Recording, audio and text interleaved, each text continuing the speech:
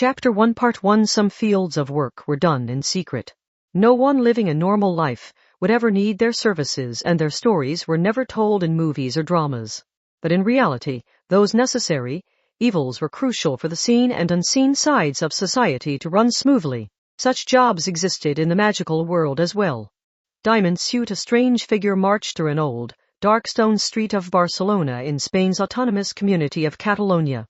He stood 2 meters tall and his long hair was dyed red. His black cassock seemed at odds with a cigarette in his mouth, and he even had a barcode tattoo below one eye. He looked unbelievably bored. The presence of a predator implied the presence of prey. Gasp, pant. The woman looked more gaunt than simply skinny. She had silver hair and brown skin. Her navel and thighs were visible, but not because she had intentionally chosen a revealing dress. She wore tattered rags that could not have smelled pleasant. She recognized the large presence behind her. She knew who he was, but had never actually met him. If she had met him in the field, she would not have survived to tell the tale. The legends she had heard were more than enough to tell her that, and the ones who had spread those legends were no more. The entire magic cabal had been reduced to ashes, so she had no choice but to escape on her own. She could not see anyone else around, whether to ask for help or to use them as human shields. Assuming her pocket watch was accurate, it was past 11 at night. At first glance, Barcelona looked like an old historical city full of stone buildings with ages measured in centuries, but it also had a shopping district with an impressive number of bars and nightclubs. No matter the hour, this central area would never be entirely deserted. There had to be more to it. The answer was found on the old stone walls and the streetlight supports. A people-clearing field had been established by rune cards engraved with the Apella character. This had to be him. The bane of all magicians had arrived. The voice from behind was short. Isabella theism. Eek. He called her name. That alone felt like some kind of powerful curse. The enemy knew exactly who and where she was. That was enough to bind her body with unbearable tension.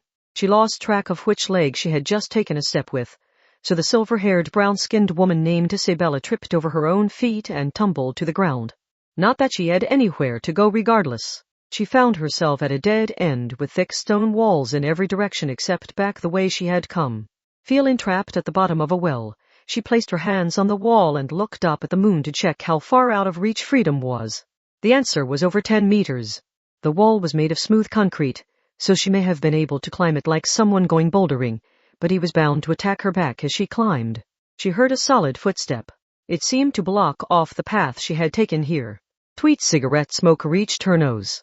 He did not let modern etiquette stop him from smoking. In fact, he seemed to use it to announce his presence before he attacked. You will die here, so this toxic second-hand smoke is inconsequential. Do you know why this is happening? And no, I don't. Then again, we no longer bother with that old-fashioned Inquisition stuff. It doesn't matter to us if you or anyone else understands. I was told I could eliminate you on sight. This must be some kind of mistake. I really don't know anything. Something spiraled around Isabella. It looked like a colored tornado, but it was in fact an exceedingly long piece of cloth. It was a spiritual item made by sewing together burial garbs obtained through grave-robbing. She was a mere 10 meters from freedom. In her world, that height might as well have been nothing. The cloth tornado bent down, like a powerful spring, and then launched the gaunt woman upwards with tremendous force. The word necromancy might bring to mind techniques of controlling a rotting corpse, but the field was divided into many different factions and schools. For example, summoning a spirit of the dead and having them predict the future was a form of necromancy. So was wearing the clothing of the dead to become one with them. This can't be happening. This can't be happening. I'm not letting myself get killed over some stupid misunderstanding. How in the world did I find myself here? She arrived on the rooftop in a single bound, and once she was out of that dead end, the rooftops extended around her in all directions as far as the eye could see. She could escape. This would all work out. That guy might be the bane of magicians, but he was helpless to do a thing if he lost track of her. That imaginary optimism was cut off by a very real explosion. He was not up there with her. Instead, all the roofs around her were covered in rune cards that would ignite when approached by someone containing magic power refined from their life force. Isabella was knocked off balance the instant she set foot on the rooftop, and she fell right back down into the dead end, almost like her pursuer had yanked back on a leash. She was rejected from the freedom above and dragged back into the darkness below. She slammed back first into the ground and struggled to breathe while a tall figure stared quietly down at her. He was still Magnus, a killer priest of Necessarius, the Anglican Church's 0th parish. Is that a hybrid created by mixing that indigenous Caribbean religion with the Christian shroud of Turin? Every one of his statements was precise. And in the magical world, having your trick revealed was akin to a death sentence. Magic was a system of laws and techniques, so a countermeasure could be found once the structure of your spell was divulged. Clothing was a symbol of one's position.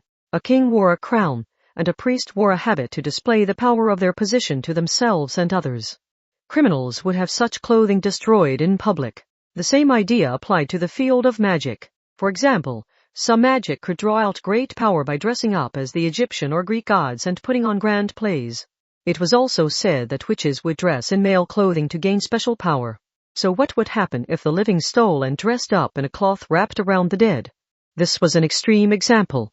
The Gnostics also believed the physical body was a nuisance and wished to free their soul from that prison, but with no clear definition for the soul, you will have a hard time becoming an omniscient and omnipotent being through nothing more than death.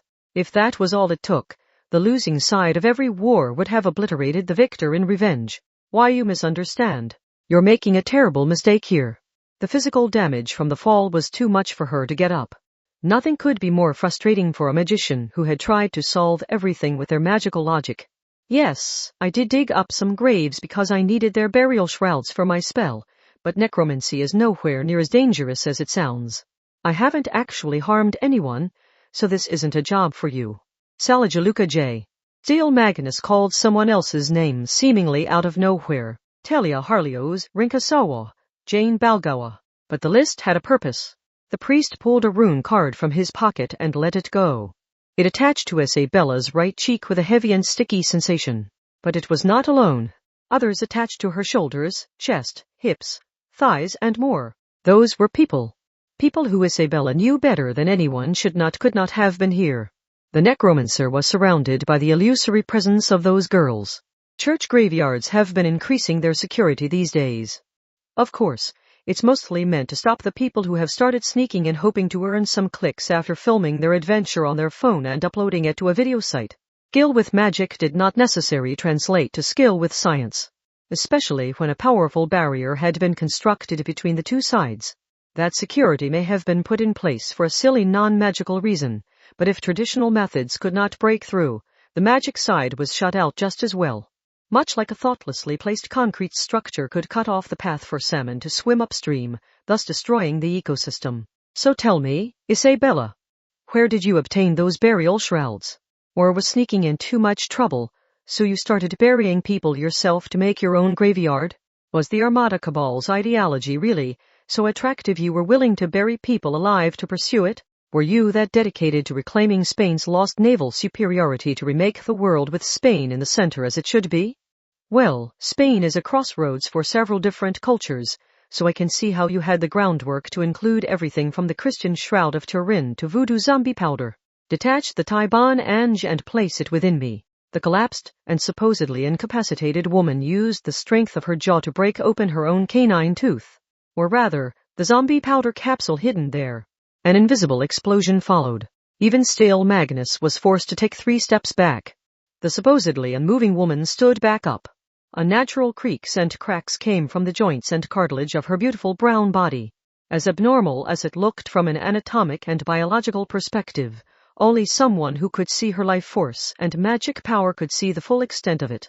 The ordinary circulation was entirely ignored and her body moved on its own. Her own will had nothing to do with it. But that was no surprise since someone other than her was moving it. You have guts to accept that when the soul is so poorly defined. Still Magnus narrowed his eyes a little. When he opened both hands and closed them again, red and blue flames erupted from them. Those violent flames took a straight path like a blowtorch. They both functioned as swords containing a tremendous force. As a priest, he had a standard line when it came to witches. No woman who uses magic can be left alive. He did not even allow it to come to an exchange of attacks. First, he let the right sword collapse into a deluge of flame to stop her as she tried to leap at him. Once she flinched back, he used his left flame sword to slice horizontally through his own flame wall and the target's torso. He gave the briefest of glances to Isabella's upper body as it spun by overhead. So not even death is enough to stop you. He once more slashed at her supposedly dead form. This time, the sword entered at her shoulder and sliced diagonally down across her torso. Octopus or squid tentacles had started to emerge from the bottom of the severed torso, but this attack burned the entire upper body away in an instant. At the last second, the back of the skull burst open and something soft frantically leaped out. Surrounded by a transparent shell and supported by countless tentacles, the disembodied brain looked something like a giant jellyfish. By stealing the clothing of the dead, a necromancer could become one with the dead and draw out their power. In a way, necromancy was a technique of controlling humans, living or dead. After all, some necromancers would take a summoned soul or what seemed to be a soul and sealed it inside their own body, so they had to understand how a living body worked as well.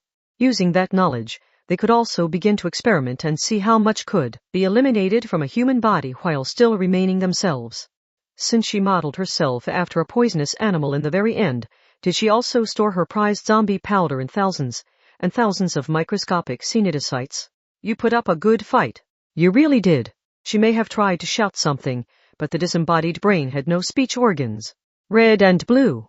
The priest raised his two flame swords and approached the magician, who finally had nowhere left to run. But it is time you slept. Forever. Hartusu, was that good enough, still? The point of the training is to prepare them for anything that could realistically happen. If we do not keep it somewhat realistic, they cannot develop the skills they need. Isabella. Part 3. What kind of training is this, you morons? A short nun was terribly frustrated. Blood and gore were splattered everywhere. If the Anglican magicians did not clean up all of that red and black before it was seen, it was sure to cause an international incident. This was the Roman Catholic nation of Spain, so things worked very differently than in the English capital of London. They could not leave behind any chance of trouble.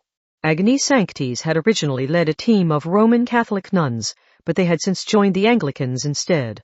Even so, this is honestly impressive. A taller nun in an identical habit sat next to her. Sister Lucia was something of a clean freak, so she viewed the mess with obvious disgust while repeatedly crossing herself. This is very high quality for an imitation. What did they say they did? Rearrange pig and cow bones and organs to match human anatomy, and then treat them with chemicals? AEDs and epinephrine are apparently off limits. Trying to revive this could cause the soulless doll to get up and start moving. A necessarious magician could conceivably make something like that. The nuns were here for training, but not against Steel Magnus or Isabella theism. Their task was to clean up afterwards. The combat magicians were not going to hold back, so the logistical support nuns had to show up after the fact and erase anything that risked an international incident. That was why those two necessarious members had traveled to a foreign country, fought an imitation of a real battle, and left a fake corpse splattered all over the scene. They had of course not informed Spain of this, and the corpse was so realistic even the average magician would mistake it for real. In other words, a real international incident was still very much a possibility. What do you think he meant when he said this could realistically happen, Sister Agnese?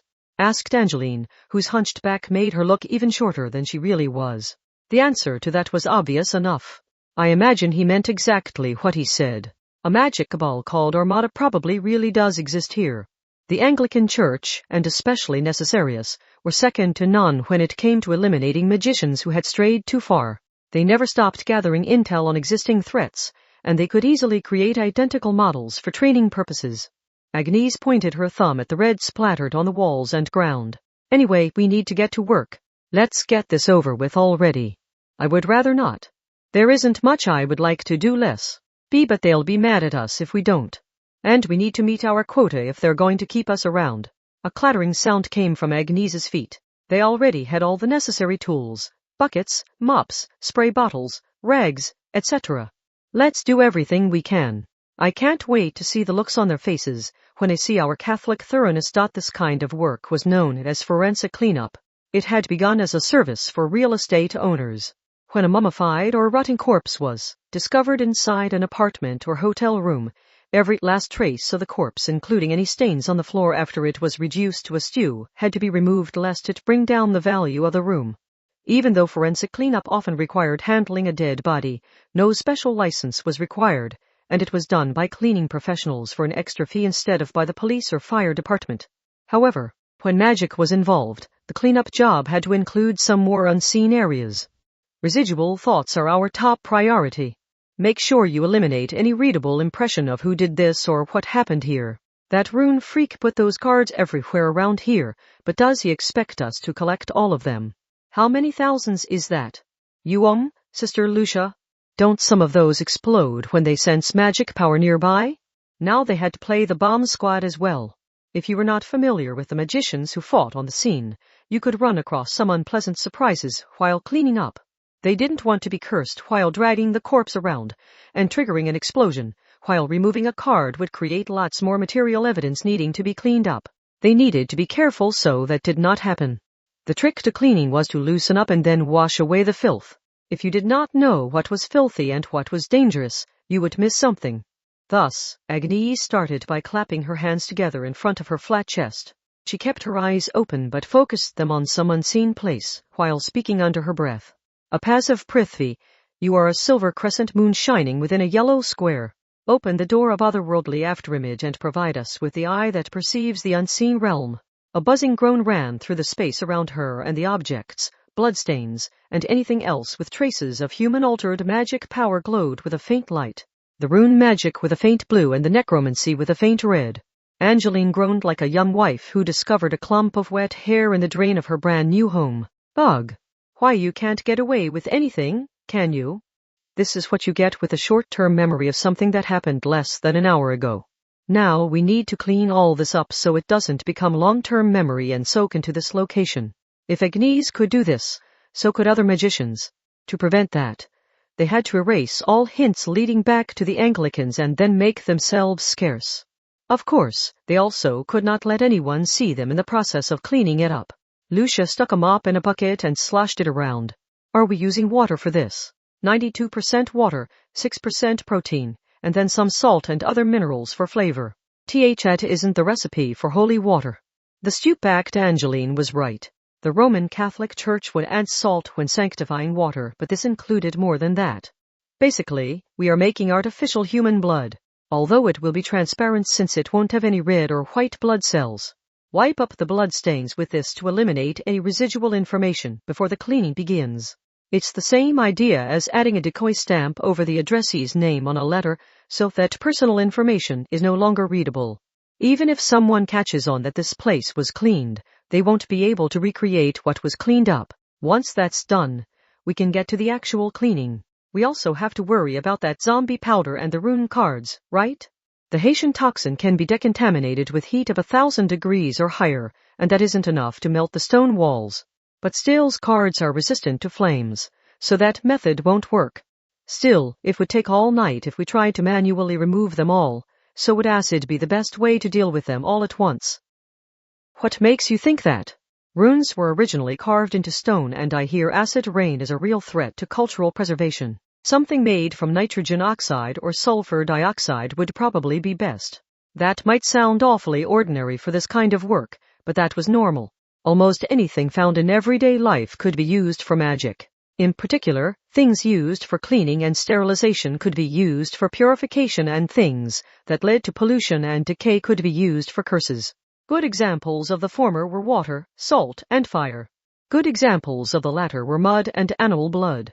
Well, it's a pain, but let's get started on this thankless work. Magic could seem all-powerful, but all the preparation and cleanup it required were actually a pain in the rear. And every field had annoying tasks that were traditionally left with the newcomers.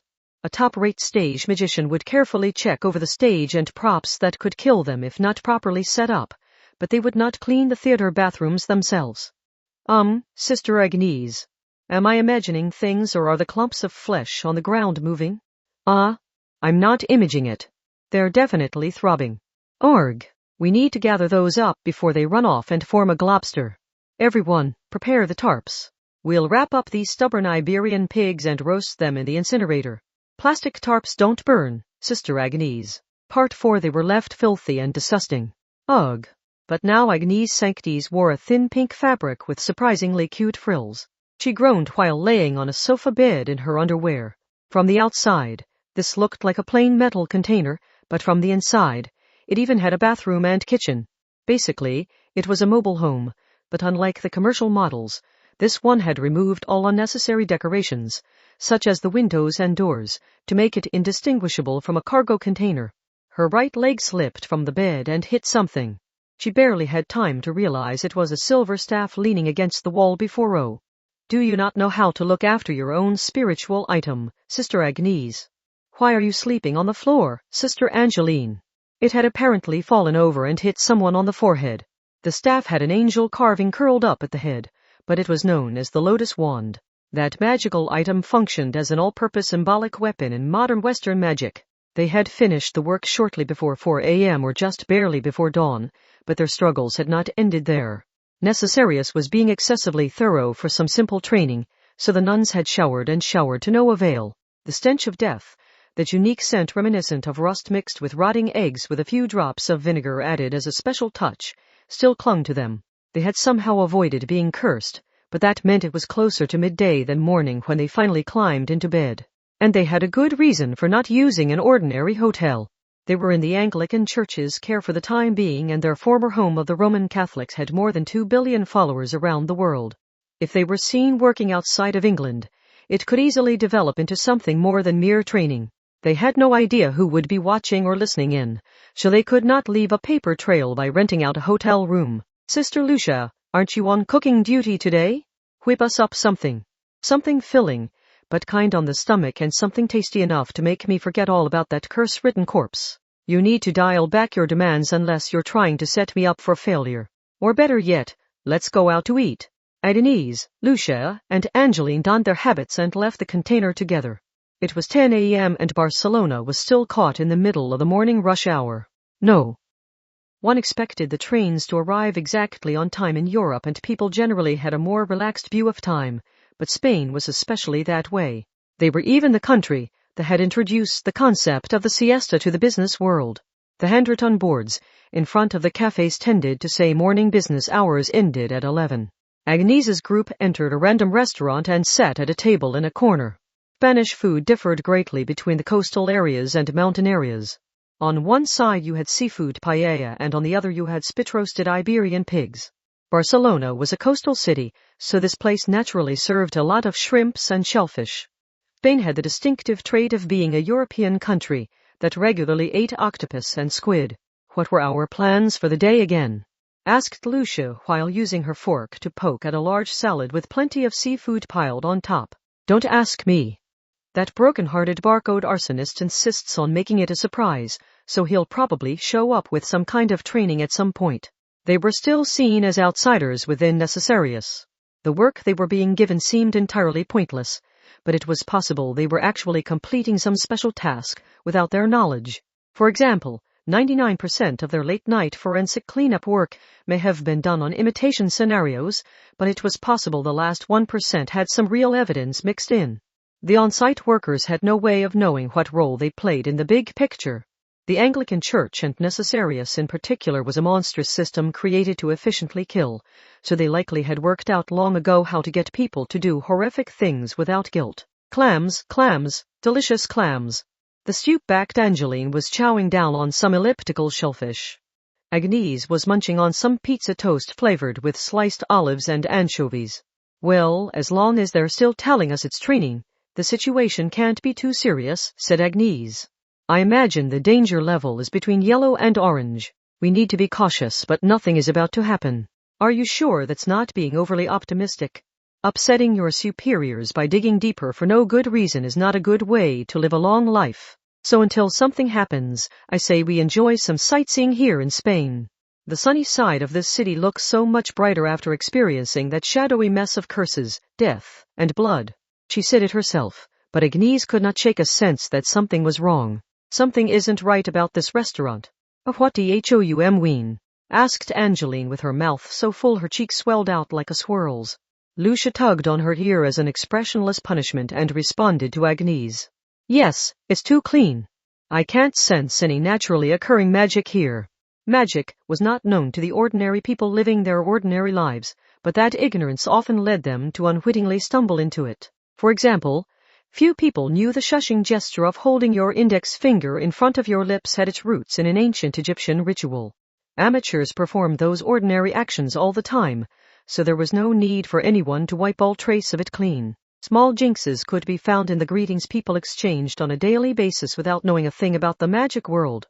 Even when you did not know how to actually refine your life force into magic power, you could still gather some power as a faint margin of error. It was a lot like leaving behind invisible fingerprints. But this restaurant contained none of that. They could only assume that someone with enough knowledge to notice those slight risks had wiped everything clean. Agnese glanced around the restaurant. Did someone perform magical forensic cleaning here? That question came back at her and inspired a further question. But why? Part 5, for example, there were ways of erasing blood stains.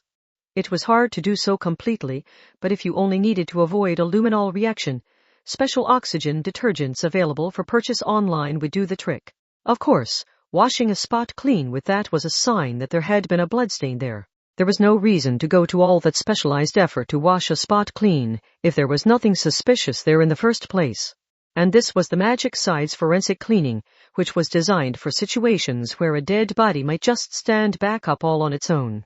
Only someone familiar with their world would even know that needed doing. So why had the restaurant been wiped so clean?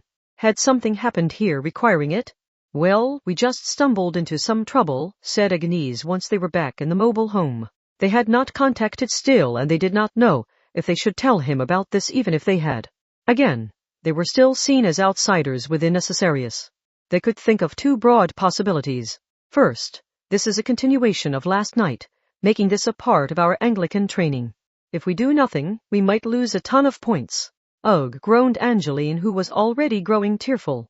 They had spent all night cleaning up a mess that made cleaning up dog poop seem more appealing, so it was distressing to think all that effort could go to waste because of some second round. Also, there was no chance some other group was being tested in the same area. If the 2 teams ended up interfering with each other due to a failure on the supervisor's part, the entire training session would be for nothing. If they were told all of this had not counted because they could not be graded properly, they might just murder the grader. However, the real danger was the second possibility. Second, something real is happening. That would mean this isn't training and this really is something Necessarius should be dealing with. I don't know what it could be, but this hint is enough to know the culprit is aware they're up to no good. Unfortunately, actions taken to hide evidence did not immediately work as evidence of misdeeds. Just because someone thought they had committed a crime did not mean they had. Some people were overwhelmed by fears that they had done something truly terrible even though no crime had ever occurred. It fit the same pattern as someone taking in an abandoned puppy on a rainy day and later fearing that counted as theft, because they did not have the original owner's permission. In that case, the original crime was entirely imaginary, yet the actions taken to hide that they had taken in the puppy would be all too real. They did not know enough to say in this case. If they overlooked this, it might lead to some otherwise avoidable disaster, but if they made a fuss about it, it could turn out to be nothing. Lucia sighed. Whichever it is, you know what we have to do next, right? What's that? Gather enough information to make an informed decision. We need to note if this is simple training or a real battle, and, in the latter case, we need to know whether or not we need to intervene. We need more information before we can hope to figure any of this out. Agnese shrugged. She had hoped to reach a different conclusion, but nuns tended to be diligent. The odds of this being wasted effort were around 75%, but they had to go to the effort regardless. After all, if this was the remaining 25%, someone's life could be hanging in the balance. Those odds were too high for them to irresponsibly pretend they had not noticed anything. When the odds were even worse than a game of Russian roulette, they could not just let it slide. So they had a plan. Okay, everyone, I hope you're ready for some more thankless work. Part 6. The unnaturally well-cleaned restaurant was the location of interest, so they first had to look into the identities of the owner and all the workers.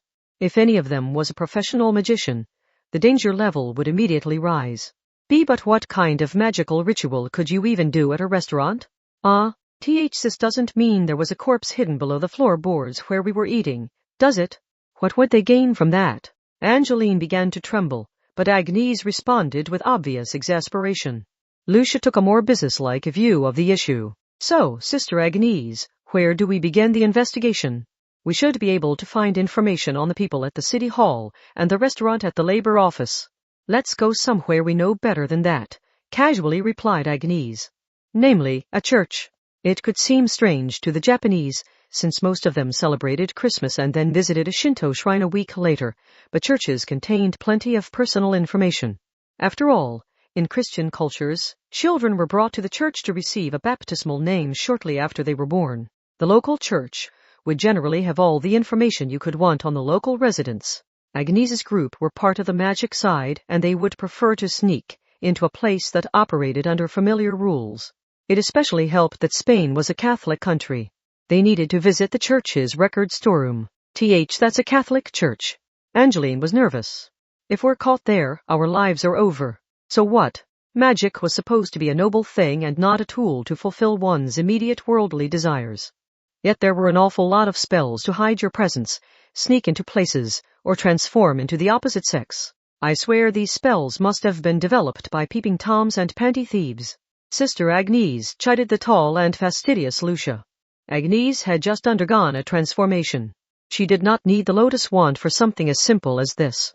Specifically, she had constructed a spell by taking the familiar Christian ritual of death and rebirth and rearranged it based on the story of a goddess from a different mythology. The Golden Magic Cabal, said to have once been the world's greatest, had researched how to gain a mythology or religion's power using a stage performance. Part of getting into character for those performances was to dress up as a god. While supported by the holy tetragrammaton of Iv, we don the clothing of Isis, goddess of the lunar hexagram, so we might be resurrected from death and ascend here as new beings altogether. A change came over them. However, they could not see the change themselves since they were on the inside of the spell, just like someone in a mascot costume could not see the costume they were wearing. Lucia was a clean freak on the mental side of things as well. She considered herself a nun who served the one true God, so she looked extremely displeased with this. Dressing up as Isis, huh? Deal with it. It's only a symbol. Instead of disguising themselves as some specific person, they had turned themselves into nobodies. They would not stand out in the crowd, but no one would remember what they looked like after taking a few steps away. But it isn't perfect. If someone sees you 6 times, they'll see through to your true face, so no pacing back and forth on the same road and no doing anything suspicious enough to earn a double take. Just focus on our goal and keep walking. They slipped through the main double doors to enter the church. The documents they wanted were further in than the public chapel. There sure are a lot of people here. Are they doing a wedding? That was perfect. A wedding might seem like a solemn occasion, but there would actually be a lot of people running to and fro behind the scenes. With so many unusual people in the church, fewer people would think to stop a few nondescript nobodies on their way to an off-limits room. In sickness and in health, they glanced over at the happy couple while quietly walking along the chapel wall to remain as inconspicuous as possible. The priest continued the vows. May your bond be a strong one, never to be broken even by a curse. Hey, that's not the usual vows, is it? Is the priest really allowed to ad-lib here? Sister Agnese, I bet he forgot the next line and is stalling until he can remember it. They made their way to the back. The place was fairly cluttered. The chapel items not needed for the wedding must have been stored back here. It was kind of painful to see the silver candlesticks and the glass container of holy water just sitting there on the floor. The scent of that water consecrated with a pinch of salt reminded the trio of home. Once inside the actual document storeroom, they instead smelled musty old papers. You could call up a church pilgrimage map on your phone these days, but churches still tended to rely on analog data. All 4 walls were covered in drawers, with just barely enough room left with a door. The place was a treasure trove of personal information on all the people who had been baptized at this church. Angeline grew unnecessarily nervous about being in here. Where should we start looking? Actually, do we even know the names of all that restaurant's workers? It did not matter how much information a search engine had at its disposal if you did not know what name to type in. Similarly, they needed a name to look up anything in here, which was why Agnese decided to cheat. Tejas of Veu. With a buzz, the space around them shook. The drawers containing the information they sought began to faintly glow, and they opened those to find the necessary pages giving off light as well. Handwritten documents had their advantages. With residual thoughts soaked into them, you could perform a search like this. There were 24 workers in all. That might sound like a lot, but with 3 shifts, that was just barely enough for everyone from the waiters to the cooks. Although that was probably normal enough for a privately owned restaurant. Benito, Juan, Cecilia, Pablo, H.M., They use part-timers for everything that doesn't need special qualifications. Only 4 of them are full-time employees, the cooks and the accountant. It might seem unusual that a list of baptismal games given to newborn babies had so much information, but churches also had confessionals where people revealed their daily worries. Angeline seemed disturbed by the level of detail found here. This always seems like a type of profiling to me. They prefer to call it factually supported fortune-telling, Sister Angeline. The ruling class had been indiscriminately gathering personal information long before the term big data was ever coined. Gathering everyone's hidden worries could help predict misbehavior before it happened or resolve local troubles. When a priest or fortune-teller seemed to see right through you, it did not necessarily mean they were using some supernatural power. And they found another notable entry. Let's start at the top with the owner, Nile Padpois. I don't recognize that last name. Is that what Spanish sounds like? You need to learn some Latin, Sister Angeline. Spanish and our native Italian both come from it. Agnese sounded exasperated. He must not be from around here. He never received a baptismal name here because he moved here later in life. Where did he live before? Port-au-Prince. Lucia and Angeline tilted their heads at yet another unfamiliar term. Agnese shrugged. That is the capital of Haiti, located between the Caribbean Sea and the Atlantic Ocean. Also, the restaurant was privately owned, yet none of the 4 full-time employees had that same last name, which meant is Mr. Padpois single? He hasn't always been. Agnese tapped at a point on the document and read off the red text there. His move from Haiti to Spain was the result of a certain event. He originally had a family of 3, but his wife passed away and he apparently did not want to continue living somewhere so full of painful memories, so he moved to Spain with his daughter. That alone would have been a tragedy. But Agnese's group had come here to investigate the possible use of illicit magic at his restaurant. How did his wife die? Asked Lucia with a frown.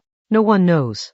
Someone had definitely died and the cause would have been thoroughly investigated, yet that was Agnese's answer. But some people did have their theories. She died a seemingly supernatural death, when several coincidences coincided with seemingly astronomical odds. It was apparently rumored back in Haiti that she had died of a curse. Part 7 restaurant manager Nile Padpois had supposedly lost his wife to a curse. Even after leaving his hometown and moving to Spain with his young daughter, there were signs of someone cleaning up all signs of magic in his restaurant. That suggested he was still using some kind of magic. Groaned Agnese while lying back onto the sofa bed. After getting the information they needed at the church, they had returned to the mobile home. Mr. Padpois did make a pretty extreme decision, didn't he? She understood the general idea. If the one person in the world you had decided to spend the rest of your life with was unfairly taken from you, it had to feel like your heart was torn in two. Although Agnese was nowhere near the point of even considering marriage, so she found that part hard to imagine. Still, would that really be enough for him to cross the ocean to a new country? Where would he have found the money for that? Just because you can cook doesn't mean you can immediately start a restaurant. I mean no offense, but Haiti isn't exactly a wealthy nation. Even if he worked his ass off and saved up everything he could, it might not be enough to overcome the price differences between countries. There was an extremely simple solution to that problem. She sighed as she spoke it. Life insurance. The term had an unavoidably dangerous ring to it here. When someone died, you were handed an opportunity along with the loss. There was nothing wrong with using that to move to Europe, but they also had reason to suspect he was still using magic, which could mean a curse. Sister Lucia. Yes? How is the restaurant doing financially? Why not check it out for yourself? They had slept in too late. After taking the time to investigate and return here, it was already late evening. The trio left the mobile home and walked to that restaurant again. They were on a serious mission, but something occurred to Agnese on the way there. Wait, you haven't cooked a single thing today, Sister Lucia. You're supposed to be on cooking duty. You must be imagining things.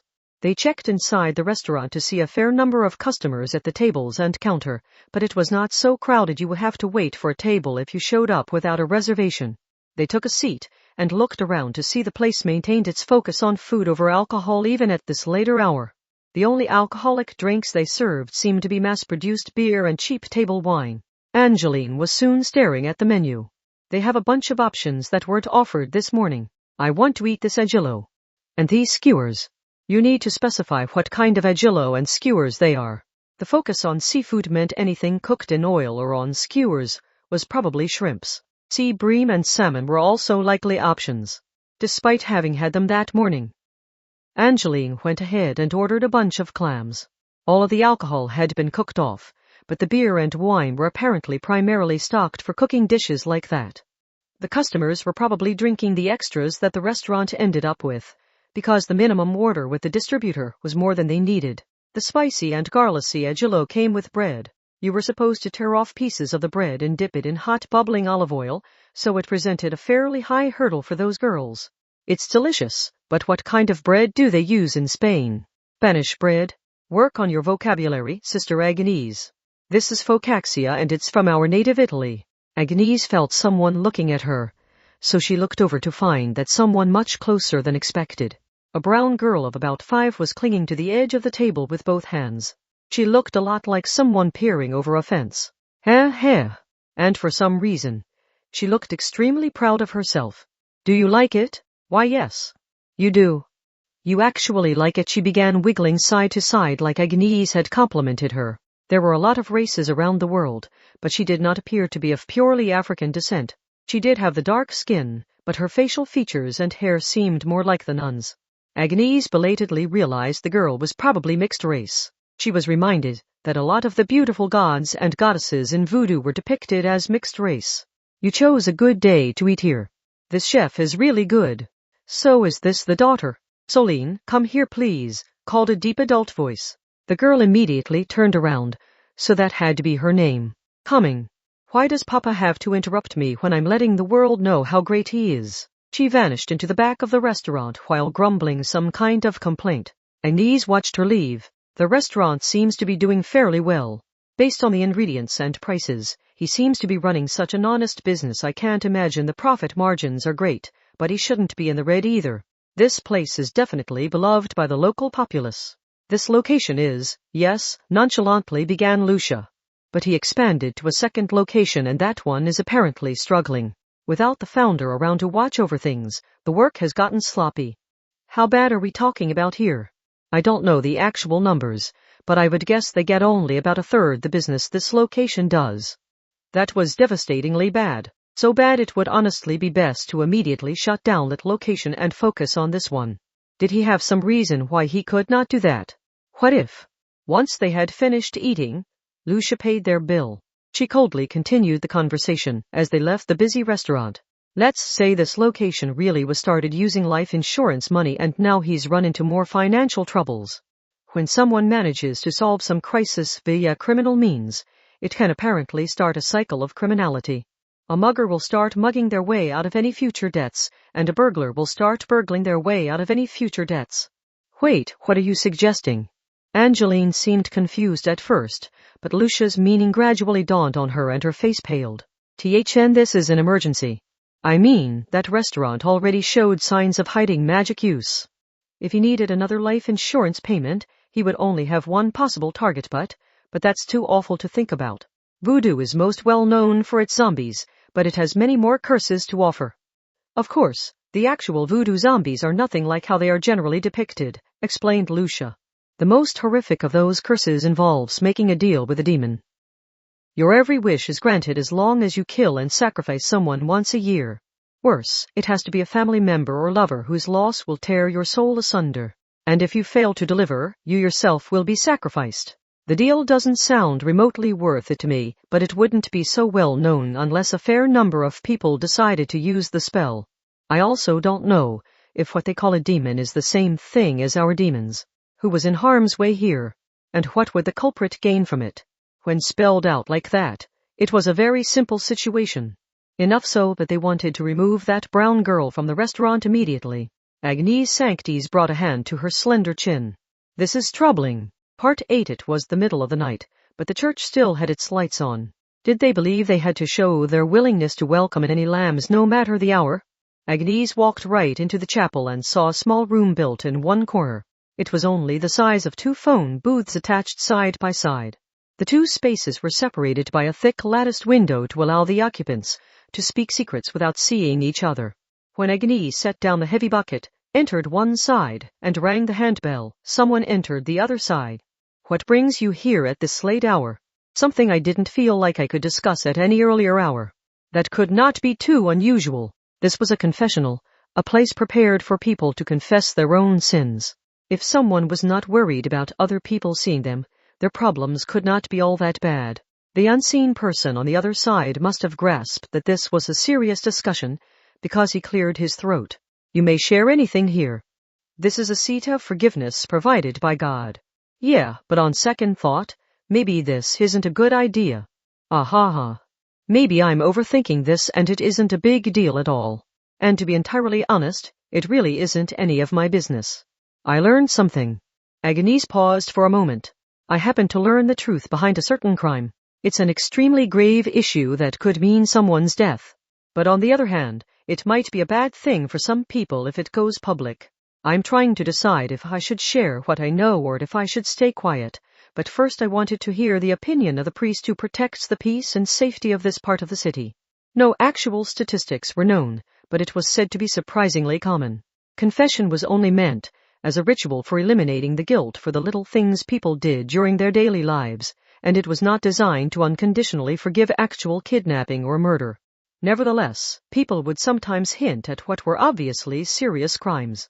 Whether or not the priest would contact the police depended on their personal religious beliefs. But either way, they would prefer to not have that burden thrust upon them. This priest may not have looked happy about the discussion, but Agnese could not see him through the latticed window. Finally, the priest whispered back in a heavy tone. As a servant of God, I must not alter my response based on the type or severity of your troubles. Similarly, you should not bend the truth. God shall purify all of your worries through me, so speak and get this great burden off your chest. If you insist. Agnese sighed quietly. In a way, hearing those words had removed a burden from her. Because how dare you speak like that after using professional techniques to frame an innocent man? Come like you is an insult to the priesthood. With a great crash, the lotus wand burst through the latticed window from Agnese's side, and a golden sword did the same from the priest's side. The two glittering weapons entered the inviolable territory on the other side, but only one of them groaned. Ugh, I felt that one land. The golden sword passed by a few centimeters to the side of Agnese's cheek, but the head of her lotus wand jabbed accurately into the center of the man's chest. I was suspicious from the beginning. I can buy just about anyone learning to use magic, but the skills to clean up all trace of the magic afterwards are much more unusual. Plus, the exact technique used was identical to our Roman Catholic style of forensic cleanup. She had been the first to notice something was off. Only they used a liquid made by adding blood-like substances to water consecrated with a pinch of salt. Anglican and Russian Orthodox holy water did not include salt. Only the Catholics allowed that impurity. Noticing the familiar cleanup method had been enough for them to figure out the rest. That clear bottle looked like it was simply moved into the back to make space for the wedding, but that wasn't ordinary holy water, was it? It wouldn't look so muddy in the light if all it had was some salt. And, despite that, everything else they discovered suggested this was Haitian voodoo, without Catholicism playing a role. Even though she had originally assumed something had happened in the city, requiring a priest or nun to exorcise a ghost or something. So the restaurant owner from Haiti couldn't have been behind it. Yeah, there were signs of someone hiding magic use at that restaurant, but no one ever saw any signs of the magic itself. So it's just as likely someone cleaned up an already clean location to frame someone else. That must have been what happened. She did not know what happened to the owner's wife, so maybe someone back in Haiti really had cursed her. But that family fell squarely into the victim category, and they hadn't done anything wrong since arriving in Spain. It had only looked that way because someone had used that unnecessary forensic cleanup to make things look suspicious. Even though there was nothing to be found there. The owner had simply grieved his wife's death and used the money he would have preferred never to receive to start a small restaurant in the hopes of getting a fresh start while bringing some happiness into his young daughter's life. What would have happened if the suspicion of that man had continued to grow? He had already lost the person he loved most in the world. So what would have been taken from him next, and what crime would he have been framed for? The Roman Catholic Church had 2 billion followers worldwide, so was this any way for one of their priests to be acting? Why do this? I doubt it was simply anti-immigrant sentiment which has been on the rise recently. Or have you really forgotten that Christianity is meant to save all the peoples of the world, regardless of race? She badly hoped he was not so far gone he did not even believe in that basic principle. During the Renaissance, Europeans had proclaimed that all peoples were equal, even as all the angels and saints in their religious artwork were still depicted with lily-white skin. But Agnese saw no need to be so narrow-minded in the modern era. But he is cursed. No, you tried to frame him for being cursed. I did, but Nili Padpois really hath come in contact with a real curse. The priest howled so loud his chest swelled out from within. Agnese frowned, but he continued shouting. I don't know how exactly it happened because I have no way of investigating something that happened across the Atlantic, but his family really was cursed, and that's all that matters. I cleaned up this town. I kept this district of Barcelona so clean you can't find even a hint of filth. But those efforts are meaningless when a true source of impurity moves in. Everything I did was for nothing. I had to get rid of the cursed one, no matter what it took. So you're a clean freak. This fear may have been what had originally motivated him to get into theology and choose the path of God. He feared curses.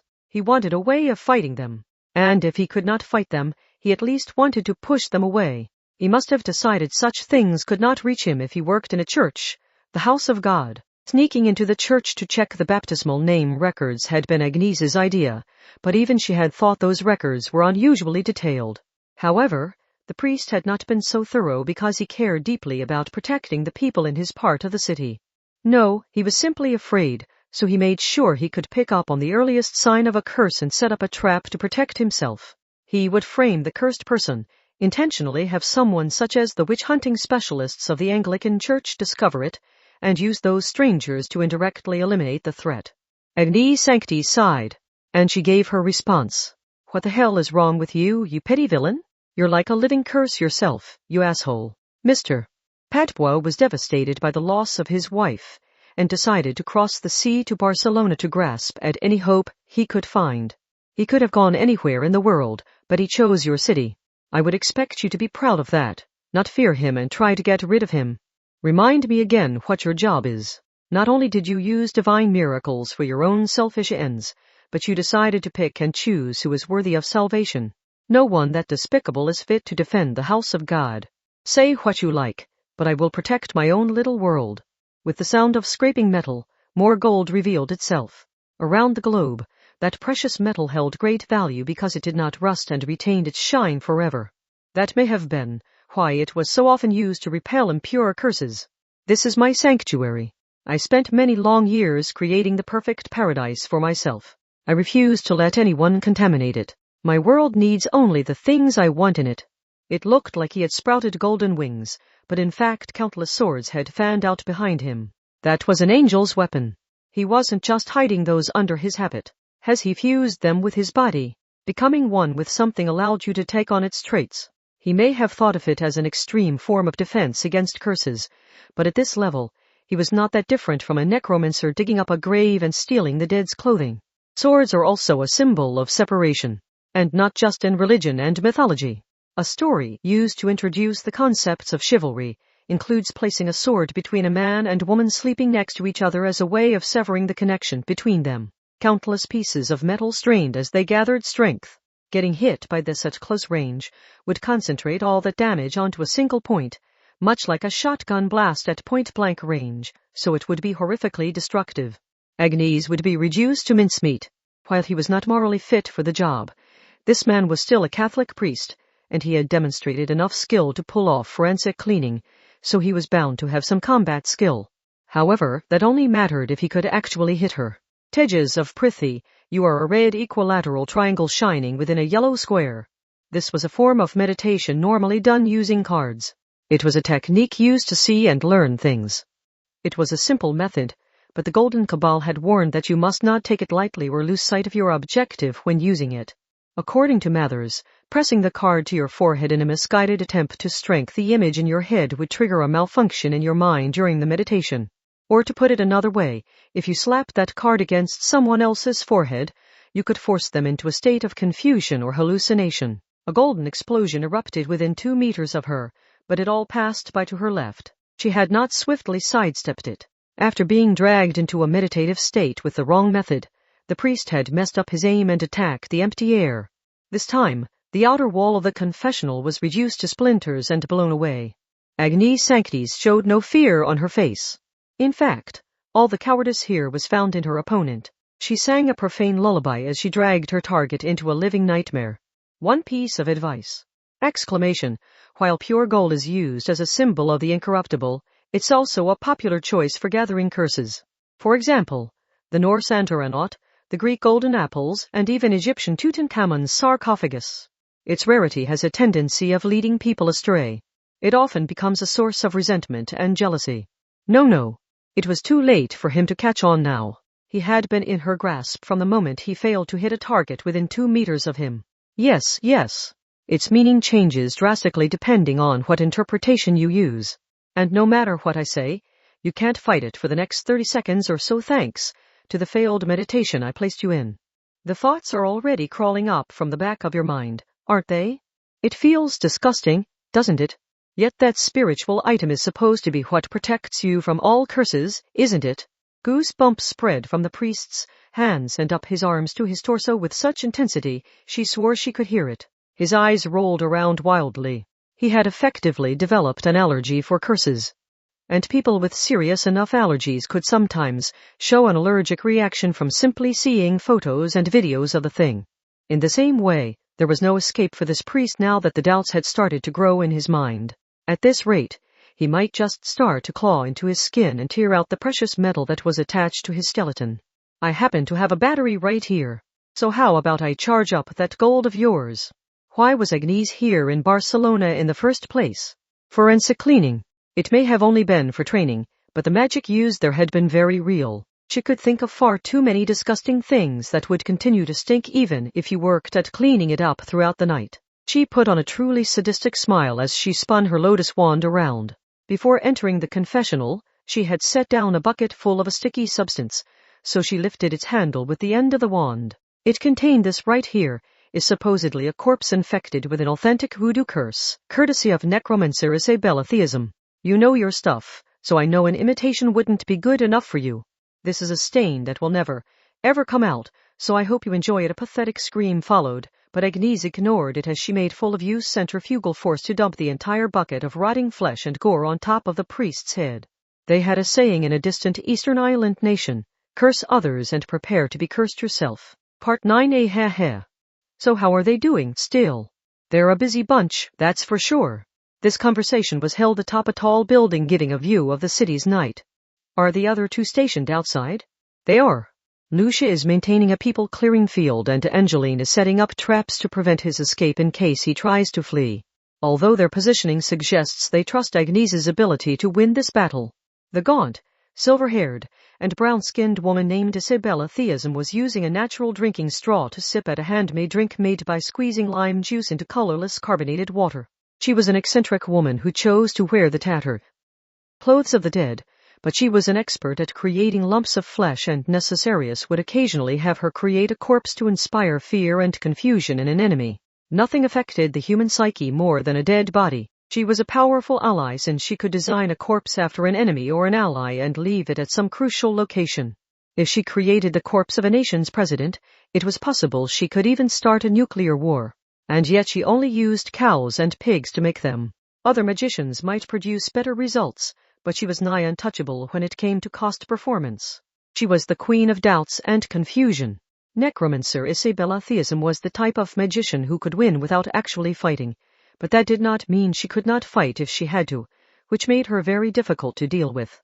On several occasions, Steele had seen her casually cut down a magician just as they escaped that labyrinth of doubts and thought they were finally safe again. It might be simplest to think of her as the master of a spiderweb. A butterfly could not defeat the spider just because it had managed to slip past the unseen threads. But regardless, they have a bad habit of goofing off too much on the job, but I suppose it's within the margin of error, said Steele. It's not like we get paid all that well. If you can't find enjoyment through something other than money, you're not going to last long here. Did you think a priest would choose his job based on the pay? Yeah, says the guy who brings his personal feelings to the job more than anyone else I know. He could only clear his throat in response. They're such cute girls, said Isabella with a laugh. They didn't have to do that job, and they even chose to leave without visiting that restaurant again. Ah ha ha. They're just like the gunmen from a western. Oh, but they're Italian. So would that make it a spaghetti western? Based on this, I say we can let them handle it. These two had been running a test. If the test subjects had failed to meet their standards, they would have immediately had that trio leave. But Agnese, Lucia, and Angeline had passed, which meant they could no longer quit this job. The female Necessarius magician gave a bewitching smile. They are about to be very busy indeed. Chapter 2 Part 1 The Strait of Dover between England and France was only 40 kilometers wide. It was possible to cross it with long-distance swimming if you really tried. This story begins above that narrow strip of ocean. Wow! Anand's voice was drowned out by the deep rhythm of rotors. She was riding a transport helicopter with two main rotors, one in the front and one in the back. The gentle nun was viewing the outside world through the open side door. Specifically, she was viewing the ocean directly below her. There was no missing the 262.1 meter mass, with a displacement of 42,670 tons. But did any of that advance information really mean anything? Everyone, I have located the ghost ship, she reported in an awfully gentle voice. This confirms that it does indeed exist. It is traveling from England to France at a constant speed. The data I was provided says its top speed is 31 knots, but it is moving slower than that. Regardless, it will arrive at the French port within an hour. What would happen then? Also, it would be a good idea to explain what exactly this ghost ship was. Sister Ursula Aquinas held a hand to her ear as she continued. This is indeed the HMS Hood, a British battlecruiser built in 1920. It was supposedly sunk in the northern Atlantic during the Second World War in the 40s, yet here it is. Part 2 Calais, past Calais, France. They were in a panic here as well. After all, taking the shortest route from England to France would naturally bring you to this port town. Unless the Hood made a sudden detour, it will almost certainly reach the coast here. Angeline reacted the way she did to most crises. Tears filled her eyes and she waved her hands around wildly. It's over. There's nothing we can do. This is a World War Roman II warship, isn't it? Its firing range has to be at least 20 kilometers, which is half the strait's width. Its 38.1 centimeter shells can reach here whether it does itself or not. Since when does she know so much about this stuff? Although her understanding seems fairly shallow. Did you sleep through the plane ride here, Sister Agnese? They were playing an anthology of short black and white war films. Let me warn you, do not want to mention U-boats around her, because she will talk your ear off for 3 days straight. Agnese's group was running through the harbor district of the city of Calais. Incidentally, as a French city, that S is silent. The camera tossed into the northern Atlantic showed the rusted hulk of the warship is still there, right? The ocean currents and fishing grounds are also unchanged. Most likely this is not a case of the actual ship being brought back with healing magic or something. We suspect Talisma or some other power was guided in to meet the conditions necessary to summon the ship. Summoning was generally thought to involve weird creatures such as angels, demons, and spirits. The Olympian spirits assigned to different parts of the heavens are a good example of summoning planetary power into an amulet. On the other hand, a ship was a curious motif. After all, there were plenty of legends in which they were used to travel between the world of the living and the afterlife. There was the ferry used to reach the afterlife in Greek mythology, and there was the treasure ship talisman standardized by onmyojis to provide good dreams when placed below the pillow. Whatever form it took, an item capable of traveling between the two worlds could be called to this world by human means. Or could it? That explanation isn't all that convincing. Angels and demons exist in that other phase, so it makes sense you can draw on a portion of their power to summon them. But how are you supposed to extract power from a hunk of metal to summon it? The Hood is certainly large, but it's a purely industrial product without any kind of occult foundation like Charon's ferry or the Japanese treasure ship. Sister Agnese, can't we just ask the culprit for details on the summoning method once we track them down? Containers were stacked up like metal pyramids on the concrete bordering the sea. This city was developed as an entrance from England, so if it were destroyed, there was a fear of their historical friendship falling apart. However, Agnese's trio was not preparing to face off against the battle cruiser itself. They had another plan.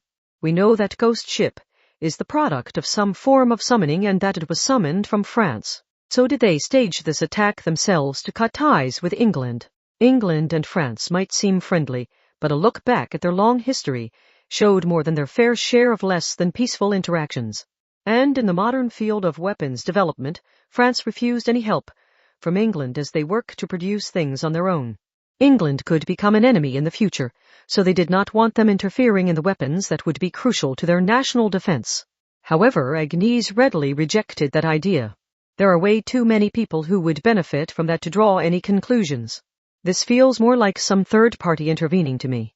And to be honest, it doesn't really matter who this is or what they're after. From their British perspective, top priority was ending this while keeping the damage done by the Hood to a minimum. They were playing their role in that here.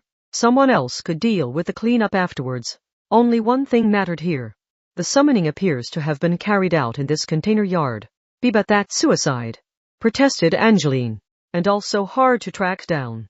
Our simple map fortunately only managed to narrow it down to a 10-kilometer block, but all the other summoning ceremonies in this area are experiencing interference, so this has to be it.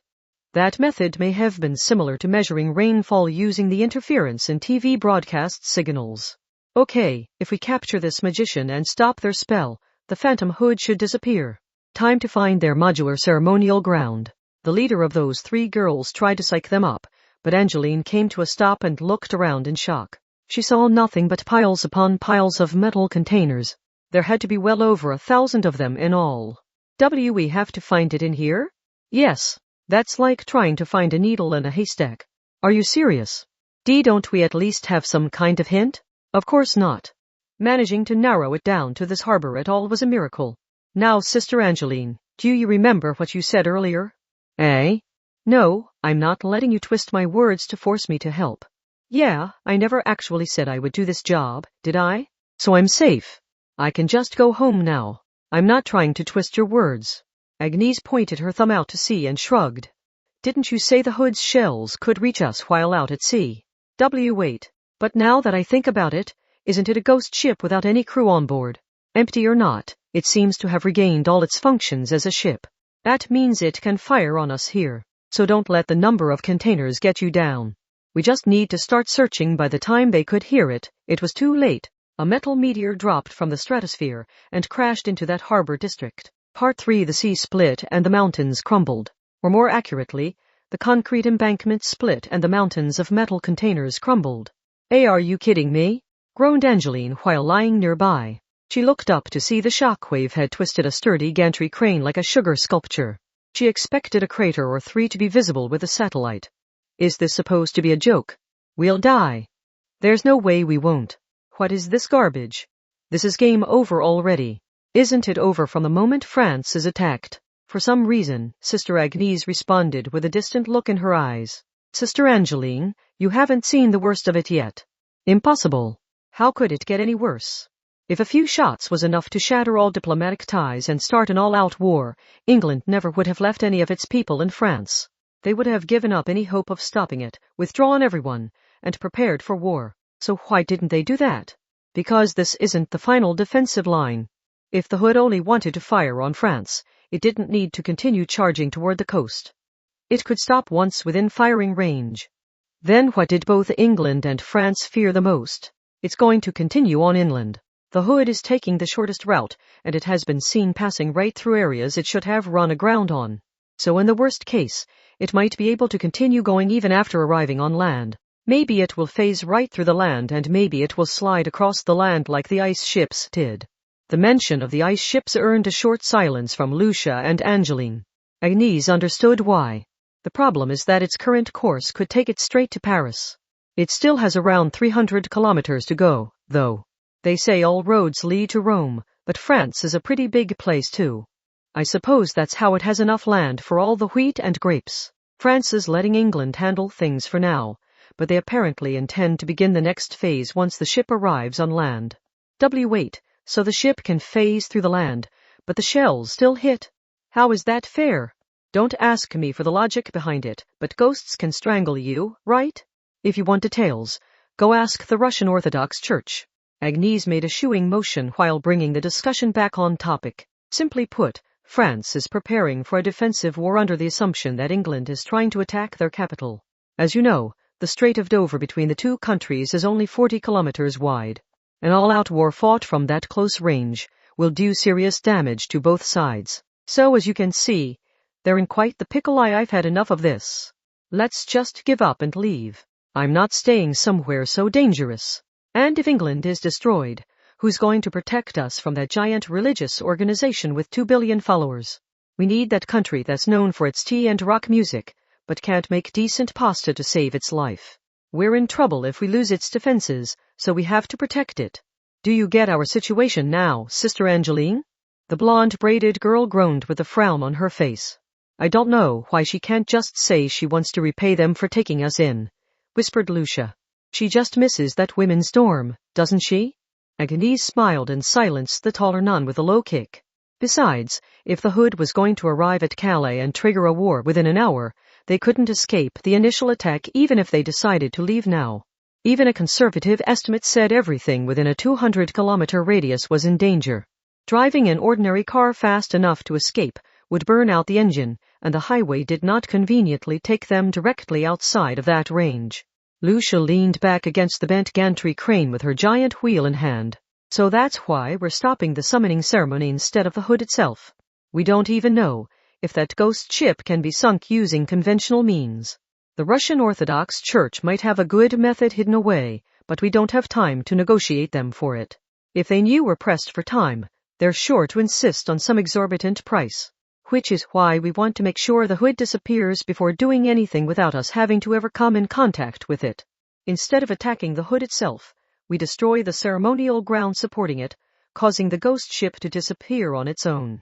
But Agnese had noted that this seemed like a weirdly small number of people to dispatch when war between the two countries was imminent. All the truly important people had probably prepared some nice excuse that let them escape outside the range of the initial wave of attacks once war broke out. There were 300 kilometers between Paris and Calais, and the magical elites were probably busy defending the VIPs who lived there. Because if they acted as bodyguards, they got to escape to safety as well. Agnese really wanted to cast a curse that would crash their private planes. But regardless, they had to stop the Hood from reaching France, and they could not predict when more shellfire would arrive. They had no choice but to take action here. The first shot is generally a test, muttered intellectual Angeline, who had apparently learned a lot from that war films anthology. The second shot is the real one. We're goners. The next shot is going to be perfectly aimed.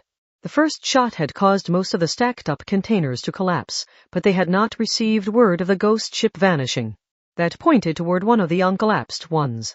With things narrowed down that far, Agnese adjusted her grip on her silver staff and spun around on the spot. Iron is Mars, lead is Saturn.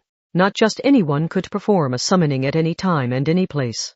The appropriate direction, time, location, and more had to be precisely set up for the summoning target.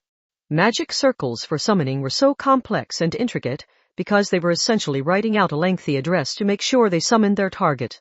Gunpowder includes sulfuric acid, making it sulfur, so that's Earth. And since it's a ship, would that be Quicksilver? No, the salt would make it ether, I think. Now I need to apply the current latitude, longitude, and date to those 4 symbols and check the positions of the planets. The flow of energy most likely to interfere with the planetary movements is the path that enters from the south and leaves to the west-northwest, which means this was much like using the hands of an analog clock and the sun's position to determine the direction. If you knew how, you could work out the location of your target. It must be a container 400 meters ahead and with an unobstructed wall facing the ocean. They did not have time to chase after a fleeing magician this time. If they did not destroy at the instant they found it, they could not stop the Hood from arriving. Agnese ran with her fellow nuns while holding her Lotus Wand tight. They only had one shot at this. If they screwed it up and war broke out, they were dead, and so were a lot of people who had trusted in them. They had to avoid that no matter what. There, that's it, she shouted. The container they wanted was in one of the stacks that had not fully collapsed. Part of the pyramid remained, and one of the containers on the second level up looked suspicious. Fortunately, magicians did not have to worry about the height. Gravity is but an illusion. Everything past the ground is air-filled outer space. Eliminate the Earth's influence and you can fly. Eliminating the power of the planet was the foundation of creating a magical lab, as well. Okay.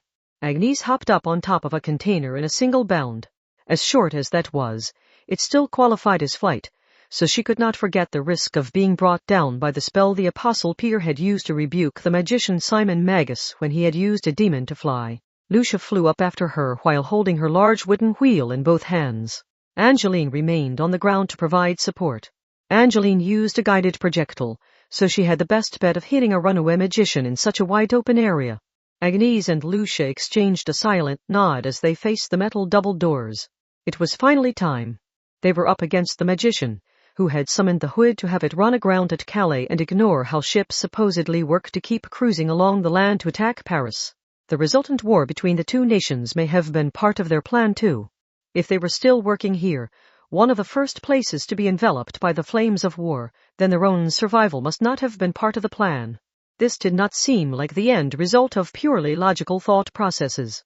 People like that could cause far more damage than their base skill level suggested if things went south. And they could also have a high level of skill to begin with, so the nuns could not to let their guard down even in a 2-against-1 battle. Let's do this. Agnese placed her hand on the large lever used to open the door. Tension ran through them. If the enemy was currently preparing a spell to blast through the door, they would be reduced to mincemeat. They wanted to believe they were a step ahead of the enemy, but there was no way to plan for the bizarre insights illogical people could have.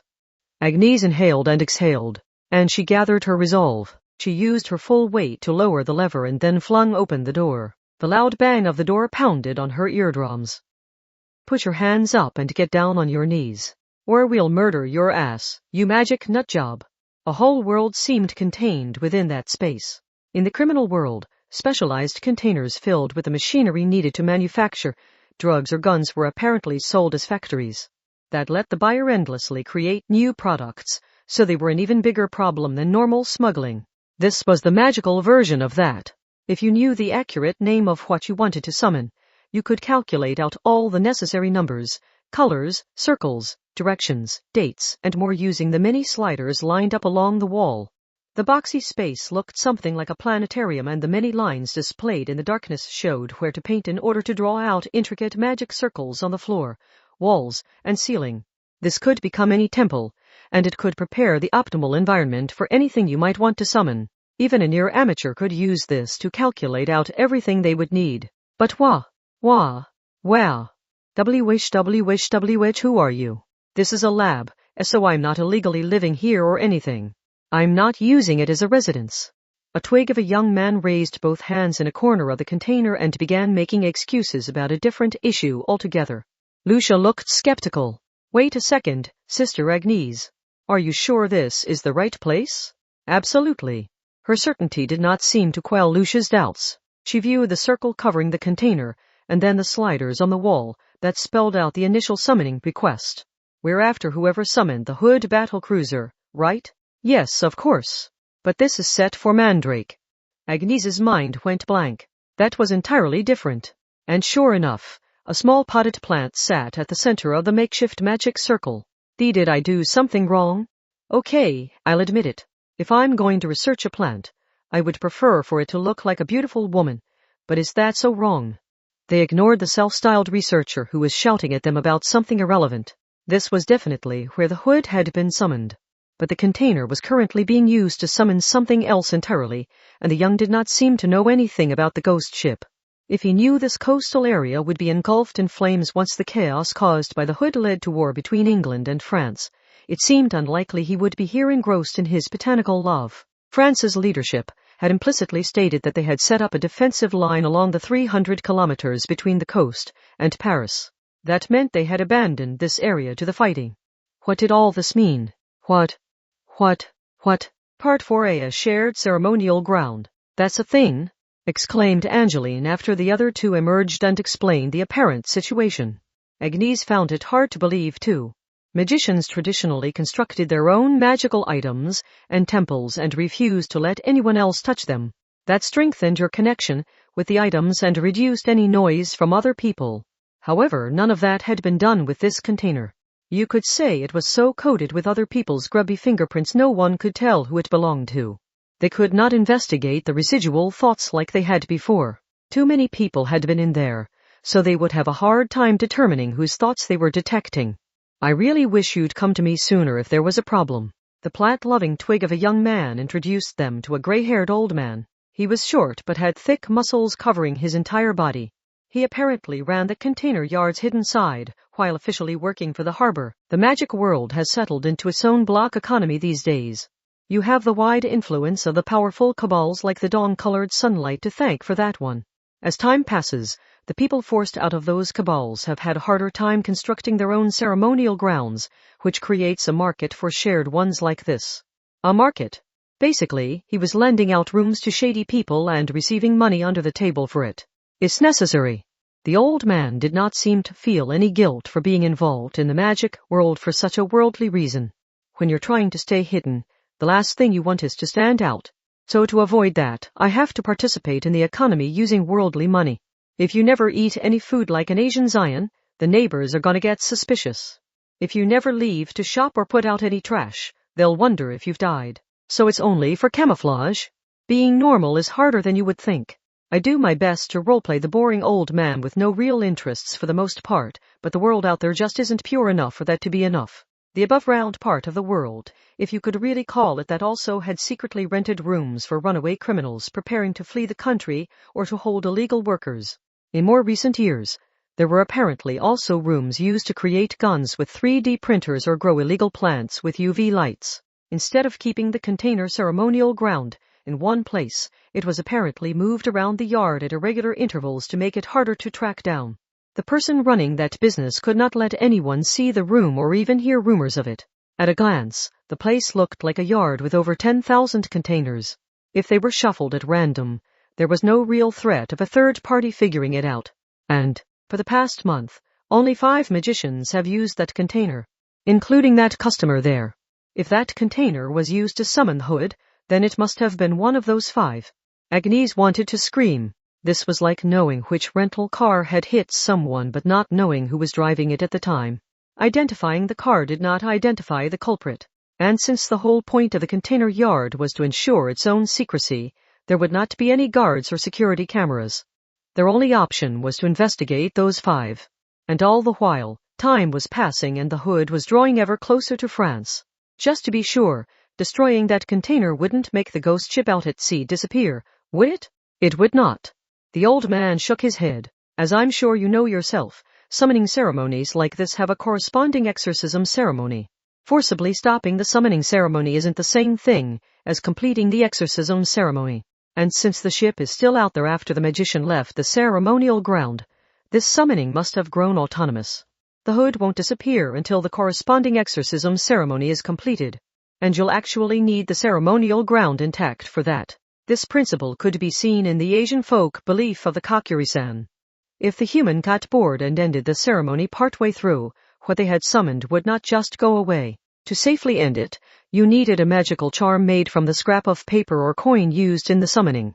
Is it possible the hood is headed to Calais so it can destroy the container that could be used to exorcise it? No, that may be reading too much into this. Let me guess. The only person who would know how to perform the exorcism ceremony is the magician who summoned it, right? Right you are. Angeline began scratching at her head with both hands. Are you kidding? Rent out the containers if you want, but can't you at least have them write down what they're summoning? They could just lie, and it's not like I'd get paid any more if I monitored every ceremony at all times. In a business like this, you make money by providing a location, not an actual service. You don't want to call over a waiter every time you want a drink at the self-serve station, do you? Said the old man. Besides, the people renting out a ceremonial ground are generally trying their hand at some dangerous spell beyond their level, so I'm not going to risk my life by sitting in on that gamble. It's like the people who head out to an internet cafe to look at foreign porn because they're afraid their mom will check their browser history. Oh, but maybe that's not the most relatable example for some nuns. Anyway, if those 5 are the suspects, we'll just have to speak with all of them. Lucia did not look happy about any of this. The names they gave you aren't fake, I hope? There's a decent chance they are, but I have ways of tracking them down. I'm fine with them having their secrets, but I'd be out of business pretty quick if they could skip out on paying me that easily. The plant admirer gave a start at that one, so the muscular old man grinned. I only take payments in cold, hard cash. Most people assume that's to not leave a paper trail, but that physical handoff means you can't fully eliminate your residual thoughts from the euros. It might not tell me what you summoned or how, but it will give me your name and appearance. They had less than an hour. The Hood battle cruiser was moving at a constant speed, and there was no sign of that changing as the Anglicans altered the weather and ocean currents, laid explosive traps, and otherwise tried to stop it. At this rate, that heavily equipped ghost ship would arrive at Calais on schedule. Even if they were able to contact all 5, which included the Mandrake guy they had found earlier, without any delays, they could only speak with each one for about 10 minutes. And there was no guarantee the culprit would be cooperative once identified. This was not over until they had fought the culprit, defeated them, and gotten the Hood eliminated. Lucia leaned toward Agnese and whispered in her ear, "If necessary, we might have to take desperate measures. We know it was one of those 5, so it would be fastest to load them all onto a small boat and send it toward the ghost ship. Whichever one summoned it will have to stop it to protect themselves. That's the most surefire way to avoid a meaningless war between England and France.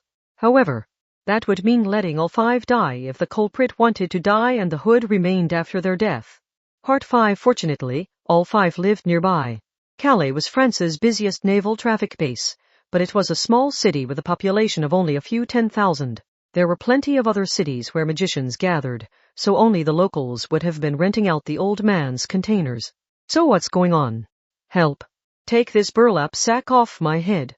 Are we going to be sold off to some foreign country?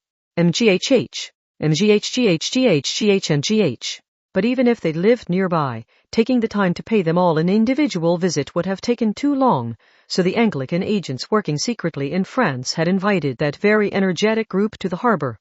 The first young man who secretly adored mandrakes that looked like girls was horrified by the sight. He had apparently realized what would happen to him if he was less than cooperative. Isabella Theism, a beautiful woman with silver hair and brown skin who wore rags that faintly stank of death, clapped her hands together with a smile. Okay. Quiet down, everyone. If you're all magicians, you must be constantly considering the cost of life that goes into your magical pursuits.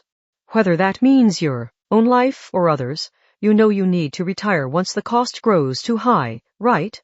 Well, you might just need to rethink your life plan if you manage to make it through today alive. And that if is entirely dependent on your choices here." The word life held a lot of weight when coming from a necromancer.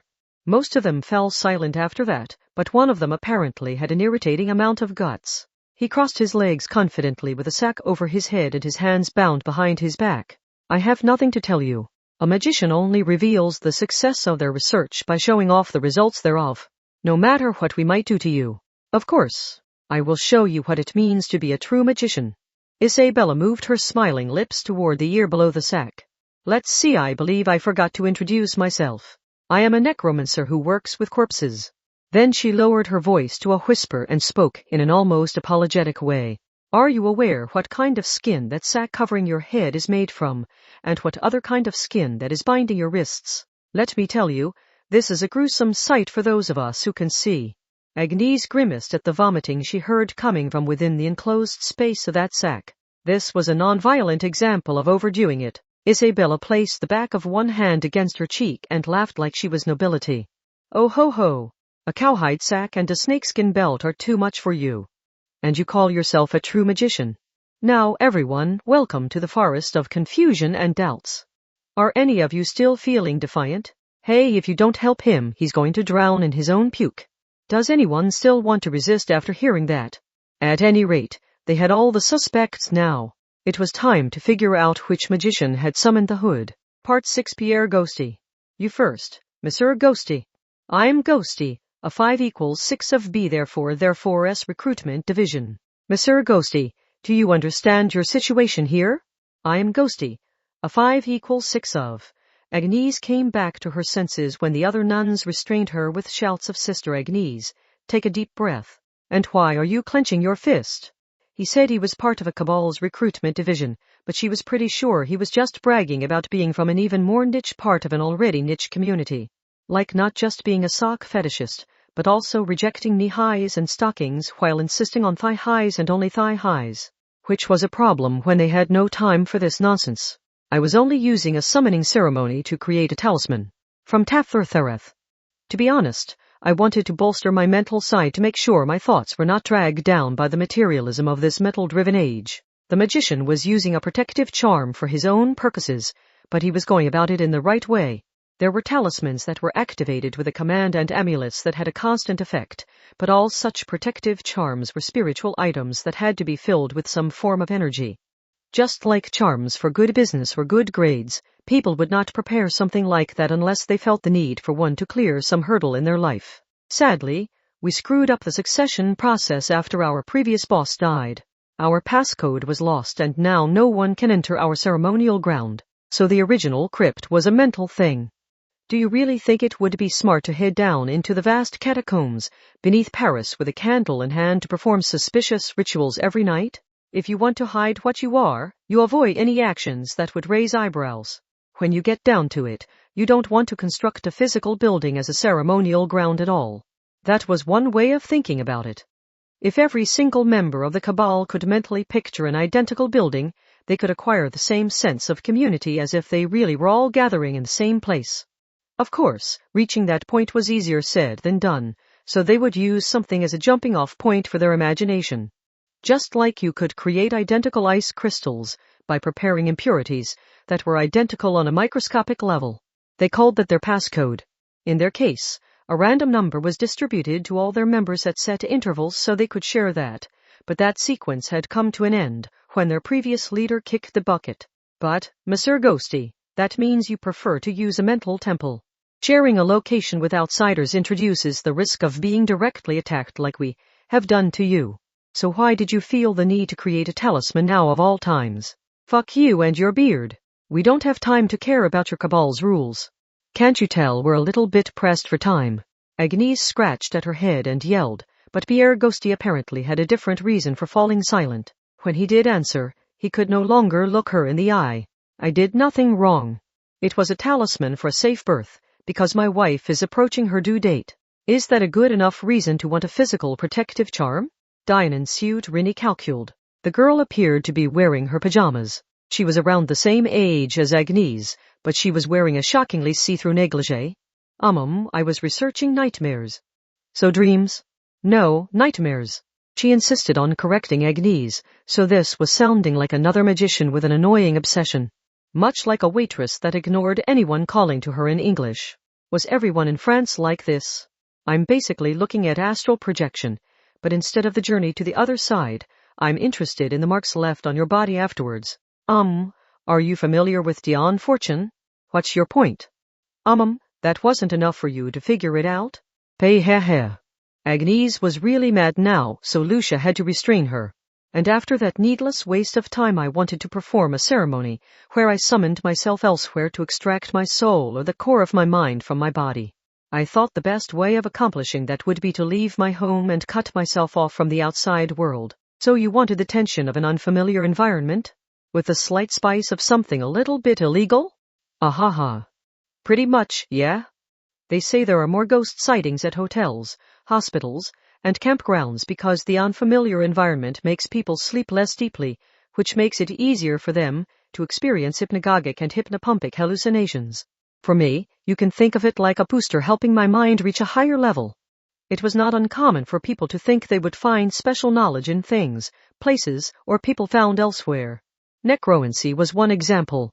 That field had developed from the crude logic that the dead could answer your questions since they were not constrained by the rules of this life. John would still be John after he died, and, as a human, he could always lie. But the believers of those in the great beyond seemed to think death made everyone both smarter and more honest. The Son of God was made whole when he ascended into heaven, so by focusing on just that fact and twisting its intended meaning, you could conclude that people level up upon death. But at least in Europe, necromancy isn't a religious thing. It's more like a type of fad. Extracting one's mind and traveling to another world was the polar opposite of necromancy. The living were the ones encroaching on another territory to feast upon the otherworldly wisdom found there. Of course, that presupposed that a collection of exactly the knowledge that person wanted did in fact exist out there. However, the world had not been created for humans, so it was wrong to assume things had been set up for human use. After all, God had expelled Adam and Eve into the outside world for their sin, so life here was meant as a punishment. In that case, it was best to assume most of the world created by God was made to be unpleasant for humans, and the realm beyond the physical world would be even less pleasant. That was not a line humanity should cross before the Last Judgment. But like I said, I don't really care about that part. I'm interested in the body left behind, or more specifically, the marks of unknown origin that appear on it during the journey. Dion Fortune mentioned receiving scratches all across her back after a dream world catfight with some old woman boss of hers. That seemed like an awful way to refer to the other party, but a nun like Agnese had no obligation to speak up in defense of some powerful magician from the past, so she let it slide. Why are you interested in that? Some bizarre form of self-harm? Don't assume I'm some kind of weirdo, damn it. Don't those scratches sound really amazing if you could fully control them? I mean, that would give you a placebo effect that could take care of inoperable brain tumors and aortic aneurysms. So I wanted to intentionally mess with the alchemical principle of salt to see what kind of wounds it left on me. Diamond Suit Plum or Dossier. I wanted to kill someone. This woman started right off with a shocking statement. The old man in charge had likened this rental ceremonial ground to an internet cafe, so this would be like someone wanting to send a death threat from somewhere other than their home machine. As someone pursuing a criminal, Agnese felt that attempt was fairly naive, though. This woman wore a bloody morning dress and glared up at Agnese with a sticky look in her eyes. What? Did you think all magicians had some upstanding reason for what they did? No, of course not, replied Agnese with a smile. Anyone who had engraved a magical name into their heart would be someone who had grown twisted after coming face to face with some unfair part of reality. It was said people only relied on God in their time of need. Similarly, people would only rely on the occult when they had enough of a reason to do so. That saying sounds awfully disrespectful, though. As a genuine nun, Agnese hid that thought behind her smile. She did not have time to get into that right now. She had to get more out of the woman. Who did you want to kill? That is a secret. Then why did you want to kill them? You might think that question would similarly go unanswered, but not necessarily. Saying who you tried to kill would count as confessing to a crime, but saying why you wanted to kill someone had no set punishment. Also, people who wanted to personally punish someone often believed strongly in their own righteousness. Eventually, Plum opened her mouth. Revenge. Agnese felt certain that revenge would never come to fruition. Whether or not it was justified, planning was everything when it came to attacking those more powerful than yourself.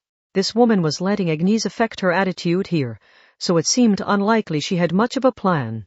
It was like a chess player getting so mad their bishop was taken they insisted on taking their opponent's queen.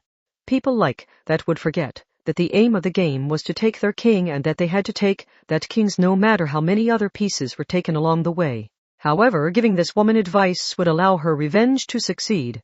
Agnese was a proper lady, so she simply smiled and prompted the woman to continue. And you chose to take revenge through summoning? He. No one could ever follow my logic. Yes, there is no need for me to plunge a blade into his heart myself.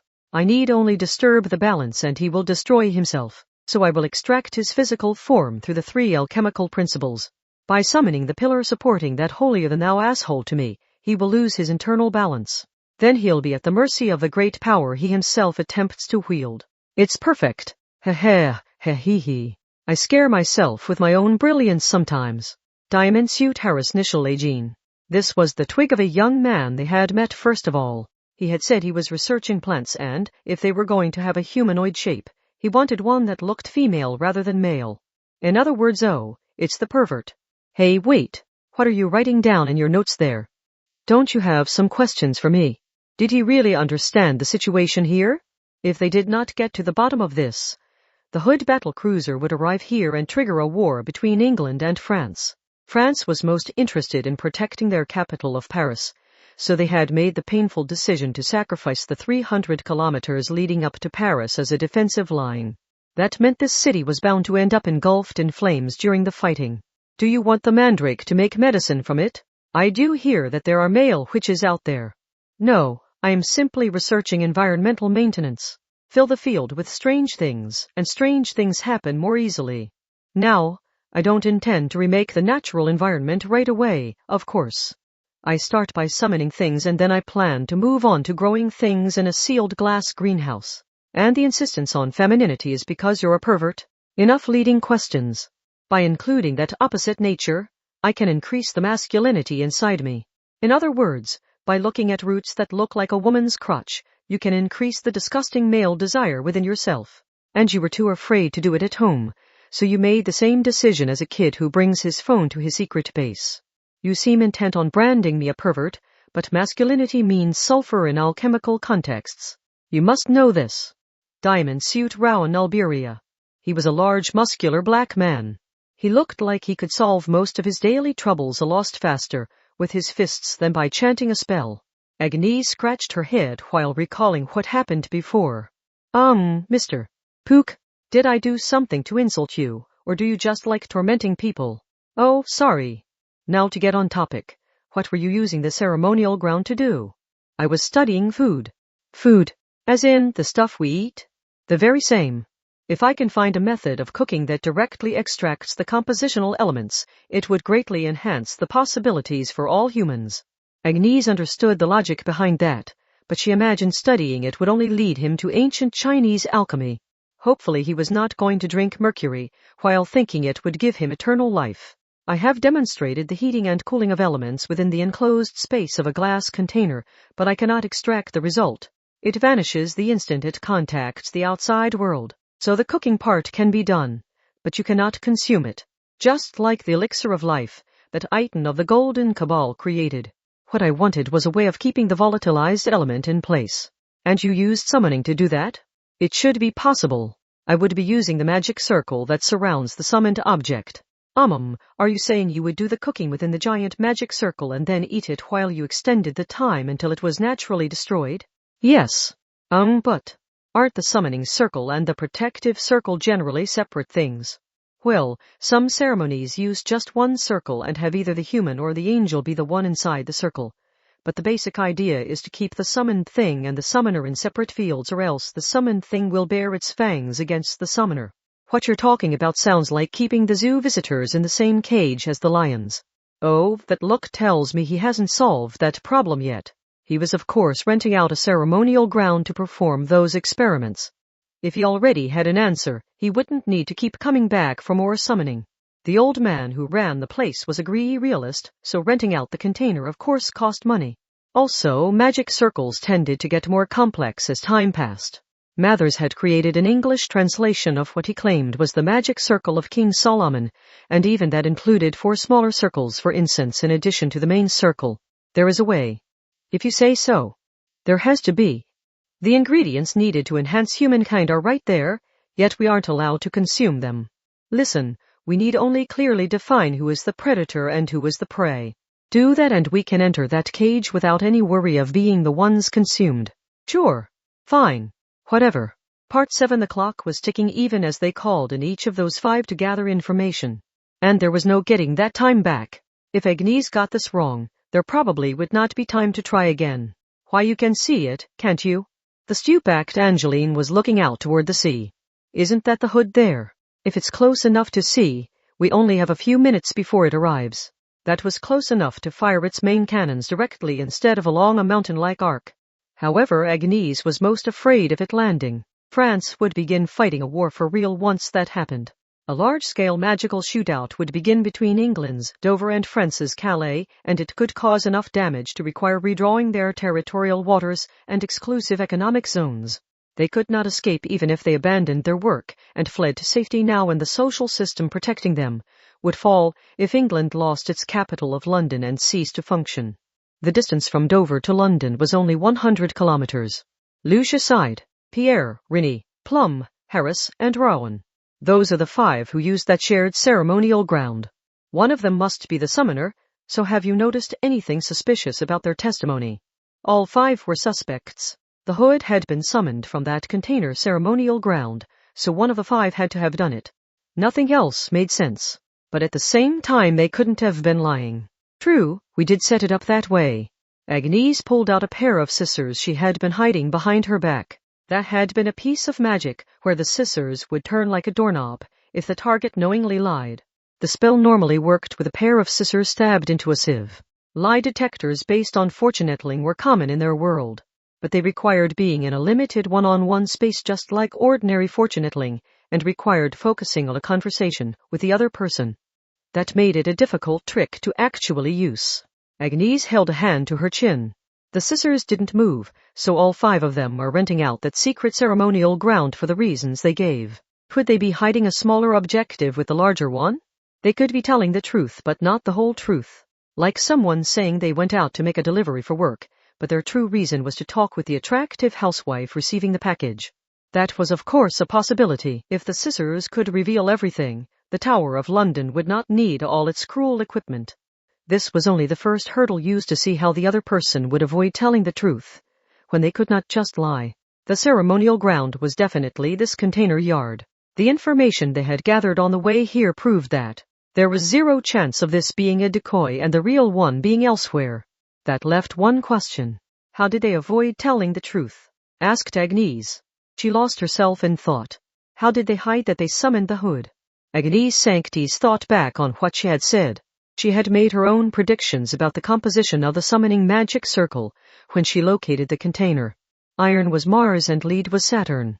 Gunpowder included sulfur, so it was Earth. The ship was salt, so it was ether.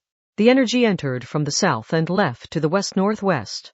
Of course, the 7 metals, the 3 alchemical principles, and the 5 elements were some of the most basic principles in the magical world, so most any ceremony would include them. Even Agnese's beloved lotus wand had them hidden within the spell. But the odds needed to find the exact same sequence lined up like that were astronomical. Everyone used random alphanumeric sequences for their passwords, but no one could guess it perfectly by pure chance. This was the same.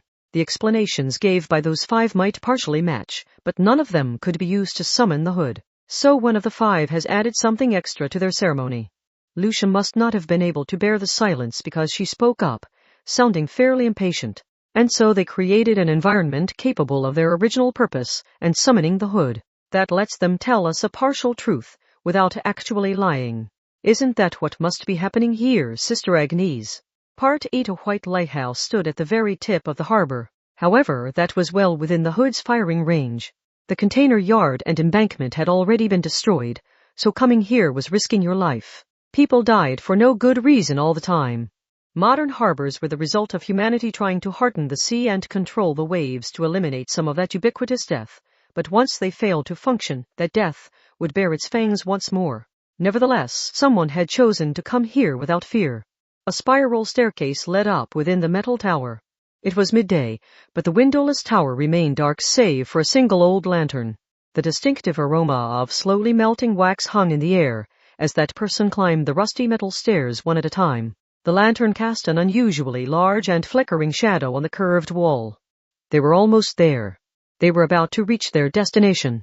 Despite the severity of what they had done, they climbed the stairs with just 2 legs and reached a perfectly ordinary hand toward the rusty knob of the metal door at the top. Magicians never did seem able to rid themselves of their human side. At any rate, they opened the door at the top of the lighthouse. They froze in place afterwards, but not because ordinary sunlight had dazzled their eyes. How had she gotten ahead of them? A girl was staring into the distance with her small butt seated on the railings surrounding the viewing platform. She was staring out to sea. Why didn't you run away? That question explained everything. In fact, the nun had clearly known everything from the moment she showed no surprise at this person's arrival. So the person put up no resistance after coming this far.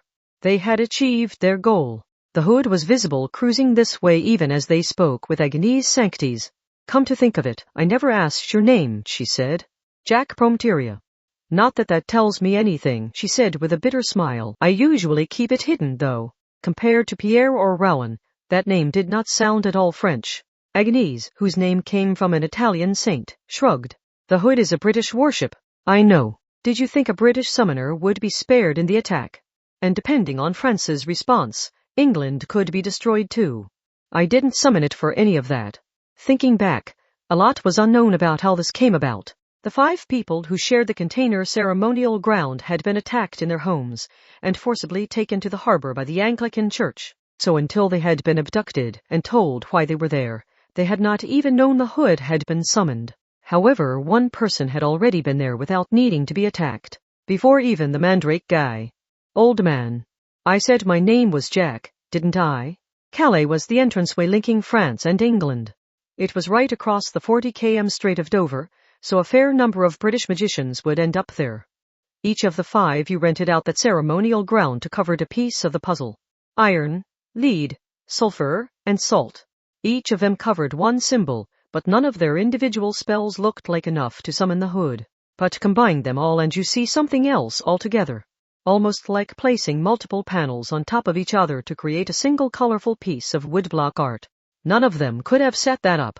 It had to be the landlord who could view it all from a step removed and had the master key necessary to manage that rented space. All 5 had been the summoner, but none of them had been aware of it. They had been oblivious to their position as a gear in a larger machine. That explained why none of them could be found lying. Ignorance was the strongest mental defense. No device or drug could break through that barrier to reach the truth. If the nuns had shoved those 5 onto a small boat, they would have run out of time without an answer. Letting them all sink out at sea would not have made the phantom hood go away, and it would have crashed right into Calais.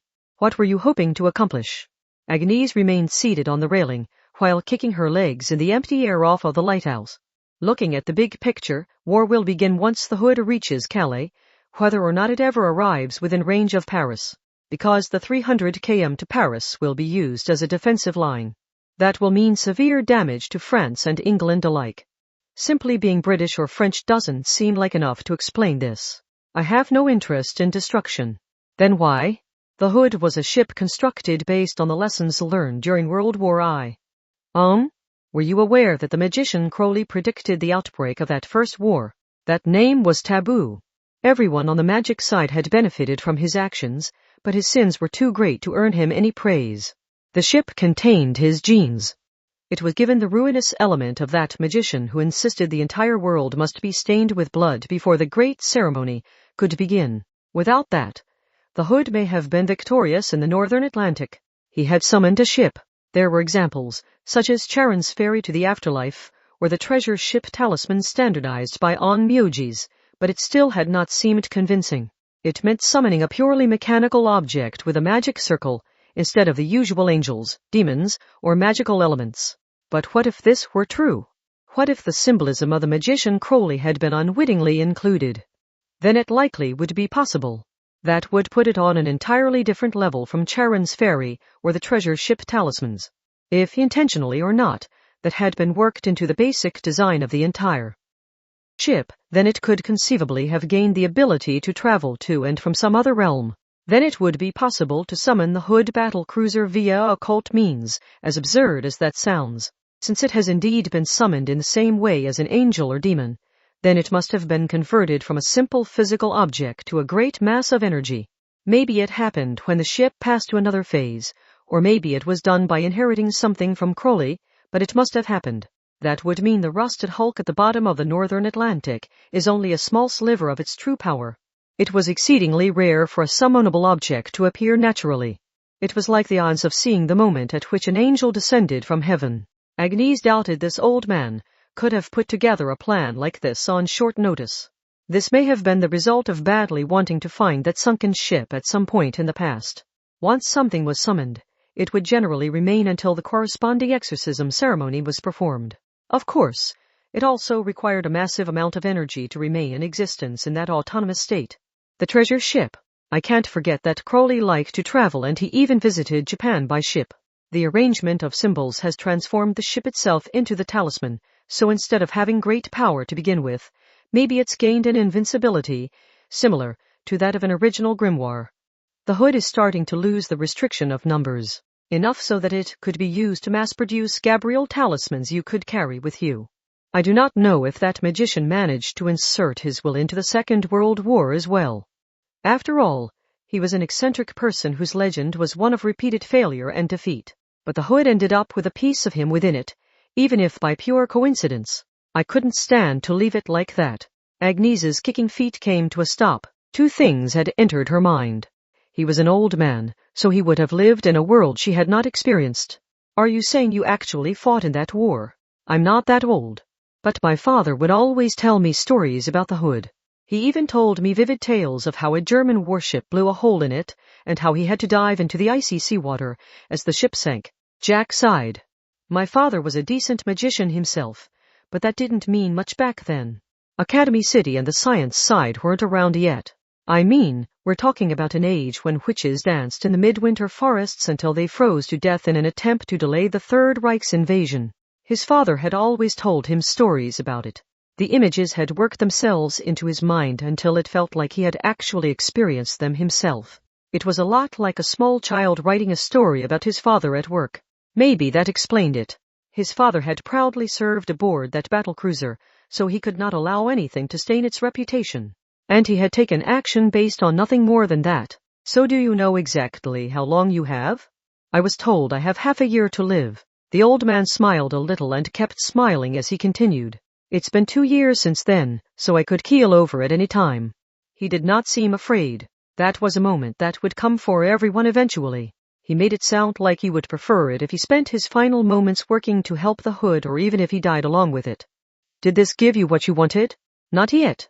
I want to experience the hood myself. I want to feel like I'm reaching out and touching it. I doubt that will happen. The phantom isn't that powerful. That made him realize the destructive landing still had not happened. He could see the massive form on the ocean horizon. That was less than 5 kilometers away. At the battlecruiser's max speed of 31 knots, that meant it was right on top of them, yet it never seemed to arrive at the harbor. Almost like a mirage oasis that seemed to move further away the more you pursued it. Do you mind if I discuss something too illogical to be proper magic? This is already over. Have your say as the victor.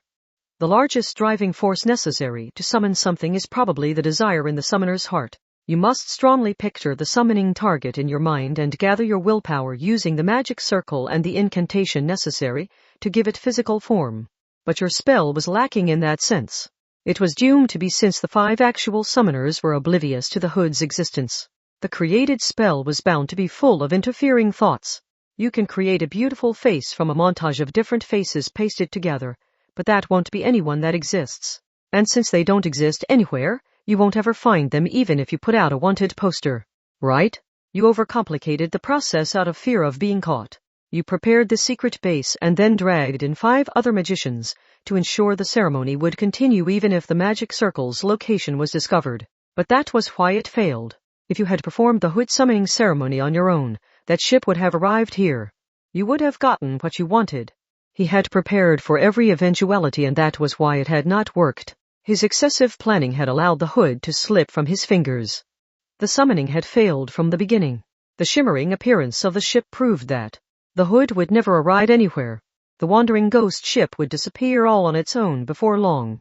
So I couldn't do it after all. The words fell from his lips like flakes of rust. I'm not my father, I only ever heard the stories. My generation had it easy, so maybe it was presumptuous to think I could purify that legendary ship. Part 9. It's pretty obvious, I guess. What is? The silver-haired, brown-skinned necromancer, Isabella Theism, tilted her head, causing her death-smelling rags to sway. Agnese sighed and continued. The current era is built on that former one, so some people will remain obsessed with the world of the past. Even when everyone who actually fought in that war are gone and no one alive experienced it themselves. The hood had disappeared without a trace. As if to say it never should have been there in the first place. All that remained were the scars of destruction in the Calais harbor and the empty expanse of the sea. She had not defeated that old man, because it had already been over. The battlecruiser he had summoned would never have arrived here. The shock of learning he could never actually experience it for himself would be punishment enough. And with so little life left, Jack Prometeria would not have time to put together a new plan. However, Isabella seemed anything but respectful. If you were not willing to break some taboos, you would never specialize in necromancy. It's our job to fulfill that sort of desire.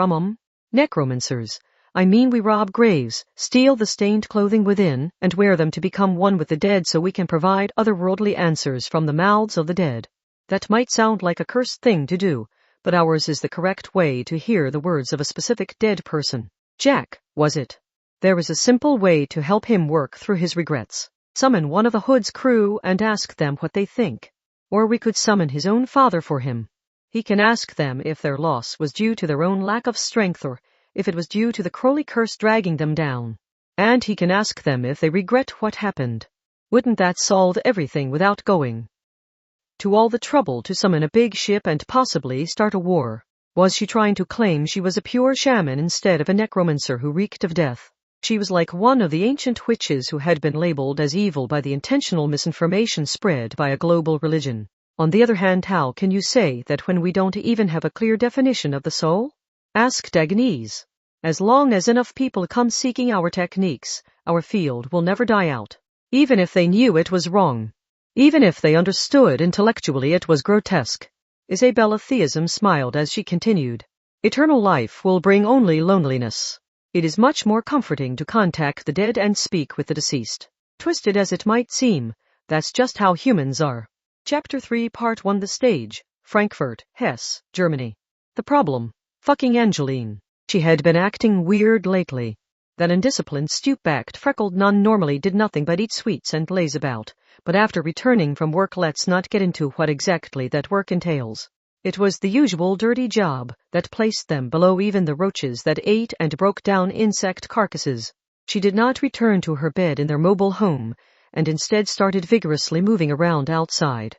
That should have left her more exhausted than the others, but her face always looked weirdly bright when she returned, and she would fail to clean her plate at dinner, saying she was full. That settled it.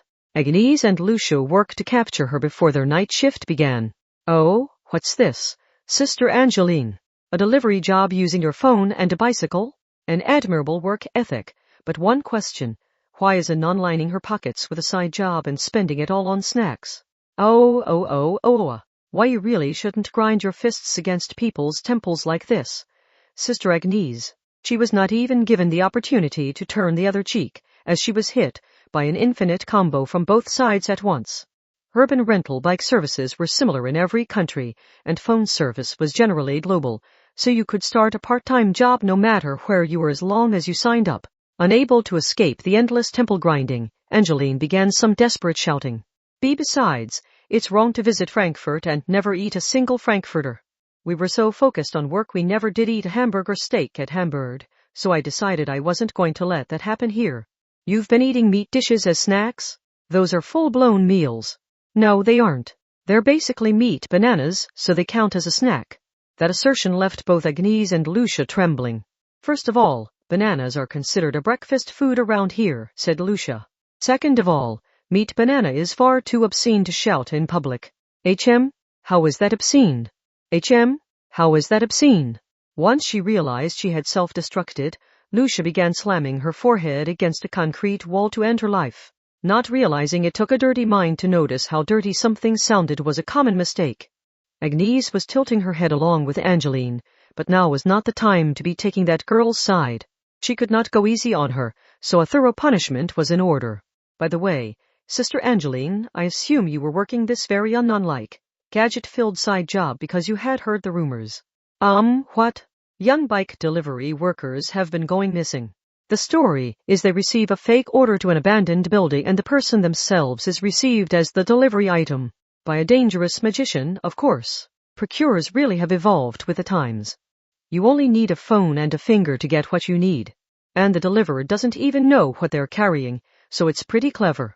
Angeline had a bad feeling about this. Procurer was a dangerous term in the world they lived in. It referred to people who could procure whatever items an escapee or wanted criminal needed to live their lives.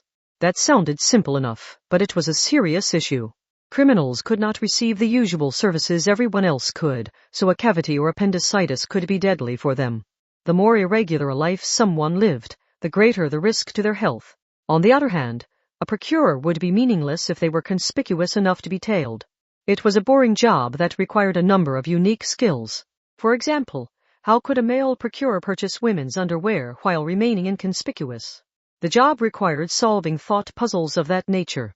Angeline already had tears welling up in her eyes when Lucia joined in with red blood dripping down from her forehead. Such devotion. This was an independent investigation meant to prevent any new victims by sacrificing yourself instead, wasn't it? If you had only let us know, we would have given you as much assistance as you wanted. But... That's right, Sister Lucia. Sister Angeline is our shining star of hope, so she would never doing something as silly as abandon her duties to earn some pocket change to satisfy her own desires. This was all service to the lost lambs out there. So now is not the time to be falling for such an obvious trap as meat banana. We need to support her. Wait, Sister Agnese, are you saying you knew how dirty that sounded but played dumb? I have no idea what you are talking about. Meet Banana Lover. The girl feigning ignorance here was their leader. She was making an unspoken threat of permanently giving Lucia that unwanted nickname if she pursued that line of questioning any further. But that aside, Agnese and Lucia both slapped one of stoop-backed Angeline's shoulders. There was no escape for her. The world's rules had already chosen her fate. Now let's get the sting operation started. Sister Angeline, I really am impressed to see such devotion after we traveled all the way to Germany. Part 2. They needed to all be on the same page, so they held a strategy meeting in a dark parking lot. This unseen magician is using an ordinary delivery app to gather the materials they need. Agnese raised a finger. Namely, human bodies. The boys and girls who pedal on over to the destination, unaware that they are the true product being ordered. They deliver themselves to the execution ground. They enter the abandoned building, thinking something is suspicious, and then they're killed right then and there. The magician vanishes along with their product, so all that remains is a large pool of blood and the deliverer's bike. Who is responsible for such a cultish and inefficient ceremony? Are they after the bones or the organs? Ugh! Angeline was already groaning. That alone made it sound like no more than a gruesome crime. Simple tasks had a way of dulling people's inquisitiveness. Peddling a bike loaded with some kind of package was obviously going to wear you out. As someone made delivery after delivery over the course of a day, their thoughts would dull and they would stop questioning the information displayed on their phone. Once they became no more than a cog in the phone-guided machine, the fateful order would arrive. Their phone's map could not be wrong. They were protected by a vast system that everyone used, so they would be fine. And once those assumptions prevented them from actually thinking, they would not hesitate to walk right into an abandoned building. Even though the international corporation that had supplied the map did not actually send out guards to protect the people using it. Since she had been working just that kind of job, Angeline was very hesitant to ask further. But she also wanted to know what all they knew at the moment. Do they use a different abandoned building each time? Obviously. The phone they use to order and the building set as the destination are all stolen. That's why checking through the electronic order data isn't enough to identify the magician. That would only lead us to the Dietrich or Wilhelm whose name was used for the order. Lucia frowned. People with dirty minds, which she was proven to have, must have had an excess of energy, because her earlier bleeding did not slow her down a bit. How is the ordinary world viewing these incidents? The teenagers who work that bike delivery job tend to be gathering money to run away from home, so any suspicions have been buried in an ocean of statistical data. Was this a clever way of abusing the system, or did modern people just not care about strangers anymore? Either way, the magician was continuing to use that loophole to acquire human bodies. They clearly had a task that required them to continue taking lives. Our sting operation is simple, said Agnese. These delivery apps tend to give the job to whoever's fastest. When an order is made, the addresses of the restaurant and the delivery location are displayed, and any nearby part-timers can show their intention to fulfill it by tapping the Accept Job button.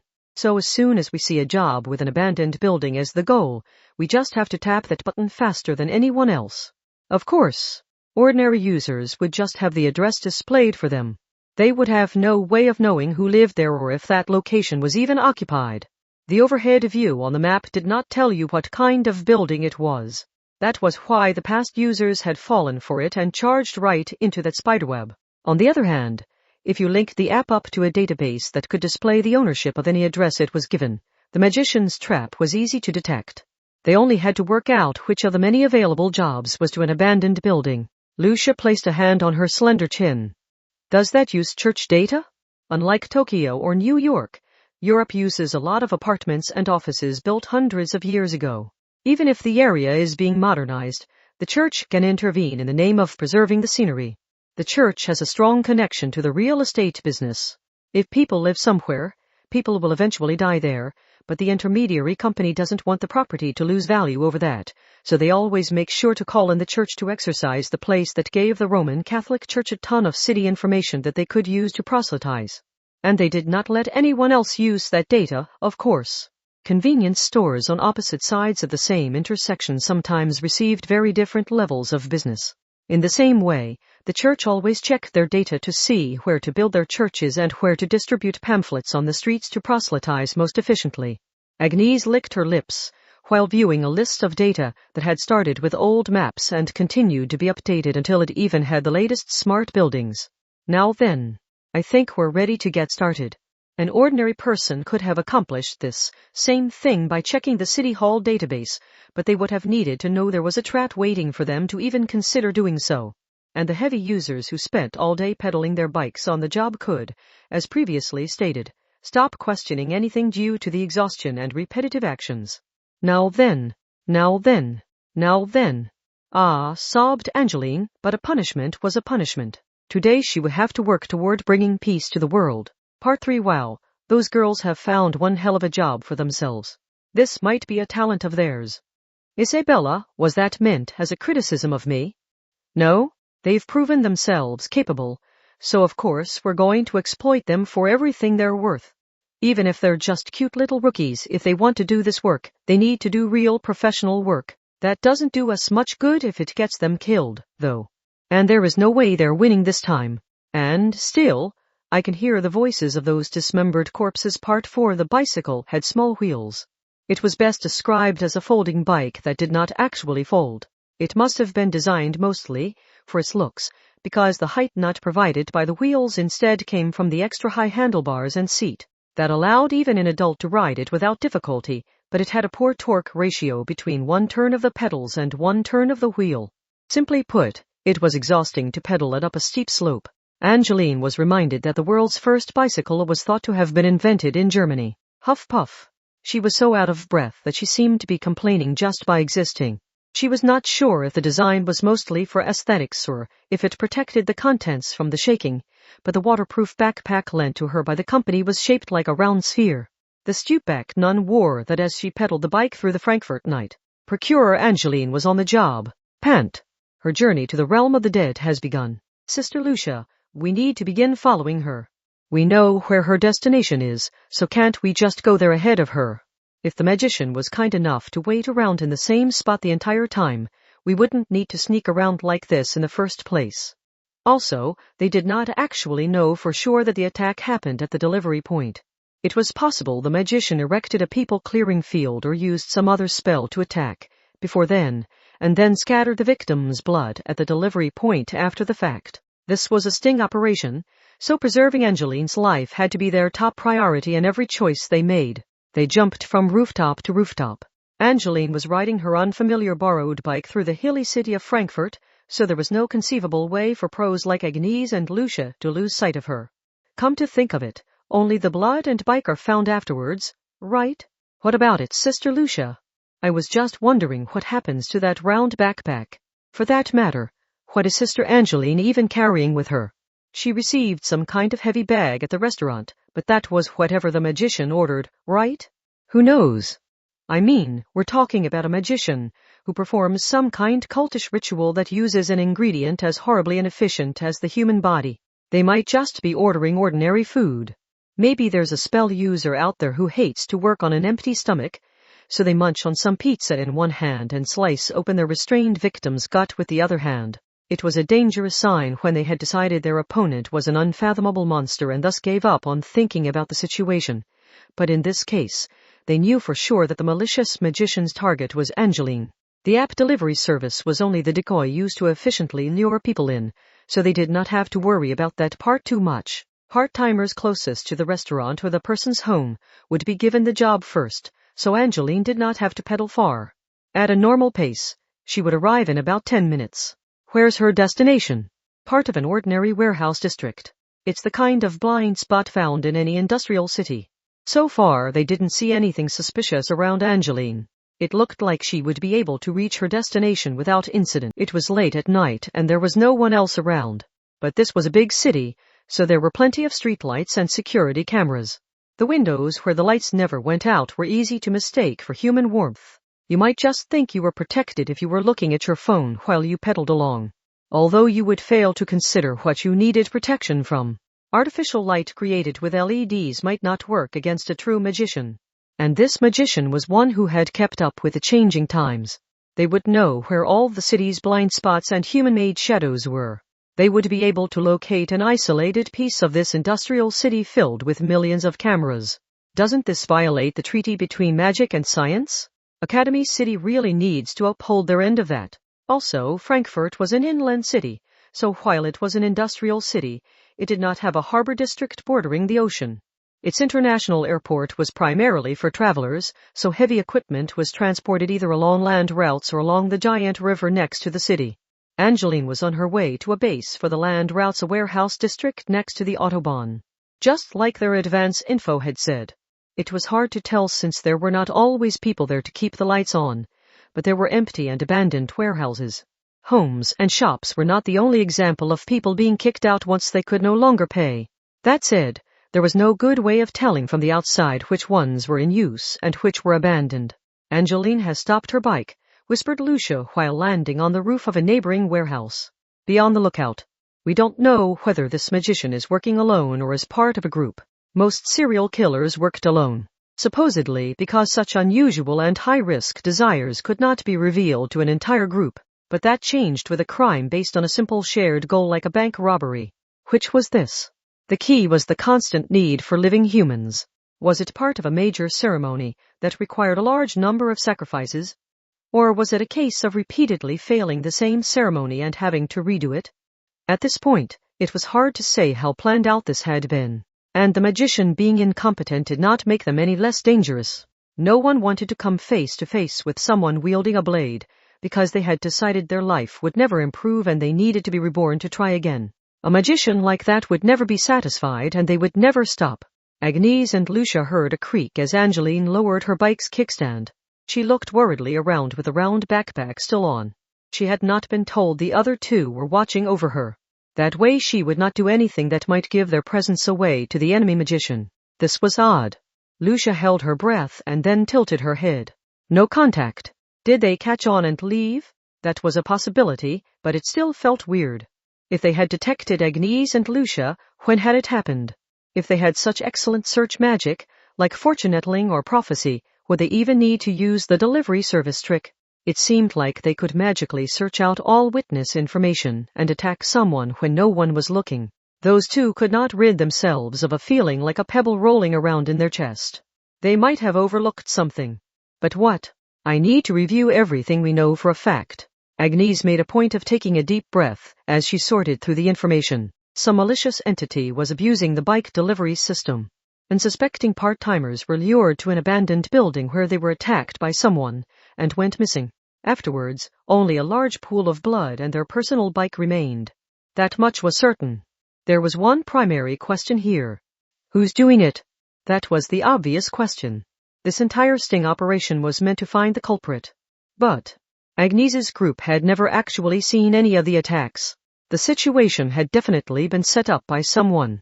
Since stolen phones were being used to send people to fake delivery destinations, whoever was making the orders had to understand the part-timers were meeting a gruesome end. But on the other hand, could the magician behind it not actually be attacking them directly?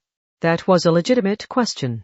However, the fact remained that there was blood and there were people going missing. It was hard to imagine the part-timers themselves were spilling a pack of blood they had prepared and then going into hiding. There was a malicious attacker. But that attacker might not be the magician who had set things up. Then who was the most likely suspect? In fact, what hiding places were even left? It can't be what was it Lucia had mentioned before. Only the blood and the bike remained, so where had that round backpack gone? The object within it had been ordered by the malicious magician, hadn't it? It can't be. Sister Angeline, get away from there immediately. And leave that backpack behind. It was too late. The bud of malice had already blossomed right behind the stoop-backed girl. The true attacker opened its mouth to speak, while clinging to her back. Wah! Part 5 Ugh. What in the world was that? It had sounded a lot like a baby crying. Just as Angeline arrived at her designated destination, her round backpack tore open from within and something like black branches burst out. No, they were more like multi-segmented spider legs. She still could not see what it looked like in full. The backpack had been torn pretty badly, but its general shape still remained. For some reason, she suspected she might die if she looked in there, so she used her trembling hands to pull her arms from the shoulder straps. As she did so, the sharp end of one of those legs stroked across her cheek like a metal spike. Ah! She threw the round backpack away. It never hit the ground. It was supported in midair by the many bizarre legs emerging from it. If those legs were to spread out, this thing would already be larger than she was. In fact, it had to be as wide across as a table for 4. Needless to say, the sheer size made it more terrifying than a simple animal or bug. Wah wah. It sounded like a baby, but this was no baby. It couldn't be. That was something much more malevolent. And it was clearly more than just a hackneyed monster like a giant spider. You could not let yourself know this thing. Simply thinking its name in your mind would steal your soul away. This terrifying thing was as far from human warmth as anything could be. The way the horrific creature cried like a baby seemed like a serial killer trying, but failing to pretend to be a harmless neighbor. There was no way this thing could ever inspire you to protect it. Sister Angeline, shouted a familiar girl's voice from atop a large warehouse. Angeline looked up there on reflex, but the sharp voice rebuked her. Get away from there. Hurry. The killing was set up to be automatic too.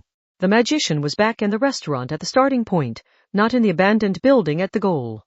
They had you place the murder device in your backpack and then send you to the scene of your own murder. How is this happening? How can this be happening? She started running, but tripped in her panic. She belatedly realized she had run into her bike. She righted the bike, climbed onto the seat, and placed her full weight on the pedals. The baby-like signal exploded. Legs heavier than heavy machinery tore into the asphalt, all while crying just like a baby in distress.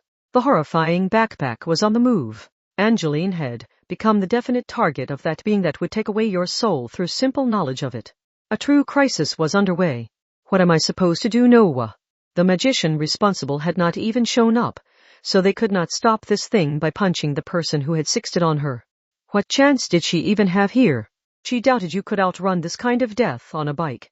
The monster that tore into the scenery with spider legs and cried like a baby was the very concept of an escapable death. Understanding it would not reveal a path to survival, it would only close off your fate and guide you to your doom even faster.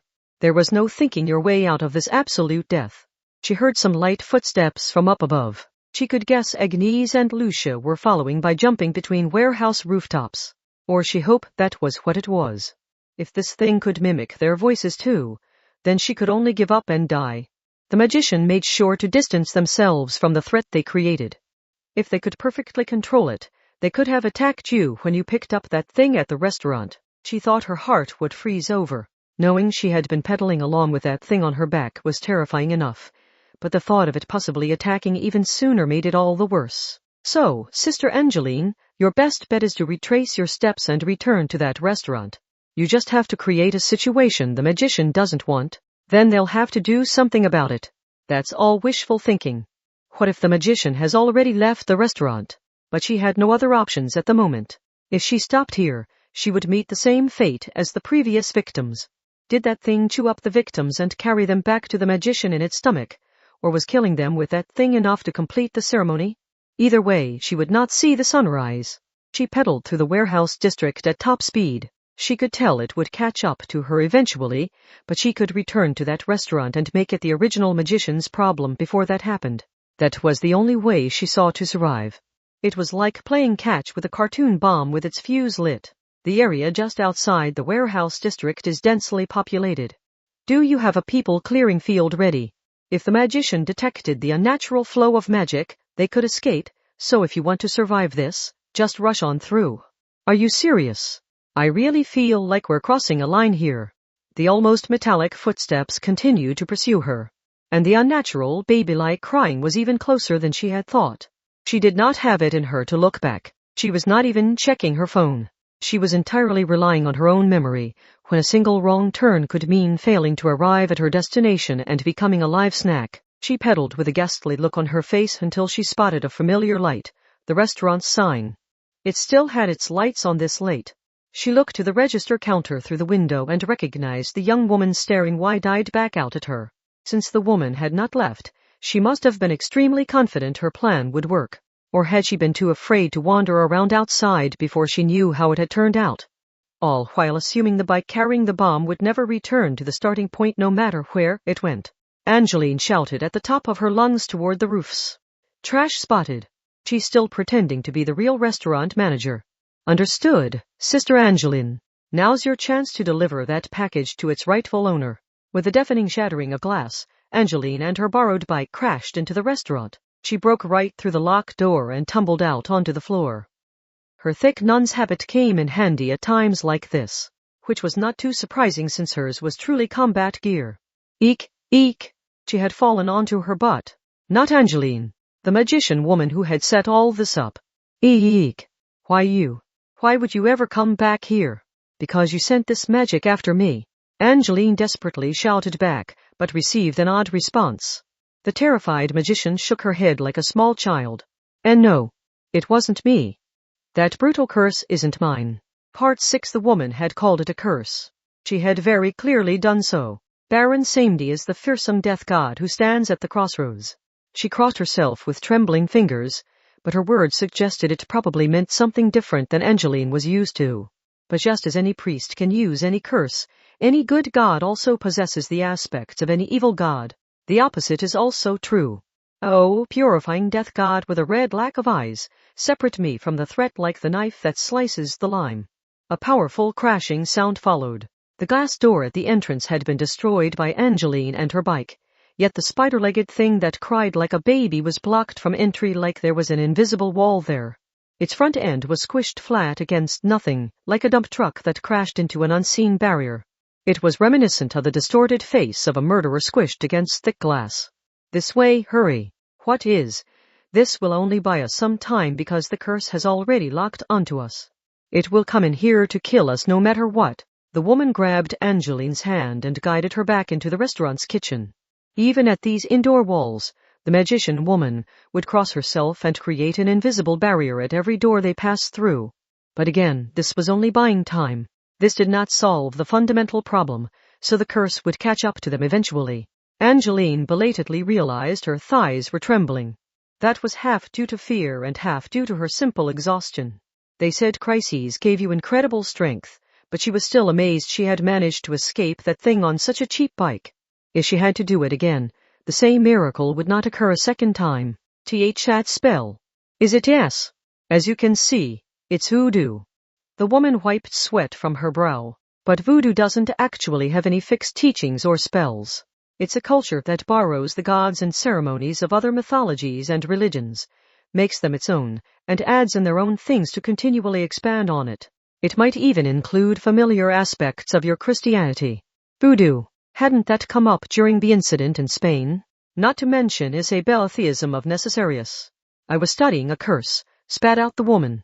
Divine punishment and divine wrath are a part of God's will, right? Just look at the stories of Saint Andrew or Saint Vitus. A painful demonstration to the people can be used to show the world God's glory. And since voodoo continues to grow while it incorporates all other mythologies and religions, I thought the key to quickly contacting God could be found there. It's apparently called the ceremony of Ba-Maun. Angeline had no idea what language that was or what it meant. Maybe that was for the best. She did not want to think about where that knowledge might lead. The spell allows you to bind a priority contract with a demon who will grant your every wish, but in exchange, you must sacrifice someone you care for once every year. And once you run out of people you care for, the demon will devour you. It's the worst and most wicked spell in voodoo, but I should have been able to control it with enough research. Keyword, should. Then Angeline gulped. She sensed some kind of link between the requirement to sacrifice people you cared for and the boys and girls who kept going missing. After losing control of the curse, you started forcing it onto unsuspecting people to escape it yourself. You had them take your place every time you couldn't escape it any longer. If that were enough to save me, I'd be out there enjoying my life right now. She did not even reflexively deny it. Did people really become this self-centered when they were pushed to the limit? I wanted to get rid of the curse, no matter what it took. That habit is Catholic, but I get the feeling you aren't a normal nun. A pro has finally shown up, so I hope you're something special. She had tried to force it onto someone else to get rid of it. She had wanted to let them dispose of the problem for her. She was not even a procurer. She was more like someone who dumped babies or spirit tablets in a coin-operated locker or park trash can. Knowing someone would find it before long, she abandoned the thing so no one would know it was hers. She forced all responsibility onto whoever discovered it so she could run off. And she would grimace each time the curse returned to her afterwards. Yet she never gave up and kept doing it. There's something wrong with you, said Angeline. And that's putting it nicely. You had that curse after you too, So you know how terrifying it is, don't you? What was that nonsense about once a year? It doesn't wait at all before it comes to devour you. It's completely broken as a curse. Angeline did not want to die. That was her primary goal here. And when she calmly analyzed her situation, she found this supposed dead end actually had a path out. But only she could use that path out. The other magician could not. This was a curse. The ceremony of Ba Maum was a spell to create a priority contract with a demon who would grant the magicians every wish. The demon described there was very poorly defined. It simply required repeated sacrifices of people the magician cared for, and, once the magician ran out of those, it would devour the magician themselves. That might sound like a complete dead end with no escape, and it could be described as the worst possible curse, but that was not quite accurate. There was a very simple way of immediately ending the catastrophe. The woman who had caused it all had to die to the curse. That would complete the process. No more sacrifices would be needed, and the thing known as a demon would leave immediately. Angeline heard a terrible crash, like a thick wooden pillar had been mercilessly snapped. Her shoulders jumped and she looked back toward the door. She could sense a presence there. She could hear it. Something was clawing at a door, meaning it was inside the building. How many more doors were in its way? The woman had said that would only buy them some time, and she had not just been being modest. Those barriers were not showing any more of an effect than she had claimed. And the solution Angeline had thought up was correct. Even the most powerful curse could be eliminated if it had a set target and it finished off that target. Assuming the curse did not remain behind afterwards, creating a lasting house of death. But could she do that? Was she allowed to make that choice? I can't believe this. The woman bit her thumbnail without noticing the girl staring so intently at her. She had demonstrated an ugly fixation on life, but that also proved that she was most definitely alive. This is nothing more than a spell created by humans and meant to be used by humans. No matter what kind of power it's borrowing to boost itself, there has to be a way of getting rid of it. If I analyze it enough, I should be able to dispel any and all forms of magic. The crying of a baby could be heard through the door now, but those cries were not something a lovable life would ever produce. This magician had saved Angeline from that once.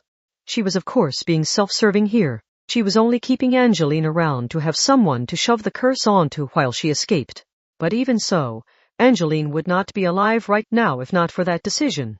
Could she really decide this was the right thing to do, like she was throwing a switch? Was it really allowed? Whose approval could she receive to be freed from the guilt weighing on her gut like lead? What did you wish for? Even if you only wanted to study the curse, you must have had some kind of wish you wanted granted. You must have used it at least once. So what was it? Oh, that. She sounded like she was only now remembering, or like she was thinking back to a time when she had still had a conscience. I wish no one else would ever have to suffer from a strange curse. That clinched it. Angeline could not do it. It was true this magician was beyond helping. She had gotten a bunch of innocent people killed, and had even tried to force the curse onto Angeline so she alone could escape to safety. It was all so hopelessly self-centered. But she was still a human being. That should have been obvious, but once you were reminded of that obvious fact, you could not go through with it. Angeline did not even know her name. Maybe she had been afraid it would keep her from acting if she knew. Once she accepted her as a fellow human, she could no longer abandon her. But that terrible subconscious bulwark had just crumbled away. This knowledge closed off her fate and guided her to her doom.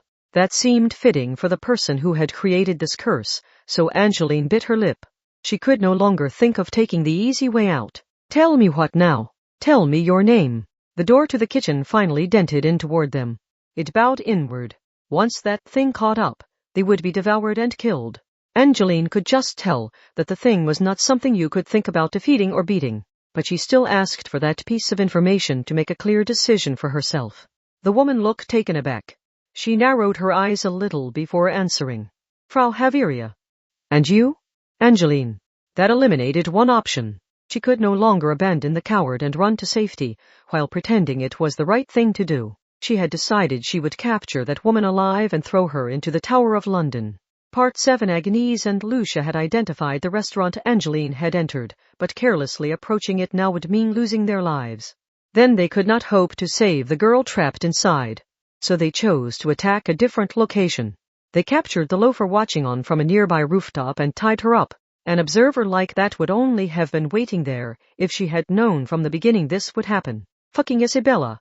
How about you tell us what exactly is going on here? Oh my. Is this kind of kinky stuff popular in the Agnese forces right now? As nuns, you should really act more like proper servants of God. How much did you know? This sting operation might seem to have begun when Agnese used a story she had heard to punish Angeline, but there was more to it than that. Where had Agnese come by the information in the first place? If they had been intentionally lured into this, it was worth tracking down the provenance of that information. I have no idea what you're talking about. Sister Lucia, give me a hand. I want to build a giant DIY seesaw that can launch her all the way to that restaurant. For siege catapult, wouldn't we need to roll up some rope to build up strength? I die. Isabella tearfully pleaded. Are you still stuck in the era when they honestly believed you could stuff someone in a cannon and launch them to the moon? That's a voodoo demon, isn't it? Coldly asked Agnese. So wouldn't you have some countermeasure against it? Oh no, I couldn't do that. It doesn't matter if you've mastered the voodoo arts here. I mean, we're talking about the ceremony of Ba Maun of all things. Besides, this is a spell that someone created but can't control. All its abilities have been specialized toward granting your heart's desire. Safety be damned. Adding or removing anything to it would decrease its purity. So it's like a rocket built with a to the moon or bust philosophy. Yes, you might be half dead from heat and radiation, but you'd still set the record for the fastest manned flight, right? But decking out your ship with heavy lead panels is meaningless. It won't lift a single millimeter from the ground. Launching a rocket requires a lot of prior investment. It sounded crazy, but some people were in a situation so pressing they needed their wish granted ASAP. Like wanting to stop the giant meteor falling toward you or wanting to save your sick and emaciated daughter.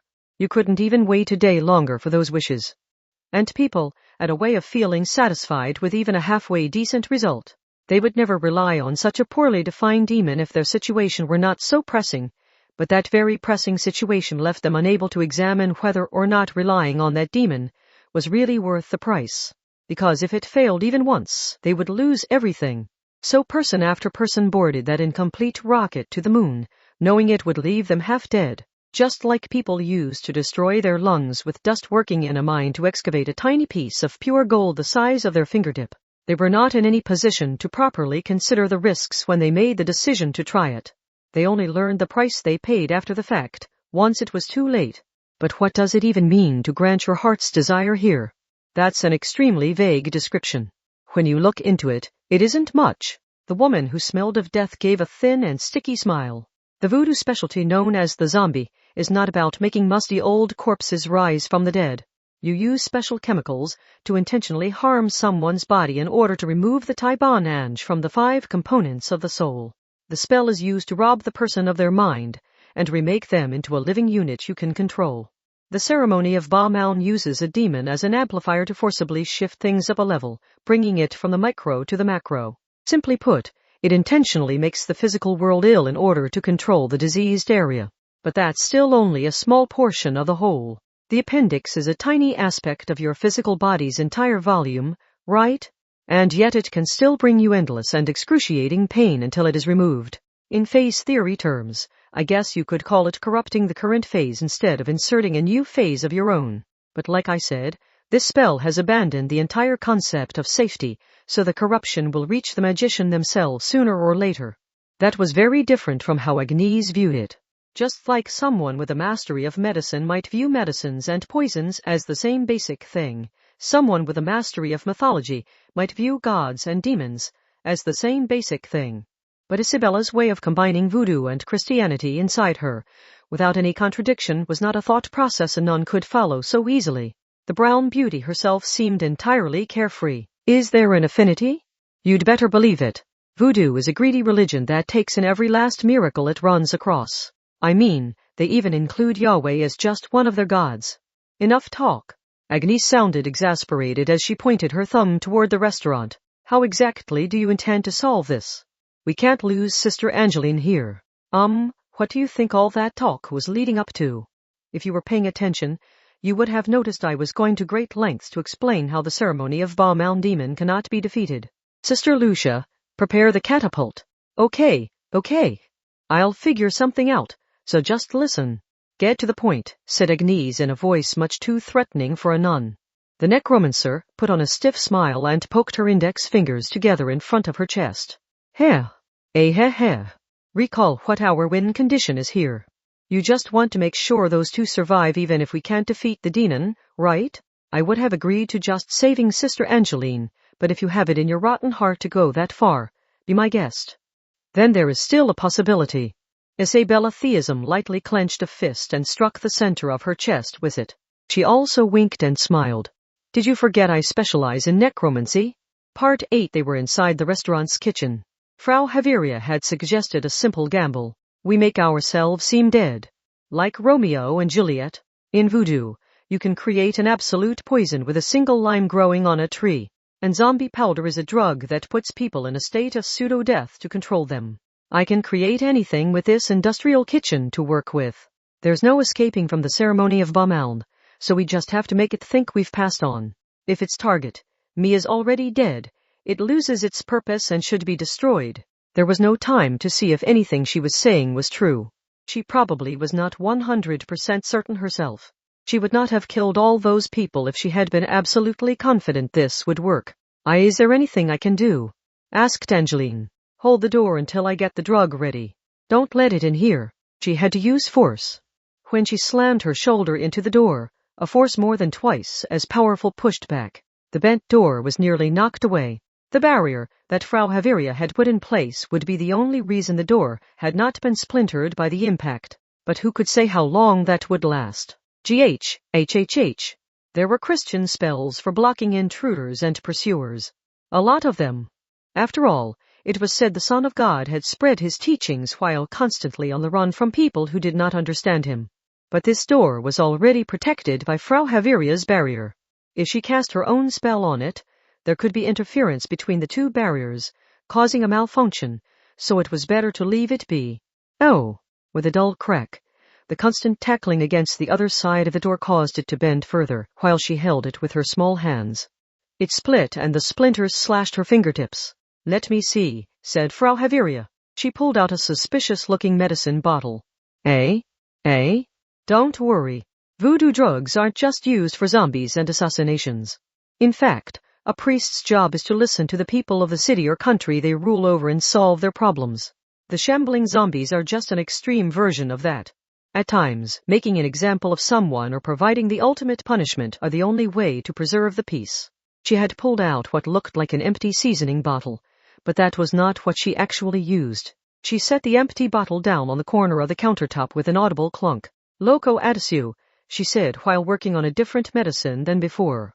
It looked like no more than a few different meats and vegetables chopped up and made into a paste, but when she rubbed it on Angeline's fingertips, while saying something under her breath, the bleeding stopped and the small wounds themselves slowly vanished.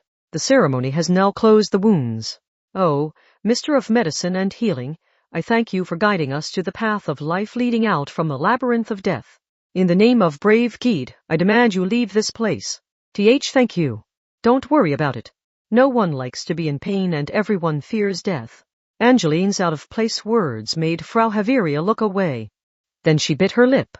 Not that I have any right to say that after sacrificing innocence. I know I can never say those sorts of things ever again. This may have been like an interrogation room. A strange bond of trust had been formed between the police detective and the criminal. They might have strayed from the straight and narrow, but when faced with the way things were supposed to be, they could regain their ordinary sensibilities. Everyone feared death. If she had the strength to not avert her gaze from what she had done while panicked, Frau Javiria might just be able to turn over a new leaf. It'll be okay. What'll be okay? There is no bringing back the dead. You even said voodoo zombies don't work like that. But part of you still wants to help people. No matter how little of it remains, you still have enough of a heart to go pale in the face when you see someone hurt. You should be able to turn that heart toward the people who have already died and not just the people you can still save. Even the dead have dignity that needs to be protected, so you shouldn't die here. Not as long as you can feel regret.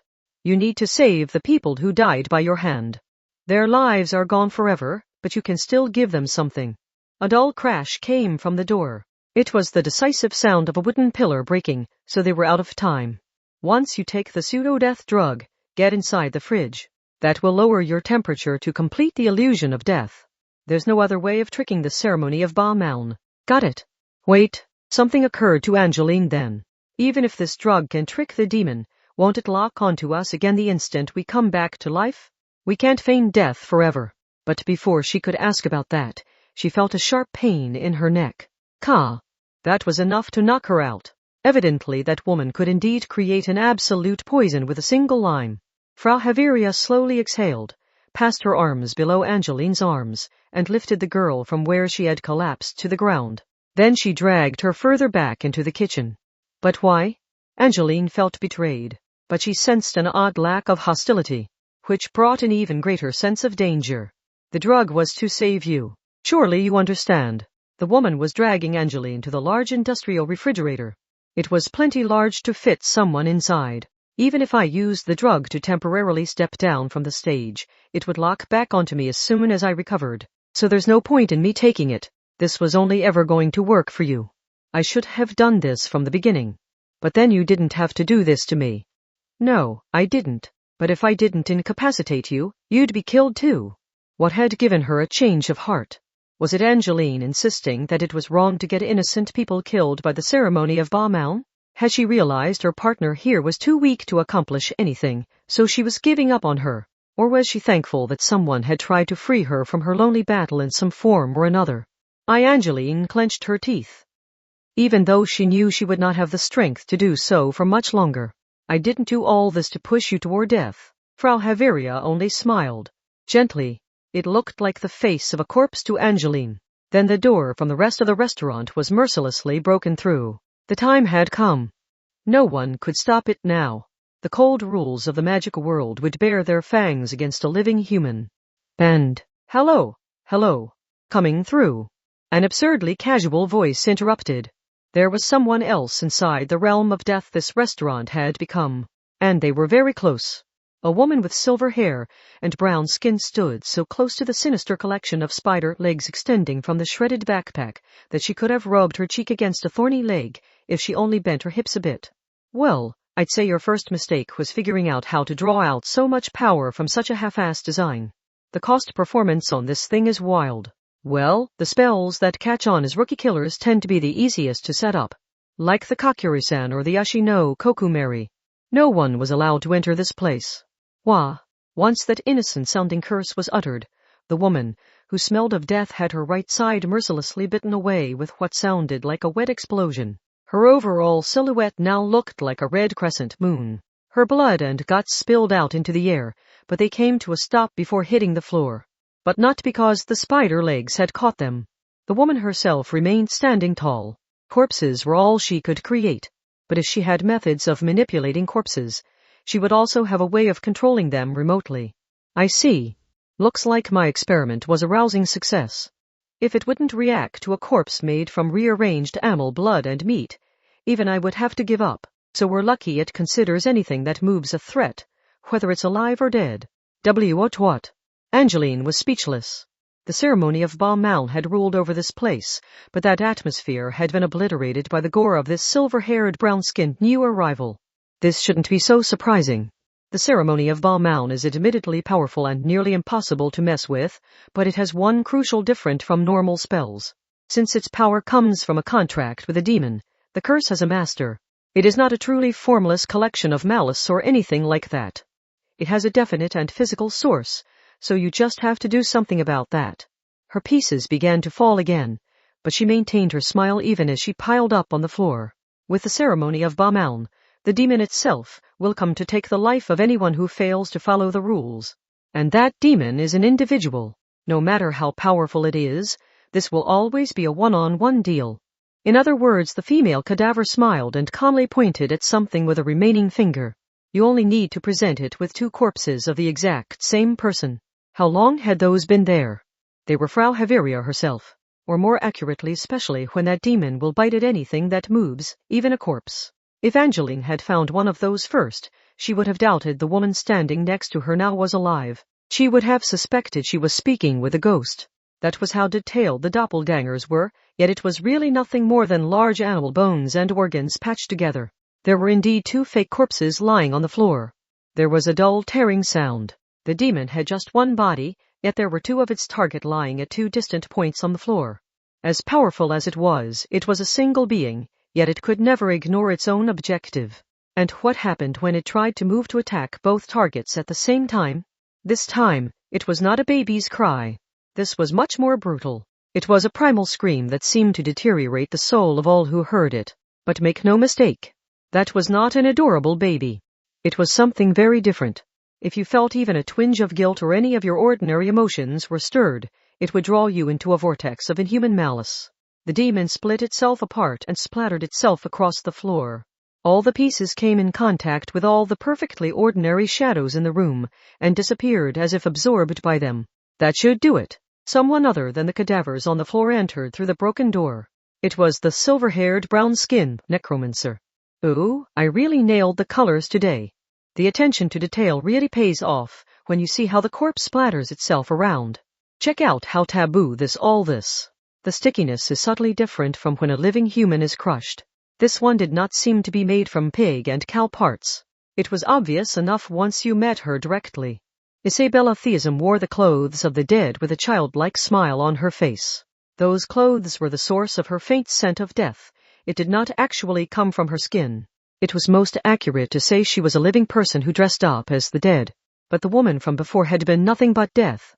She had carried the flat and simple scent of death found from no more than a corpse. Well, that should solve your ceremony of Balmain problem. Although even that didn't actually kill it. She made it sound so simple. Should they fear that demon for living up to its name? Or should they breathe an exasperated sigh at this wielder of death, who had so easily dealt with it? If a demon is particular about its name, you just have to properly name it. If a curse is particular about numbers, you just have to use a numbers trick. If you can't actually pull that off, you shouldn't try to use those things. Do you get that now? The magician named Frau Haveria looked to the restaurant floor in shocked silence. What do we do about this? There are 2 corpses of me here, but if we leave them here, it'll definitely lead to problems. Well, it wouldn't have fooled the curse if you could visually tell them apart from you. Isabella Theism grabbed a mop and tossed it over to the woman. Frau Haveria caught it in confusion and the other woman winked while providing the name of the ultimate punishment game. Have you ever heard of forensic cleanup? Not many people get a chance to clean up their own corpse. Did you know the word grotesque was originally an art term? Give this gruesome scene a good hard look and rethink your path in life if you don't want to end up like this yourself. Chapter 4 Part 1 Agnese Sanctis had a question. She gently crossed her arms while leaning back against the wall of a hideout built inside a huge metal container. It's strange, she said while looking up at the ceiling. She was thinking back on something she had noticed before. The other 2 nuns must have noticed something similar, because Lucia's eyebrows shot up and Angeline dropped the cheese and cod snack sticks she was stuffing her face with, earning her a fairly serious slap to the food-filled cheek from Lucia. Befofo go. What in the world are those snacks? What? They're made of a cheese beloved by nobility. Unfortunately, the question worrying them was not the mystery of those cheese snacks. The nun who boosted her height with thick-soled sandals gave a snort before getting down to business. Spain, France, and Germany. We've dealt with a few different cases now, but I have my doubts each of them could have been pulled off by a single individual. Yes, we did find a personal reason and objective behind each one, but the overall scale felt unnaturally large. FGHB El Kathib. Angeline's response ended up sounding like a password from the 8-bit era before you could save your game. She was apparently willing to hold a serious conversation with her mouth full, as long as she could avoid Lucia's punishments. Agnese uncrossed her arms and placed her index finger on her chin. It's kind of like using a nuclear missile to attack a local convenience store. If you have that much power, it feels like you should be able to find a clever use for it. After all, what would have happened if they had not solved those cases? In Barcelona, Spain, that clean freak of a priest would have completely lost control and members of the Anglican Church might have even executed innocent citizens when they were meant to preserve order on the magic side. In Calais, France, they had only barely avoided a war between England and France. In Frankfurt, Germany, the curse would never have been stopped and it would have required more sacrifices indefinitely. It was all so ridiculously overblown, like people attempting to leave serious scars on society based on no more than a childish dream. Isn't that just how magicians are? Asked Lucia while folding up an unneeded flyer to create a paper fan for punishing Angeline. When they encounter the cruel side of life, they try to overturn everything for their own personal reasons. When forced to choose between themselves and others, they do not hesitate to choose themselves and let the world burn around them. Isn't that why the Apostle Peter refused to let magicians fly? It can be deduced from the way she phrased that, but it would be best to state it outright. Technically speaking, Agnese, Lucia, and Angeline were not magicians. Using mystical powers did not make one a magician. For example, Agnese did not have a magic name and she did not belong to a magic cabal. They were no more than nuns who followed the religion of Christianity, and they viewed magic as tricks and vulnerabilities that took advantage of Christianity's teachings. In other words, they did not fully understand what a real magician truly was. So if they were told that was simply how magicians were, they could only accept it. On the other hand, something else felt off to them since they could wield a small subset of miracles as nuns. I think each of these cases was the work of a single individual, bluntly stated Agnese. Agreed, but someone else gave them the opportunity to do it. Just like someone dropping a gun in front of a person who wants to rob a bank or sending a pile of cash to a person who wants to take revenge. Could that be why the scale of each case seems too large for a single person's crimes? And those people may have been entirely unaware how dangerous the thing they had found was. Someone who granted wishes or who lent miracles to the weak might sound divine, but Agnese was not about to praise this person X. There was a person X out there. Her intuition told her that was almost certain. And if person X had given those three people what they needed, it painted a horrific picture. One of downright malice. For example, if you sent a pile of cash to someone who wanted to rob a bank, there would be no crime in the first place. It might look like person X was being sympathetic and cooperating in a friendly way, but all they had done was find some small embers burning within someone and dump oil on them to trigger the worst kind of explosion. That made them far worse than the actual criminals. If person X was allowed to go free, more large-scale cases were bound to occur. And you want to change your vague suspicions into solid evidence? Asked Lucia while swinging her oversized paper fan through the air to check on its center of gravity. That's right. B. But none of the people we caught said anything about someone else helping them. Angeline was right. The Anglican Church was a world expert in anti-magic combat and witch hunting. Their interrogation and torture techniques had been polished over the course of a very long history. It seemed unlikely an individual could grit their teeth and keep a secret like that. And yet no information had turned up. That could only mean one thing. They were guided toward their crimes, but I have my doubts that they ever actually met or knew of person X. Could they have been following the trail laid out for them without even noticing? But then who exactly had done it? That brought them back to the original question, meaning that line of reasoning was a dead end. Agnese sounded disgusted with it all. If sitting around thinking won't give us an answer, then we just need more information to work with. But there's no rule saying we have to gather up all the clues ourselves. We don't have to give up just because we've reached a dead end. I'm willing to use anything available to us, even if that means buying the information we lack. Pay heh. You mean visiting an information broker? Angeline mocked the very idea, so Lucia slapped her on the face with a horizontal swing of her fan. It was punishment time. But are information brokers even a thing? Aren't they even rarer than a professional hitman? It depends on what kind you're talking about, said Agnese. For example, newspaper reporters and freelance tabloid writers would be the most above-board version of a job, where you earned money by gathering information. There was also a form of journalism that used the threat of publishing scandalous information to blackmail the people involved, but that was a separate issue. Also, no country or sufficiently large organization would not have its own intelligence agency or department. Not to mention how search engines, online stores, social media, video sites, and most any IT company were doing everything they could to gather personal information from their users. Any of the corporate executives with a penchant for breaking taboos by dabbling in insider trading was sure to be on the lookout for any talk of a merger or buyout of related companies. Meanwhile, criminal organizations also needed information.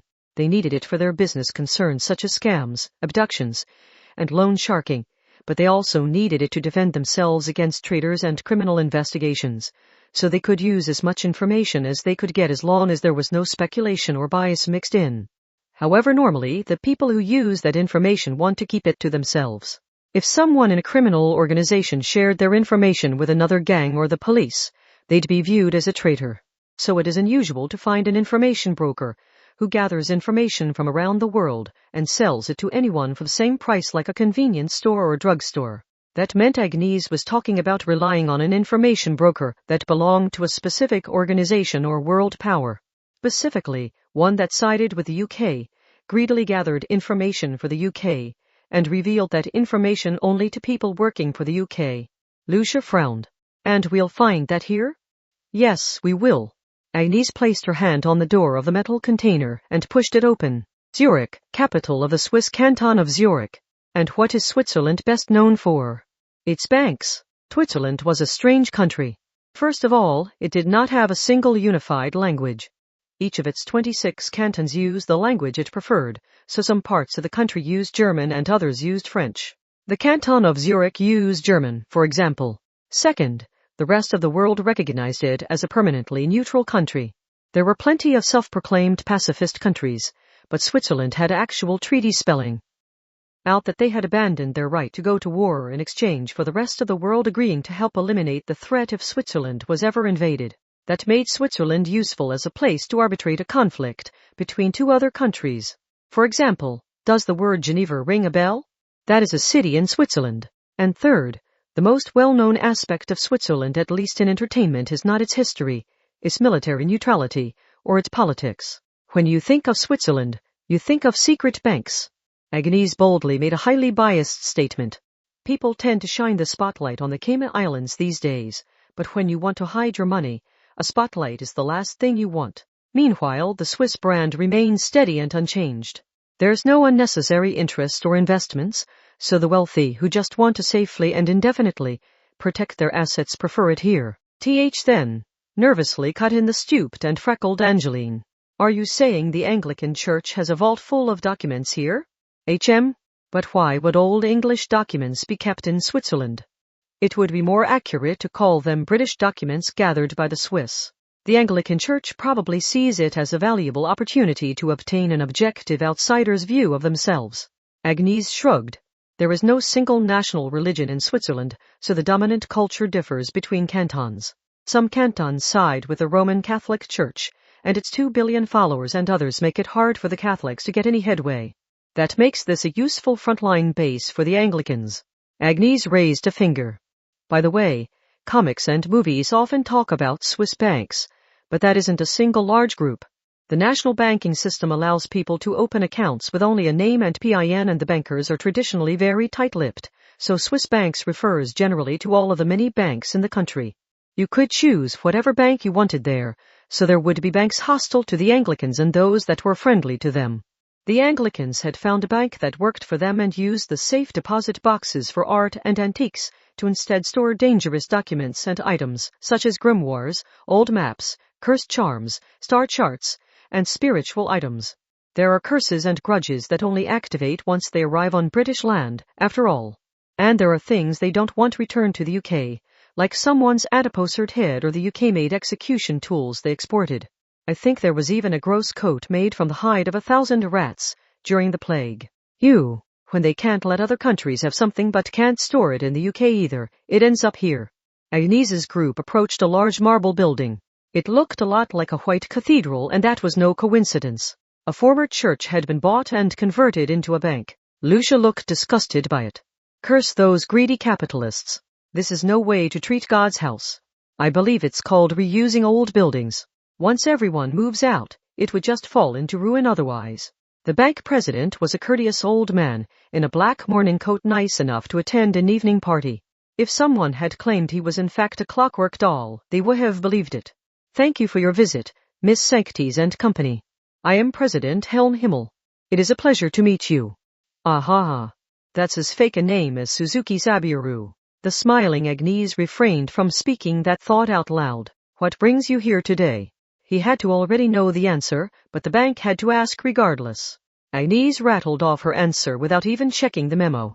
Religious organization account #3x5-8x1-9x2-0x1-7x4. The safe deposit box. I have our key here. Understood, Miss Sanctis. This way, please. Of course.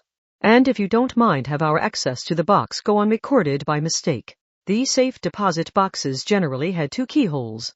The customer kept one key and the bank the other. The customer and a bank representative would use their 2 keys together to ensure neither side could open it on their own.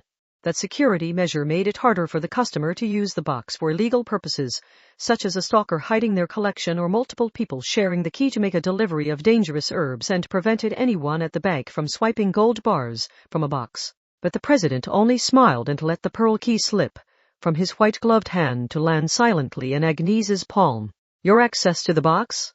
Whatever do you mean? I mean nothing at all, of course. With that, their secret was safe.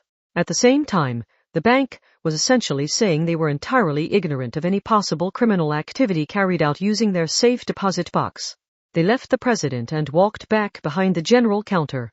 Once they were alone, Lucia looked like she was afflicted with a headache and toothache at the same time. What is wrong with this world? The president is an ordinary person. If he saw what was stored in there, the shock might just destroy his mind beyond the level of infantile regression. Safe deposit boxes came in many forms. The most common were rows of metal drawers, each one with a number and 2 keyholes. They were about the size of a study desk's drawer. Those were generally used for documents like wills and land deeds. There were larger ones for jewels and gold bars, and those could be as large as the janitorial closet at a school. The ones for art and antiques were like 3-meter large cubes and resembled air cargo containers. Although the actual storage space could be smaller than it looked when they included equipment to regulate the temperature and humidity. But Agnese's group was on their way to something much larger. It was located deep in the bank. They walked down a corridor protected by metal bars and opened one of the silver vaults there. The door led to a steep staircase. Once on a basement floor not included on the building's plans, they found a thick round door just like to a bank vault. Agnese tossed one of the keys to Lucia. It's the usual system. You mean count down from 3 and turn the keys at the same time? Asked Lucia with a hint of exasperation. Remote-controlled robot probes could be used to explore outer space with a deep sea these days, so a machine could easily perform a task as simple as turning a key, but it was all about the aesthetics. With Monaco, the Cayman Islands, the Cook Islands, sketchy online banks, and virtual currencies, there were plenty of tax havens that offered secret banks, yet the rich continued to choose Switzerland because they valued the tradition and stability there.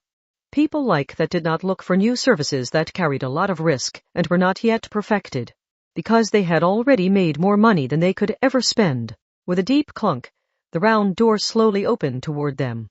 Inside, there were metal bars, a passageway, stairs, and an atrium lined neatly with what looked like as many metal drawers as there were stars in the sky. "Piper-tts, is it?" Angeline gulped and was briefly hesitant to enter. She felt like she would be crossing some forbidden line if she did so. "This is the Anglican Church's remote database? This is the information broker we're using? It apparently has around 28,000 in all. In that sense, it isn't even close to matching her." Anyone with any knowledge of magic would know exactly what Agnese was so casually referencing. The girl who had memorized 103,000 grimoires had become something of a legend. She was known as the Index Librorum Prohibitorum. Well, she was just one of many prototypes and the only one that happened to be successful. Which is why you can still find these failed indexes that didn't quite make the cut scattered around the world.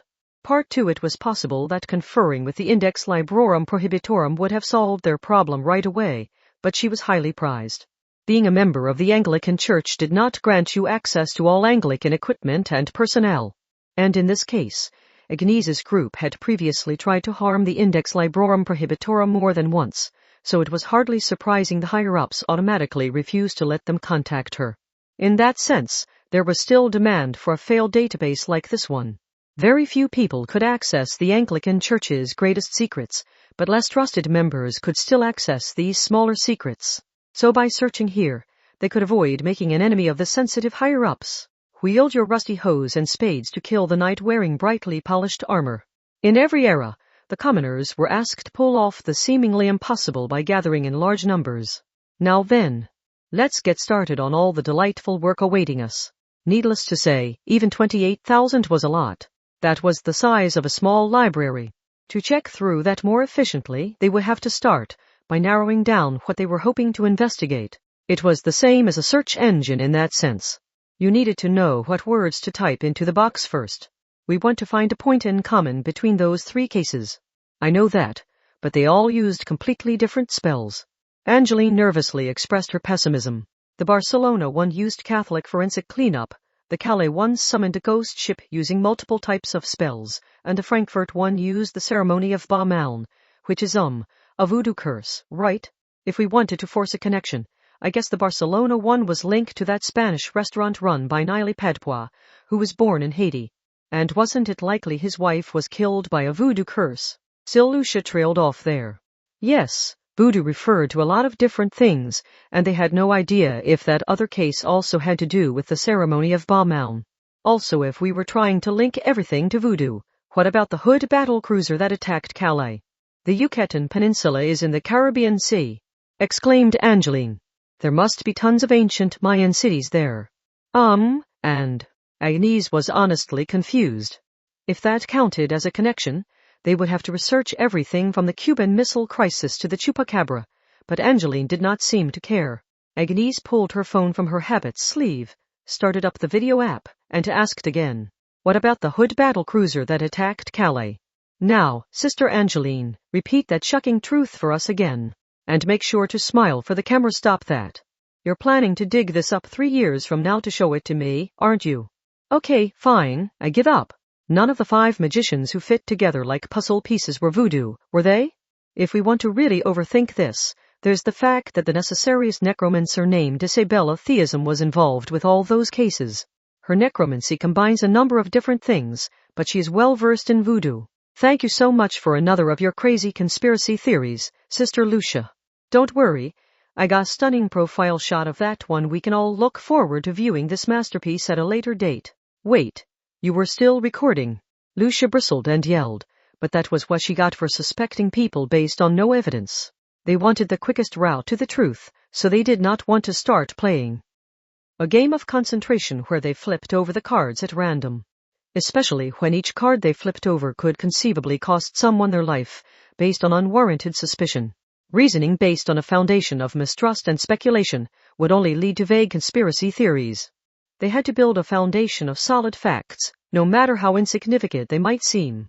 Otherwise, their visit to this vast database would be in vain. So there is one thing we know for sure. If you know the answer, then cut the dramatics and just tell us, Sister Agnese. Since when were you one of those detectives who sits around with a knowing smile until the murderer has killed a few more people? Agnese grabbed her back-talking, but beloved buddy Angeline by the collar and squeezed tight while continuing her explanation with a smile. "We know that all 3 cases could be dealt with using our Catholic spells agaga, my throat. Sister Agnese, that goes without saying, so why bring it up now? I'm saying that each enemy was someone we could defeat." Agnese released her beloved buddy. Maybe that was an issue of compatibility. Whoever person X is and however they are boosting the methods used by the individual magicians, the end result was vulnerable to a Catholic counterattack. I'm not about to say all the world's mystical powers can be generally classified as light magic and dark magic, but what if this is something similar? What if the toys distributed by person X are extremely vulnerable to the glory of God? The mystical powers focused on the Son of God work that way. Believers would be saved. And while taking the reverse might be going too far, it did imply that non-believers would not be saved. Christianity refused to accept the miracles and mystical powers claimed to be caused by those who worshipped other gods. Lucia placed a hand on her chin. But wasn't the person behind the Barcelona case a Catholic priest? Are you familiar with Saint Vitus? Or maybe Saint Sebastian? Lucia fell silent. She understood what Agnese was trying to say. With one, it was the Slavic god Svantovit. With the other, it was the Celtic hero Cuchulainn. Agnese shrugged. Sadly, it happens. Christianity is supposed to be monotheistic, but sometimes older gods or legendary figures end up a part of it under a changed name. Although even those cases aren't as bad as Saint Ursula, who was said to have died along with 11,000 virgins due to a simple misreading of a number, or Saint Christopher, who was almost certainly a completely fictional creation. Are you suggesting that priest's spell was an adulteration? Well, he seriously believed gold never lost its shine and repelled curses. That's something you find in every part of the world, including Egypt and Scandinavia. But that's why this calls for thorough research. They might have thought their spells were Christian, summoning, or voodoo, but it's possible those spells were actually part of an entirely different system. Fortunately, we have no shortage of research material here. Doesn't that sound worth investigating? Part 3. After about 2 hours, Lucia and Angeline looked up from their piles of documents, sighed, and pulled out their phones in perfect unison. They started up their video apps and began squishing the dumbass's cheeks. So, got anything to say for yourself, Sister Agnese? Do you have any comment at all regarding our wasted effort searching for 2 hours without finding a single thing? Please tell us again how clever your theory is.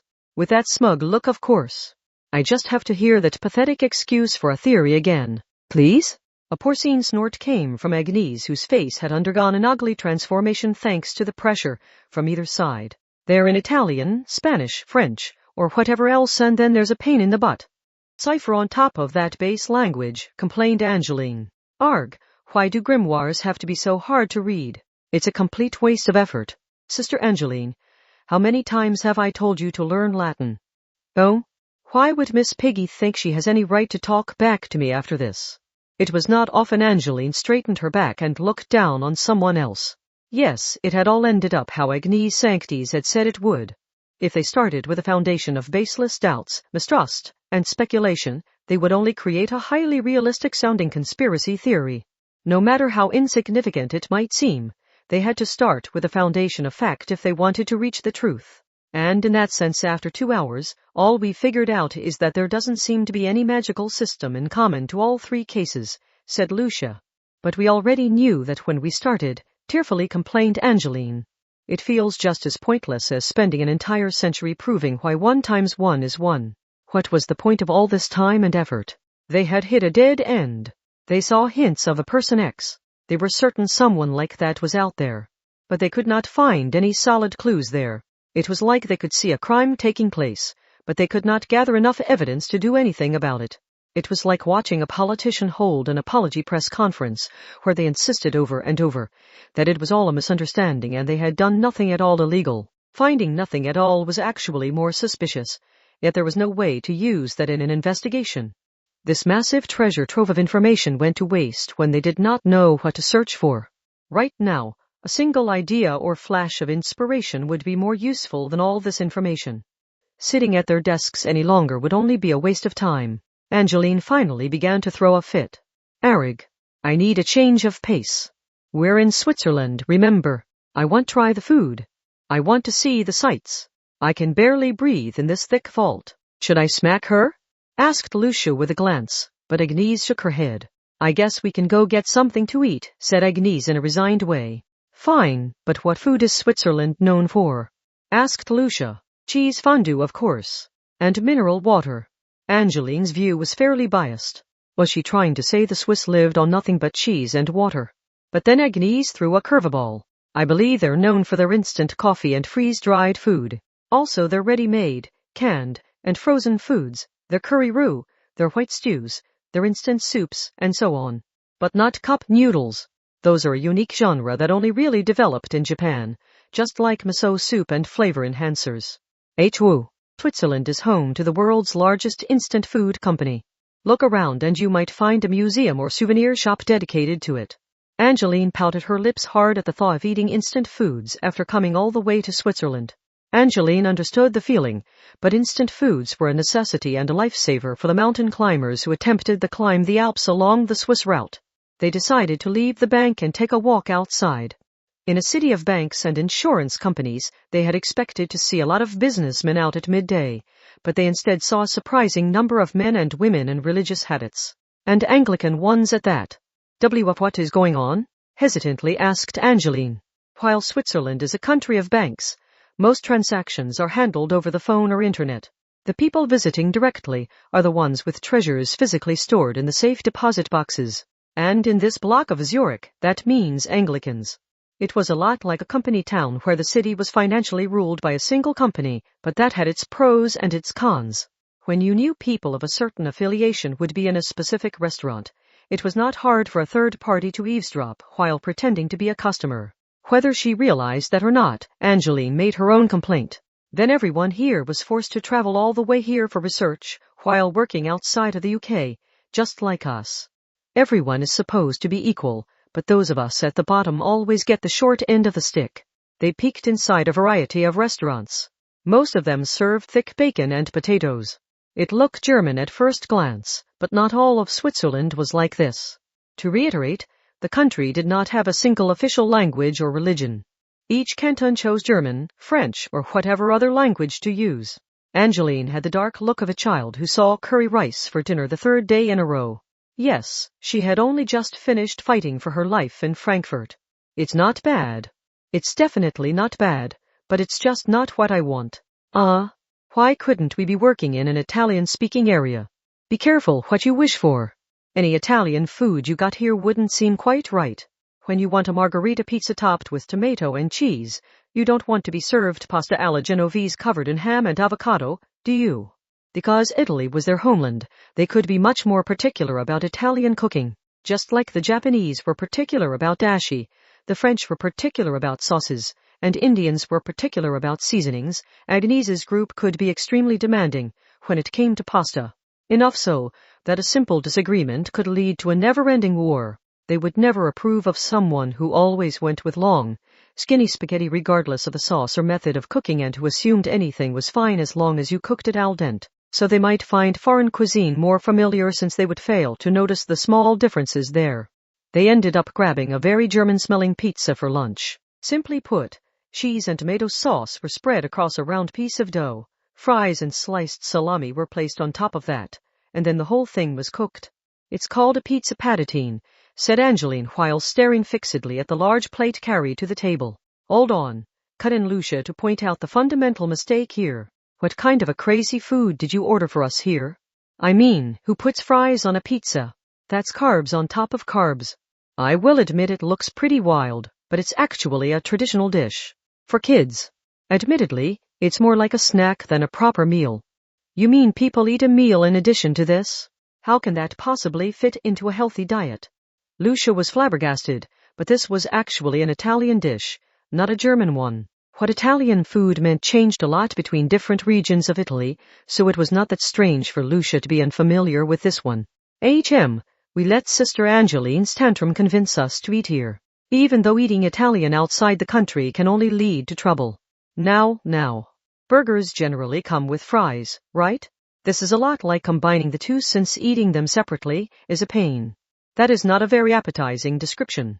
Food came in countless forms around the world, but it was actually very unusual to serve carbs on top of carbs, when either one would have qualified as a main dish. With the burger example, the fries were only a side. The most prominent example of breaking that rule was Japan. They would put yakisoba between bread as a sandwich, serve rice with ramen, put rice cakes in udon, and otherwise mix carb-filled main dishes. The tendency had such deep roots that you would see things like a small katsudon or oyakodon listed on the menu. For a soba place, that was obviously where people went to eat soba. And that culture had been so deeply imprinted on the people of that country that they failed to even notice it was weird to assume a soba place would cook them some curry, or an oyakodon along with their soba. But anyway, yum. It has a pretty shocking visual, but I could eat this all day. It's like an even better version of poutine. But in exchange, it has enough calories to keep you alive for a week stranded on a snowy mountain. And isn't poutine that Canadian stuff that will fatten you up with ruthless efficiency? Angeline's eyes were shining bright, but Lucia had a gloomy cloud over her face. Calling it a snack for kids may have influenced her view of things. Incidentally, poutine was a giant pile of fries with lots of melted cheese and gravy dumped on top. It was like a culinary trap. Because it was so delicious you never wanted to eat anything else, but it would fatten you up no time if you ate it exclusively. Specifically, it would fatten you up so much you could no longer fit through the door and needed to call a rescue team to extract you from your room. Not to worry, Sister Lucia, said Agnese, who unlike Angeline was keeping track of how many slices she had eaten. We're still growing girls. You can't just use that excuse for everything. Everything we eat goes straight to our boobs. Isn't the human body a miracle? Just in case you are serious about that, women's breasts are not the same thing as a camel's humps. It was during that discussion that Agnese Sanctis noticed something odd about her surroundings. She saw a latte. A customer at another table had ordered that item that could be ordered just about anywhere in the world. However, it was somewhat unusual for the thick espresso and the warm milk to be carried over in separate containers. The customer took a small lick of the plain espresso with the tip of her tongue, and then slowly poured the hot milk in with a thin metal spoon. The action was similar to carefully mixing several drinks together with a muddler. You were meant to enjoy the drink at the bitterness you preferred, so that was the correct method. If you just thoughtlessly dumped in the milk, you would end up with something like a coffee milk. And if it was brought out already mixed in a single container, the individual's preferences had nothing to do with it. This was correct, but that's an awfully Italian thing to do. You would not find this method listed in an etiquette book about Italian cuisine. It was more like a stubborn life hack the common folk had invented after getting frustrated with so many places serving them something like coffee milk no matter how they tried to order it. Only someone who really knew what they were doing would know about this. In fact, Sister Lucia. Angeline too. MGH.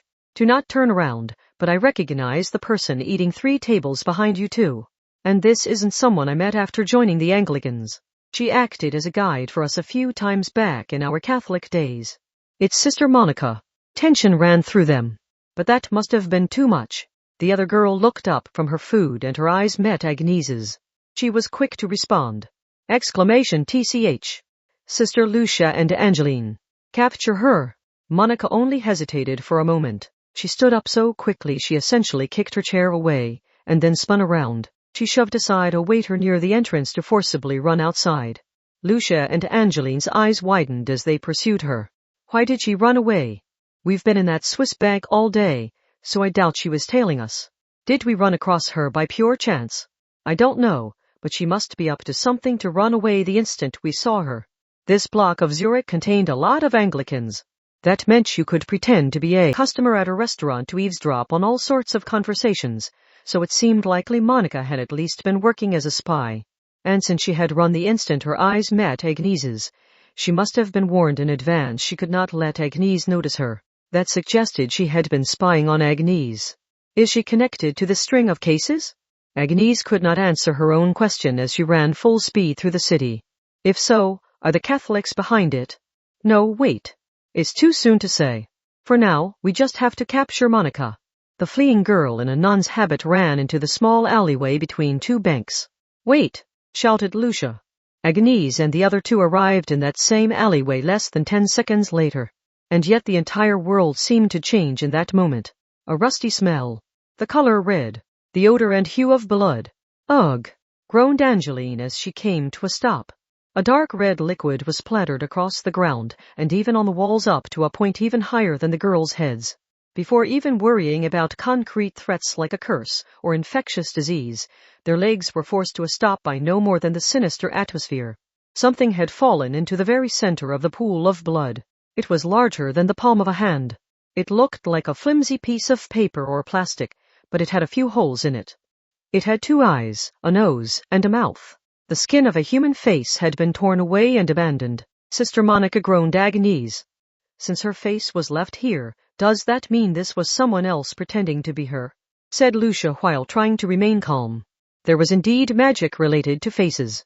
In the 16th century, Girolamo Cardano proposed metaposcopy that determined someone's destiny based on the lines in their forehead. Similarly, Johannes de Indagen and several other magicians developed physiognomy that determined someone's inner character by looking at their nose, mouth, and other facial features. And if such methods had been developed, people would also develop methods of preventing a third party from analyzing their face or to alter their face to give them the destiny or personality they wanted. Agnese slowly crouched down while careful not to step in the blood. This doesn't look like one of Isabella Theism's imitations.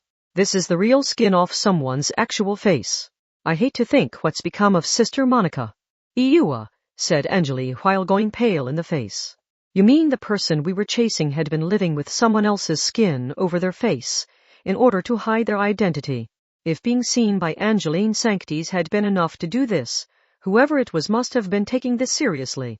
Removing that borrowed face had to take a lot more effort than simply removing a mask. The gruesomely splattered blood was testament to that. Lucia made herself take a deep breath before speaking. We need to report this to the higher-ups. This might require a discussion or information exchange between the Anglicans and Catholics.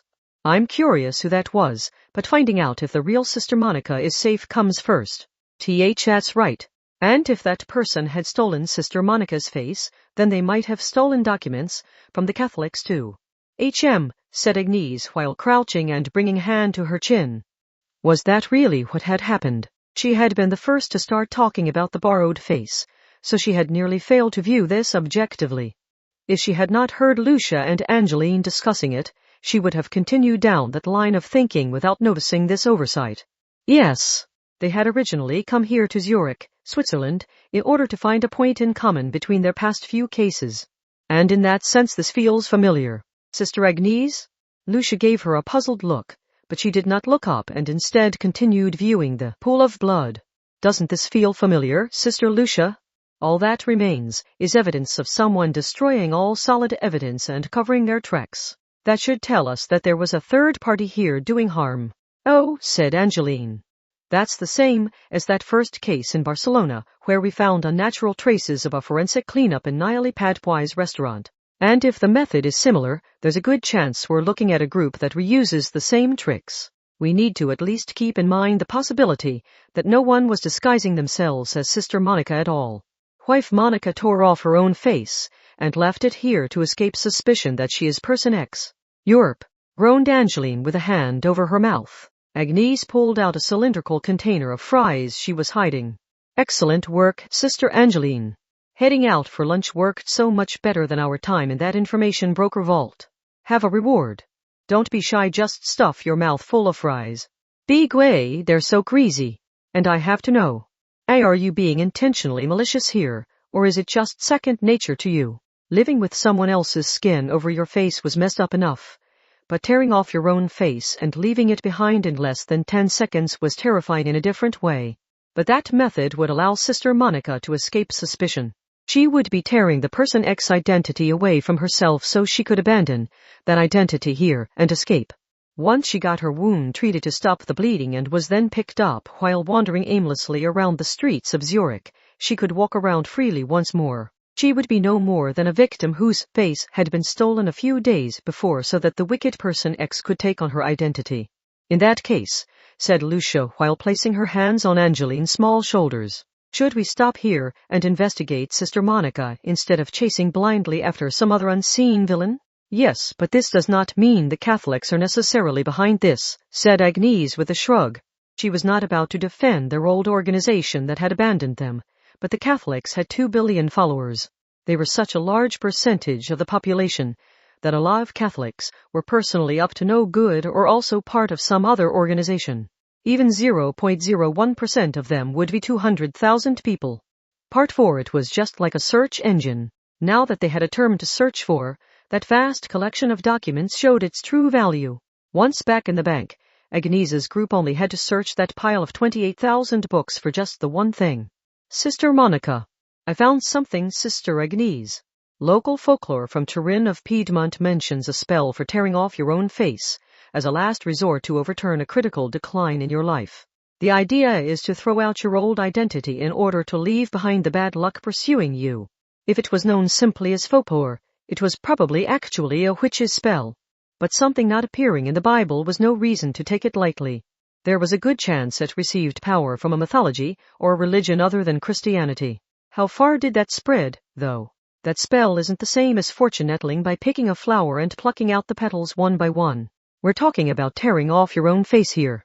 To convince people to do that, you would need enough authority to conquer the pain, fear, and physiological disgust. That means it must have some kind of organization behind it. For example, people only accepted the pain of dental treatment because of the medical field's seal of approval that it would heal your cavities. If some filthy old man in a rundown hut said he was going to drill at your teeth while chanting an original prayer of his, no one would ever agree to it.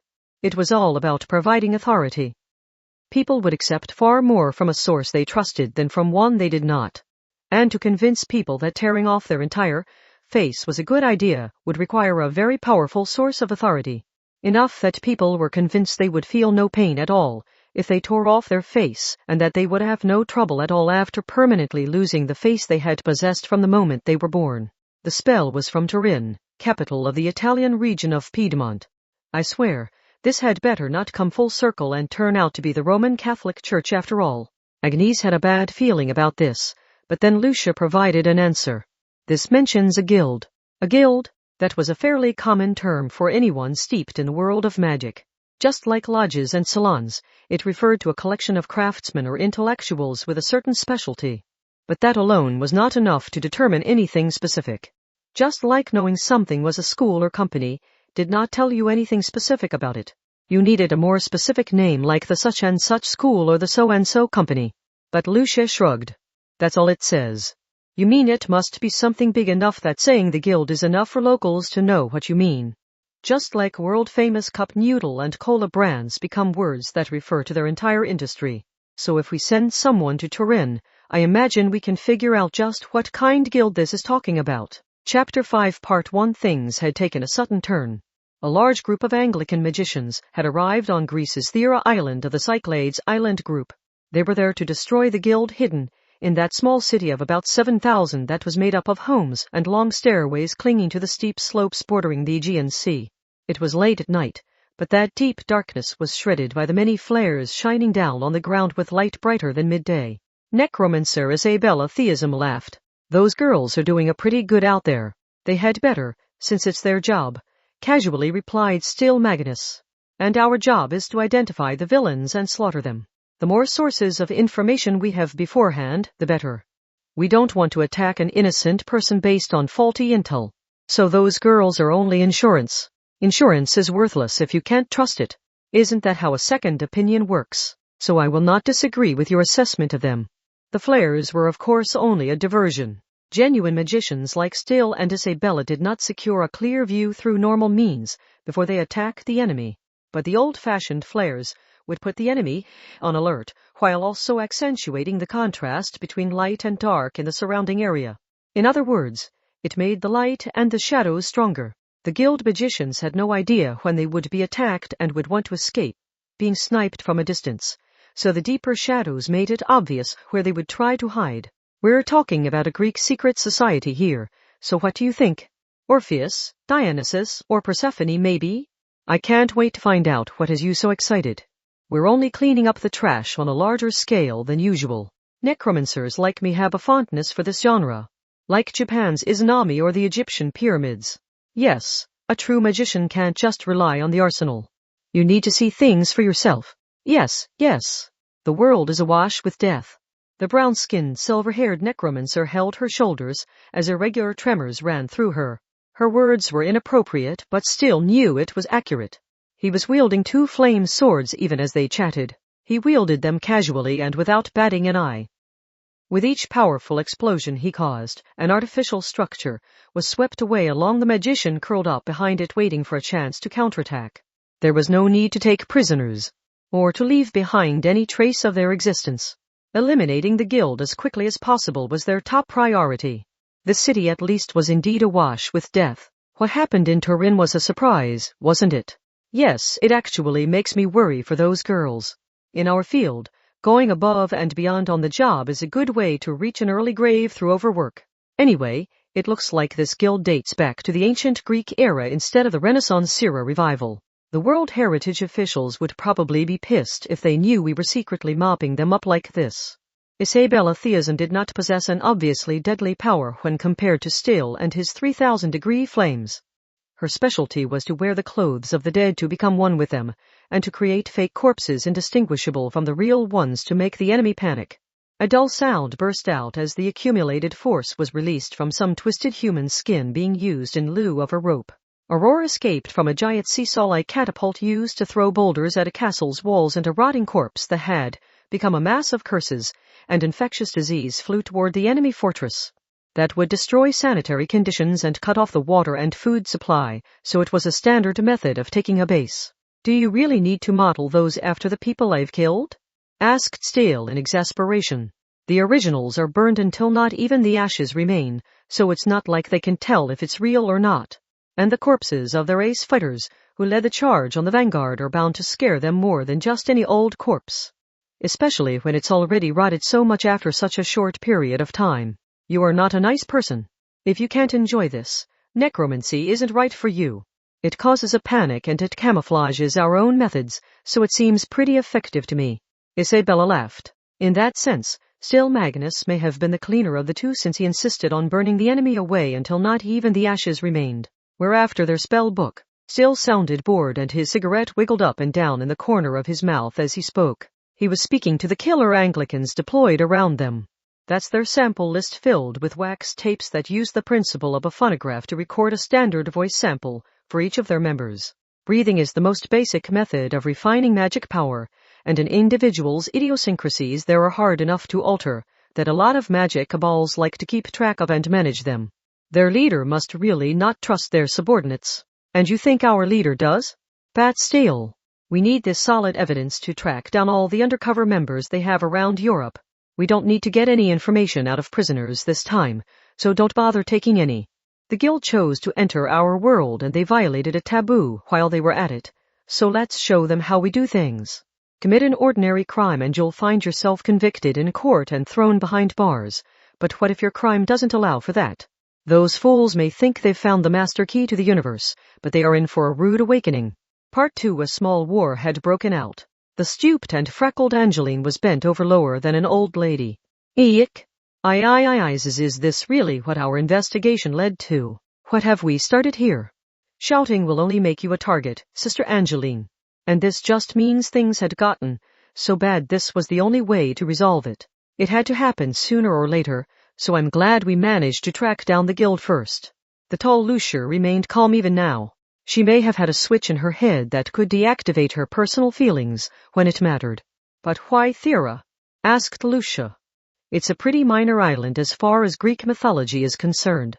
Don't they have plenty of more famous islands like Crete or Naxos? Even in the same Cyclades island group, there's Delos. If they're trying to stay hidden, why would they choose a well-known tourist destination? Quietly scolded Agnese. People like this are going to choose somewhere inconspicuous. The concept of a guild was not suspicious in and of itself. They were only organizations or groups where workers of a specific field such as steel or food would gather to increase the success of their field as a whole. But on the underside of society, guilds became a gathering point for workers who could not put out a sign advertising their services, such as an illicit manufacturing guild, material procurement, manufacturing, product shipping, sales, etc. Or an assassination guild, weapon procurement, making the kill, disposing of the body, creating alibis, etc.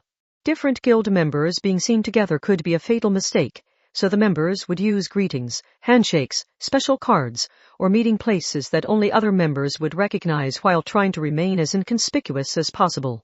Their base would be their biggest secret, so they would never place a suspicious statue out front or hang up a creepy sign. Being nondescript was their most notable signature. You could not assume you were safe just because you could not find anything suspicious. The only way to track down this sort of guild was to start wondering if your neighbors were a little too normal and average. The magnesium flares being launched at set intervals were so bright they would damage the naked eye if viewed directly. Honestly, how does this not violate the treaty between magic and science? Whatever happened to the world's dividing line? Is Lola Stewart being paid off by Academy City or something? They were not using magical lights, because those would interfere with the large-scale search being performed by fortune tellers on a ship out at sea, while the rest of them fought here. Yes, the group on Thera might not be all of them. The guild was still lurking out there. If they let that slide, the same sort of major incidents would continue to occur. It was hard to say there had been no victims so far, and it was not just the expert magicians like Agnese's group that would suffer from it. Reclaiming peace required thoroughly crushing the guild. To ho-ho. Crushing them? Say what you mean, me. They must be killed. Agnese laughed at herself. To eradicate all of the guild magicians scattered across Europe and perhaps the world, they wanted the guild spellbook. And with that rune-obsessed priest blowing everything up, he might just reduce that treasure to ashes. Then Agnese would have no idea why she had dragged her sleep-deprived self out here for a late-night surprise attack. She knew exactly why she and the other outsiders had been thrown onto the front line here. All that out there is a diversion. The leader of those three girls spoke briefly but plainly. We need to slip in through the back door and swipe their spell book before that smoker goes overboard and burns it all down. Once we have that, they won't need to hold back. Then they can obliterate the guild with a large-scale magical bombing for all we care. That guy sticks his rune cards inside the target building through the cracks in the doors and windows, and he claims he can burn the target building to the ground without getting a single ember on the neighbors. See, couldn't we just wait until the fortune tellers have their answer? Both sides' attacks are coming through here, so this is the worst place to be. We'll never survive if we search through here and then have to backtrack to check the location found by the fortune tellers. The fortune telling isn't perfect. This place is full of magical noise thanks to the large-scale attacks, and there is no perfect countermeasure to magical stealth meant to intentionally hide something. That's why we have to destroy all the interfering spiritual items and temples to increase the accuracy of the fortune telling as we work our way in. The fortune telling is only insurance in case we miss something. A ball of light fell nearby those three and sent an explosive blast in every direction. Worse, that was a piece of Anglican magic. If they had not immediately leaped behind a stone wall, they would have been killed by friendly fire. I guess outsiders will only ever be outsiders to them, damn it. Retrieving the spell book was their top priority in this surprise attack, so there was a good reason outsiders had been sent in to do that part. It was like a forced hiking trip meant to place the greatest risk on them. And as a hiking trip, it was a pleasant affair, just like prisoners of war forced to hike across a minefield with a tank keeping an eye on them from behind. But even if Agnese's group managed to acquire the spell book through their efforts, the credit would be snatched away from them since this was just one part of a surprise attack carried out by the Anglican Church as a whole. It was a disgustingly simple setup. Tack the word religious on the front, and the most exploitative of environments driving its people to death through overwork can be swept under the rug as the pursuit of asceticism. History and tradition are a scary thing. Agnese held a hand to her still ringing ear and grimaced. Damn! No human being deserves this kind of work environment. It's times like this when I regret not learning how to send remote instructions to statues and things like that. I ended up putting that off so long I forgot to ever study it. The magic world still has a ways to go before it can manage unmanned weaponry. Even the internet is down to a pretty reasonable monthly price these days, so cost-effectiveness really comes down to the quality of your idea. For example, what about a statue of the Virgin Mary that did some damage with its equipped sword and shield and then opened up like an Iron Maiden to chomp on the weekend target? Sister Agnese, you need to go study the Bible some more once this is over, starting with the part about honoring our predecessors. That announcement from Lucia amounted to a death sentence. Angeline was trembling when it was not even directed at her. Just as a flare burst and scattered light, perhaps even brighter than lightning, Agnese spun her lotus wand around and an explosive blast filled the top of a watchtower. That spell selected and solidified wind out of the 5 major elements. And Greek mythology was a bow culture. It went without saying what had happened to the Watchers, who had been aiming into the distance with the bow belonging to a goddess of the moon and virgins. The magicians were thrown from the tower, their limbs flailed helplessly in the air, and they crashed down onto the city of stone and stairs. That was a lot of people, commented Lucia, sounding both exasperated and impressed. An observer, an archer, and maybe an arrow supplier? That must be what you get with a guild full of highly specialized workers.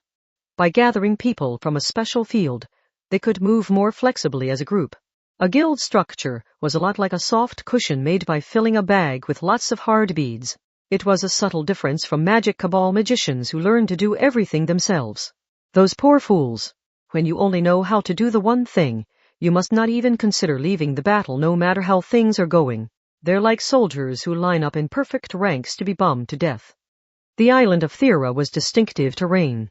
The rough waves of the Aegean Sea had worn down the coast to create steeply sloped cliff faces. Small homes of white stone were lined up along those slopes, and white stairs linked those buildings, in a complex pattern similar to a labyrinth or a ghost leg lottery.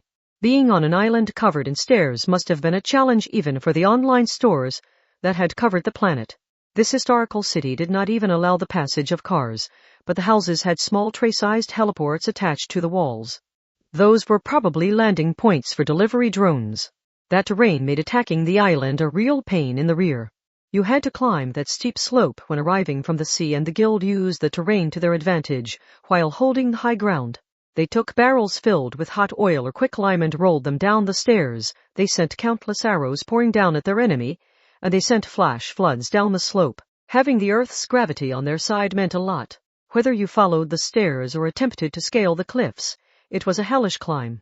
It's like an 8-bit action game. When the flare's light faded, Agnese climbed on top of a nearby house's roof and took aim at a messenger running down the stairs while grumbling silently to herself. As much as it felt like a game, people were actually losing their lives, so it was no laughing matter. That was why she kept a straight face as she jumped down onto the enemy and covered their mouth. "You aren't going to kill them?" asked Angeline. "We can leave that to the damn long-haired priest. Our objective is the spell book." When the next flare swept away the darkness of the night, she dragged the limp messenger into the deep shadows between two houses. "I found their encryption book. Sister Angeline, you share this with the others. But wait a Caesar cipher. You can ask your questions later, Sister Agnese." When discussing the origins of the world's oldest whatever, you generally had to talk about either Greece or China. That was true of noodles, money, ships, wheels, flamethrowers, and even encryption. Still, something about this seemed off to Agnese. But before she could answer the doubt filling her chest, the other nuns dragged her up the long, winding stone stairs.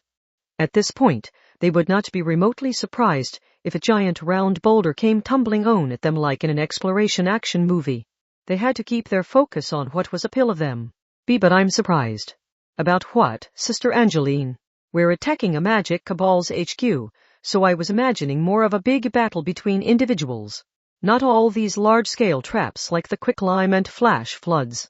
This guild is the villain hiding in the shadows of history to provide knowledge, techniques, materials, and motivation to criminals all across Europe. That means they have been keeping themselves perfectly safe all the while. I doubt they want to treat their own valued lives as disposable now. They would probably want unmanned magical weaponry more than anyone. And the nuns could only thank God that their techniques had not reached that level. After their allied troops silently neutralized the scouts up in the watchtowers and on top of the building roofs and then withdrew safely, Agnese heard a voice speaking directly in her head. "This is Sister Agata." "Excellent work, Sister Agnese. The ley line disturbances are gone for the time being, so we are receiving a reading with our scan using an old map and pendulum. The item in question is near the rainwater storage tank at 25 DD. "THDH, that's really close," said Angeline. "Oh no. Does that mean we have to go get it?" "I'm sure that was part of the plan when they divined its location. Come on, get going, lazybones." Agnese strongly urged her fellow nuns on. When used right, her lotus wand could strike distant targets just by hitting the wand itself, but that was not always the best option. When you needed to silently knock someone out with a first attack, a simple blow like that could be insufficient. Thera was a small island in the Aegean Sea and, like with any remote island, securing fresh water was a top priority. The greenery suggested that it did have a natural spring, but the locals would not want to rely on that alone. That was why large stone pools had been built at the top of the steep slopes. Those will have a smelly rotting corpse dumped in them soon enough, so we can ignore them. Our priority is securing the spell book and ending this ridiculous battle. See, come to think of it, what's happening to Thera's ordinary people? The harmless people have all been thoroughly petrified. They are swiftly and silently knocked unconscious and given defenses capable of resisting any stray shots that might reach them. And anyone who shows an unusual resistance to it is actually an expert magician. They casually put the people in stasis and casually fixed them afterwards, much like how a water bear worked. That sort of large-scale test worked even with a population of 7,000. Necessarius was not humane enough to hesitate just because the civilians were being used as a shield. They were the world's most powerful problem solvers who dealt with crimes and even wars. Agnese's group arrived at the top of the cliff after climbing the long stairway. This area took advantage of the level terrain up here. The artificial structure found there was still built with white stone, but it was built down into the ground in a bowl shape as large as a small baseball field. That giant crater was filled with dark water that reflected the flames, flares, and moonlight, similar to the ocean during a fireworks show. This must be the source of the flash floods they've attacked us with a few times. Wait, Sister Agnese. Is this what I think it is? Yes, Agnese replied exasperatedly. This may have originally been an ancient Greek amphitheater or arena. It did not appear to be an ancient dam with a long history behind it. This reuse would make the investigators of ancient ruins faint if they saw it. And it was also a major hint. For example, the ancient theater of Delphi contained a shrine to Dionysus, the stadium at Olympia was Zeus's holy ground, and the amphitheaters on Delos were all linked to Apollo or Artemis. Any large structure where people gathered would have a god's name engraved into it somewhere, and that would reveal what kind of spells or tactics the guild preferred. We need to investigate it all, but our top priority remains the spell book. If this had been an ancient Greek theater or arena, then there would be more than just the bowl-shaped surface structure. Even normal theaters had underground paths and rooms built for the actors and props to be moved around without the audience seeing. And with an arena where slaves were made to fight lions, there would need to be prison-level cells to prevent the stars of the show from escaping. It did not take much searching to discover an entrance. They found a square trapdoor on the ground outside the circular white stone dam.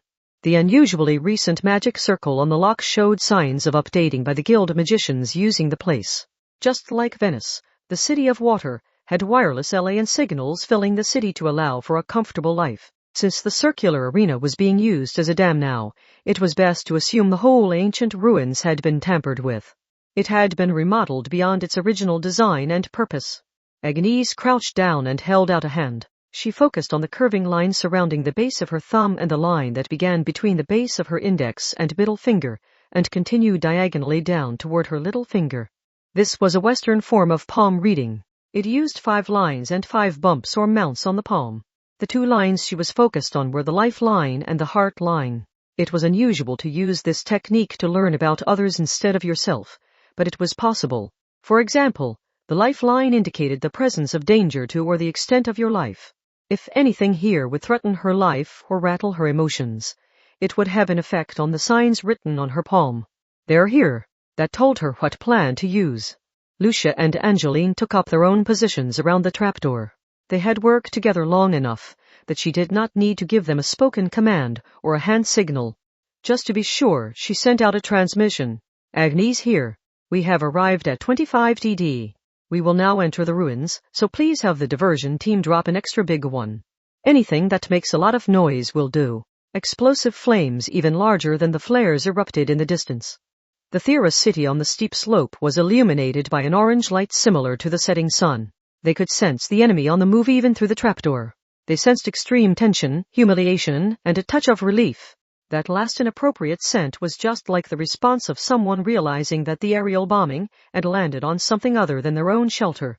The grave robbers discovered St. Benedict's bones. There is no door his hand cannot open. Lock, be opened. Just as the enemy's focus was drawn elsewhere, Agnese forcibly destroyed the magic circle on the lock. Lucia lifted the trapdoor just a crack and Angeline tossed in a single gold coin shining brighter than the sun.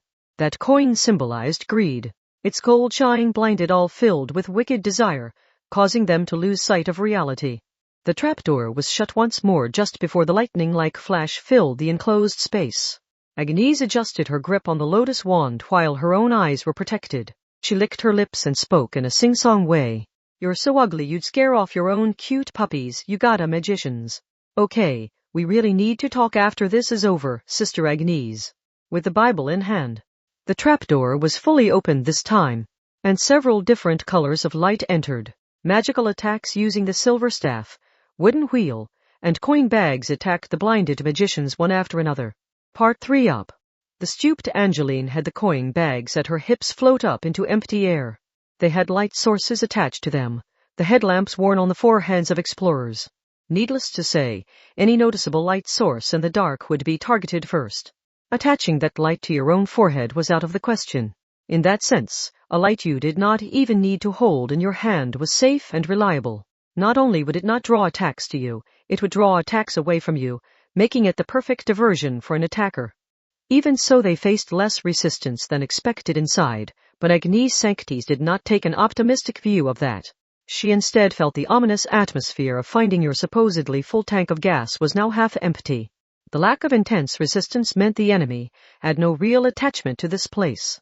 Either the guild's main force was not located here, or they were escaping through some other exit. Who knows what kind of punishment awaits us if they manage to escape with the spell book? Sister Lucia and Angeline. We know. They were in the hidden portion of some ancient ruins that had existed since BCE times. They were walking through an underground tunnel that could not possibly meet modern safety standards, but its bumpy surface provided plenty of spaces to hide. They were at least spared, having to push against an endless headwind of projectiles in a long straight tunnel with nowhere to hide. They took a fairly quick pace, while keeping a lookout for any possible cursed charms, dolls, or other booby traps on the floor, walls, or ceiling. They knew rushing would increase the risk of death, but they could not rid themselves of the fear that they would miss their target after coming so far. Not everyone had survived the series of events leading up to this, including some ordinary people. If the Guild's main forces managed to escape, they would be back to square one. The Guild would throw fuel on the fire of people's criminal motives to cause crimes around Europe. Both the victim and the criminal would end up suffering for it while the Guild laughed from a safe distance. Agnese hated being pushed to work so hard in this exploitative work environment, but she would also have trouble sleeping at night if she allowed that to happen. She would end everything tonight. She would bring an end to that chain of events. Then she heard a dry sound much like rustling paper. SHH. She held a finger to her lips, and they all turned silently toward the source of the noise.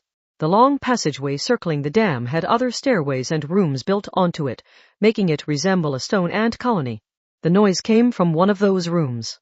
Its original purpose was unclear, but they doubted it was for anything friendly given the remnants of a metal door that was pulled straight up by gears and chains much like a guillotine or sluice. Agnese would not be surprised to learn it had once housed a lion trained to devour people. But was that really a thing of the past? A deafening roar came from unexpectedly close by. Agnese gulped and immediately chose a course of action. Her mind had gone blank, preventing her from refining magic power, so she would have a hard time fighting back with any kind of complex spell. It would be too late by the time this beast leaped at her. But before the ordinary fear could freeze her in place, she thrust out the lotus wand on pure mechanical reflex. If something was held out in front of most animals' faces, they would hold it in place with their front legs and bite at it. For Agnese, anything was fine as long as she was not torn through by the first strike of those powerful jaws. And she was not about to allow a second strike to happen. Sister Lucia. Her call was answered by an explosion to the side. Lucia's giant wooden wheel had burst on its own, scattering splinters like a shotgun. They slammed into the side of the lion that had misjudged its action, blasting away the 200-kilogram beast like a kicked empty can. Only after seeing the beast roll over and convulse on the floor did Angeline go pale and tremble. Eek! What is that? A Nemean lion. Based on the way my attack hit, I don't think it's a biological creature. Is it made of stone or metal? It may be modeled after the Mycenaean lion gate. So was this like a rooftop Shisa or a temple's Kamenu coming to life and attacking you? Of course, those more comical examples may have been Agnese's way of distracting herself from the fear. And defeating that unidentified lion did not mean the danger had passed. The lion had leaped out at them, but they had yet to check its room. What was that sound of rustling paper Agnese had heard beforehand? She was a moment too late in asking that question. She heard a deep burning sound and an orange light emanated from the room. Oh no! They're burning something. She rushed into the room and found a stranger standing within. No, perhaps it was better to say she found someone she did not recognize. After all, this girl had all the skin on her face peeled away. Agnese spoke to the criminal who had gone to such lengths to escape. Sister Monica. Aha. Monica apparently had no intention of winning this fair and square. Fixing that lion on them had not been to kill them, it was only to buy time for this. She held a burning collection of paper. She did not let go. Not to the very end. The fire she had set spread beyond the papers, and enveloped her arm as well. Ha. Get ready, Sister Agnese. Monica laughed and spread her arms even as her entire body went up in flames. Then she ran toward the three nuns. She may have intended to grab at Agnese to share her fiery fate. But Lucia did not let it happen. Her giant wooden wheel burst, the many splinters scattered, and Monica flew back toward the opposite wall with more than 10 times the force she had come running in with. She must have been counting on that. Something fluttered through the cold stone room like cherry blossoms while scattering embers everywhere. The spell book, bemoaned Angeline. Her voice soon grew to a shout. Wasn't that the spell book we were searching for? It was just blown away. What do we do now? The paper had been set on fire, the wax tapes had been melted, and the entire book had been shredded by the wooden scattershot. Agnese's group had helped destroy it in their efforts to protect themselves. The destruction was so thorough that restoring it now would be difficult. Agnese sat down by the wall and watched it continue to burn. Sister Lucia, how much life force does Monica have left? It is about to run out and there is no stopping it. She received a cold response, but she did not mind. That was not the main issue here. She could let herself feel that guilt once the dawn arrived. Right now, she had a more important task. She roughly grabbed some blank memo paper found in the same room. Check her leftover thoughts. I need help from both of you to extract the spell book from Sister Monica. B. But isn't the spell book a bunch of wax tapes with the sounds recorded on them? Extracting her memories of seeing the spell book won't get what we need. We aren't looking in her head. The residual thoughts clinging to her clothing would be less strictly guarded. Any voices she's heard even once should coincide with the voices in the spell book, whether she was aware of it or not. Normally, that level of accuracy would not be possible. If it would, they could have solved some other incidents much faster.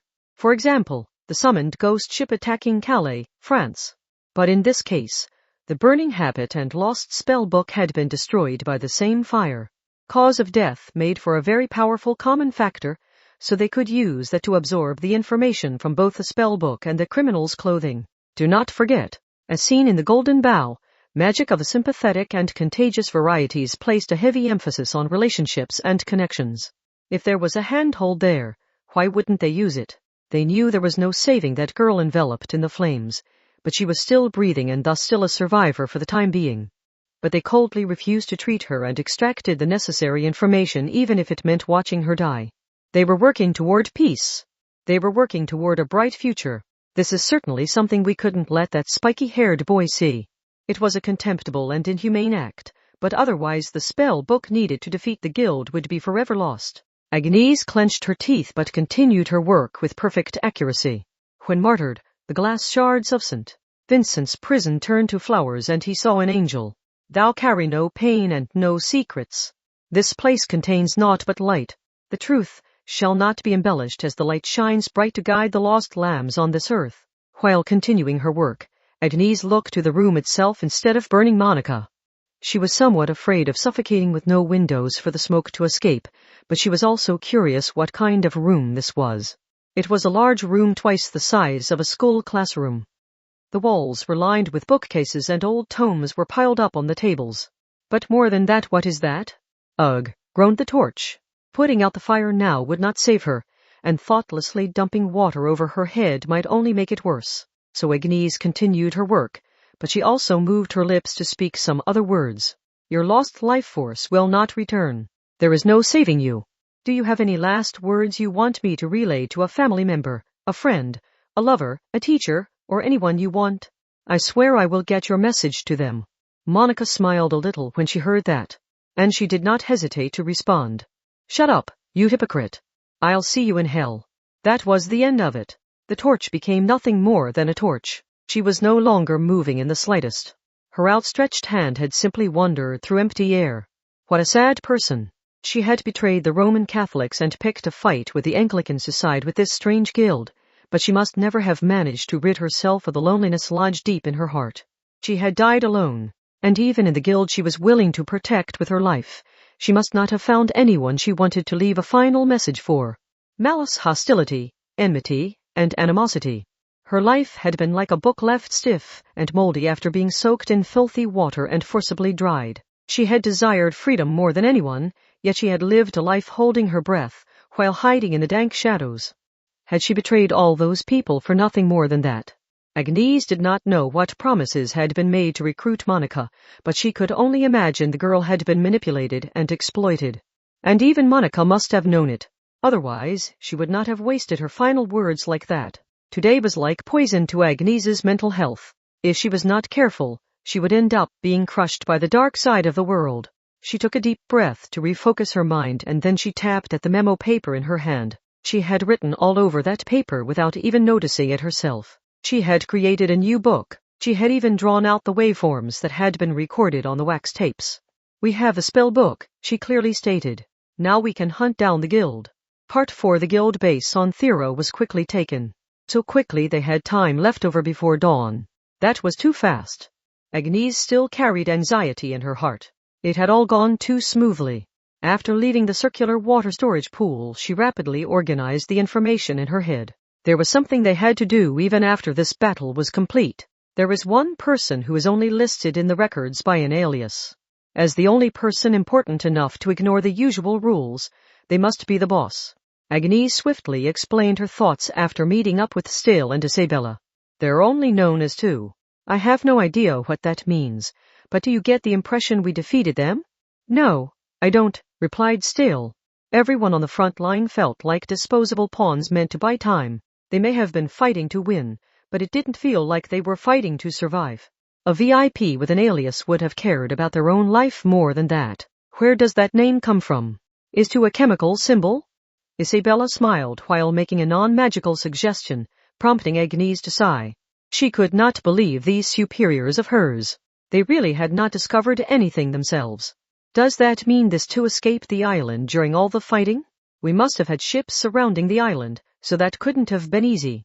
I also noticed a few curious facts about the guild, said Agnese. They had acquired the spell book from Sister Monica, but they had discovered some other things along the way, and there had been other interesting documents in the room where Monica had died. Had Monica failed to destroy them, or was the guild confident they could not be stopped even if that information got out? Their encryption uses a Caesar cipher. I would have expected the use of a cytale, a cylindrical strip of parchment developed in ancient Greece, but they used a method developed later in ancient Rome. I see. Sister Lucia, when we destroyed that watchtower, the sniper dropped their weapon, remember? That bow and arrow fills anyone it hits with a deadly disease, and it has its origins in a goddess of the moon and virgins. We never let it hit anyone, though, so we can't say if it only works on women or not. Yes, it appeared to be the bow and arrow of Diana, not of Artemis. There was an obvious reason for a different god to be seen here. Roman mythology? Muttered Still while exhaling cigarette smoke. Roman mythology was very similar to Greek mythology, but it provided a position for a few emperors and heroes to grant legitimacy to the Roman Empire. Rome did have its own original indigenous religion, but that had mostly been lost as the stories of Zeus were applied to Jupiter, the stories of Hera to Juno, and so on. Agnese continued her explanation. Furthermore, we were confronted by Sister Monica, who was originally Christian. Since they managed to recruit her without being detected, the guild must have a means of contacting Catholics in secret, right? That means the guild has adapted with the times to work within a Greek, Roman, and Christian society. Just like the influenza virus develops a new strain every year to defeat the existing vaccines. This was not an outdated fossil clinging to life on the edges of society. Quite the opposite. They had maintained a network across all of Europe since the days of ancient Greece, and they could still remain hidden wherever they went. That explained why they were so difficult to track down. When the Christian priests and nuns arrived after the fact to view things from the surface, they had a hard time seeing the guild's territory spread out deep underground. They lived on the underside of society, and they would change the names of their gods to match the current age to pull it off. They were willing to compromise. This group seemed fundamentally incomprehensible to Agnese and the others who worshipped the Son of God. They could apparently use the full set of Roman spells, but it was doubtful they truly worship Jupiter from the bottom of their hearts. What matters here is the relationship between Greek, Roman, and Christian. If you look back in history, it looks like there's a direct progression between them, but it wasn't actually that simple. Agnese sighed. For example, when the Greek age led into the Roman age, the name of Rome swallowed up the weakened Greek lands. But by absorbing Greek culture, the Roman gods had a large portion of themselves overwritten by the Greek ones, like Zeus and Jupiter becoming essentially the same. So you could say Rome won politically but was conquered culturally. Their views of good and evil weren't consistent. The Roman Empire did not at all understand early Christianity and oppressed it like a new cult. That becomes all too clear when you look back on the legends of the martyred saints. But once Christianity was accepted by one of the emperors, it was the Christians who began oppressing all other religions. Like the witch hunts. Any priest or priestess that worshipped any of the ancient gods was accused of being a witch, but those were the very people who had branched off from Roman mythology and developed their beliefs from there, right? The Christians ended up doing exactly the thing their ancestors had so decried. Was it simply human nature to be corrupted by power? But that was not what mattered here. The guild was searching for a way to survive while all this was going on. Agnese explained it all as if confirming it for herself. So they threw out their own religion and blended in with the masses. When Rome absorbed Greece, they became Roman.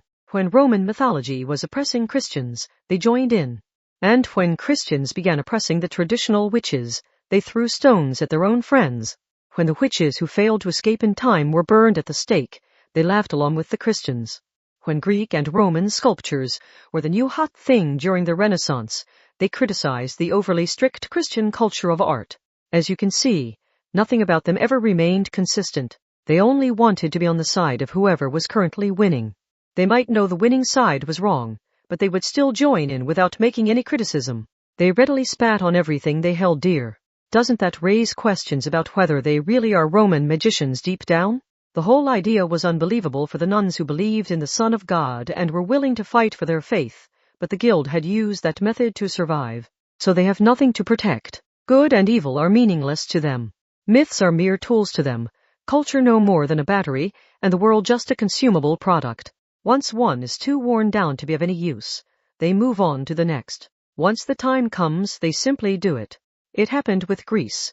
It happened with Rome, and now it's Christianity's turn.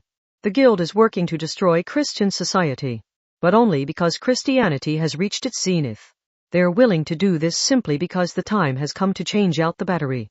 They have pulled the trigger on so much violence not due to an issue of good and evil, but because they truly believe the current age is forcing it upon them. The guild's violence was not based on a powerful grudge or depthless hedonism. When the time came, they would act. It was simple and unshakable. There was no room for negotiation there. The only solution was to slaughter them all. This really is a job for me, muttered still below his breath. Kanzaki could never do it. Then he spoke loud enough for the others to hear. That is the standard form for violence with no real ideology behind it.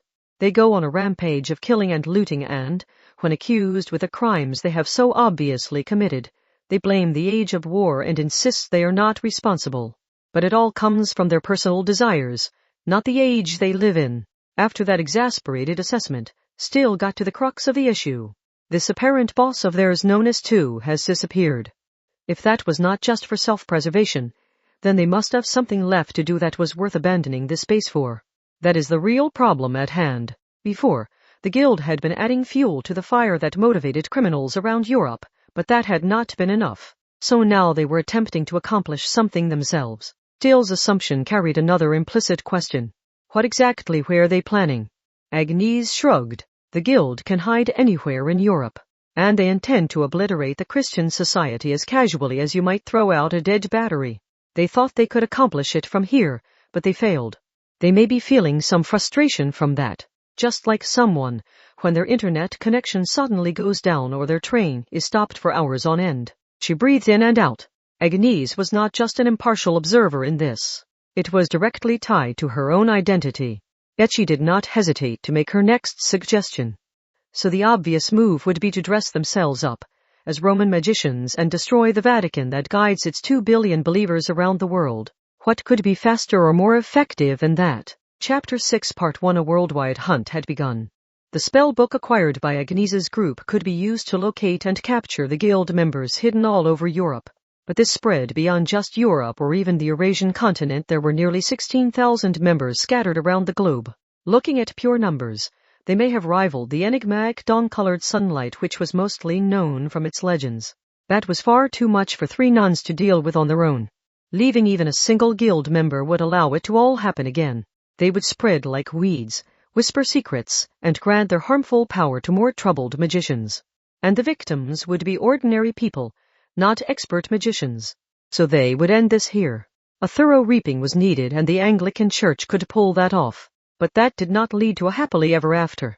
Let us return to the island's underground room, where the spell book was found. We still haven't identified the leader, said still Magnus, a priest with long hair dyed red. His exhaled cigarette smoke floated through the subterranean space and filled an empty spot. That felt symbolic. Stone legs stood upon a pedestal where a statue had been destroyed from the knees on up. It had not been shattered. The stone had been vaporized and blasted against the stone wall. As a flame magician, still seemed to have his thoughts on that firepower. Someone had clearly worked to thoroughly destroy the statue. 2. That name is the only information the spell book revealed on their boss. The voice sample was incomplete, and those 2 letters are not enough to track down their real name. Since they abandoned the space so readily, they must still have a foundation for their plan. They have the funding, connections, equipment, and land plus the knowledge needed to bring all those things together as an organization. We cannot let them escape. We need to assume that they will create a new guild if all we do is destroy their hideout. Then this will all happen again, creating more unnecessary victims all the while. So you must end this before that can happen. Are you telling us to search them out? Agnese shrugged. We don't have any hints to go off of.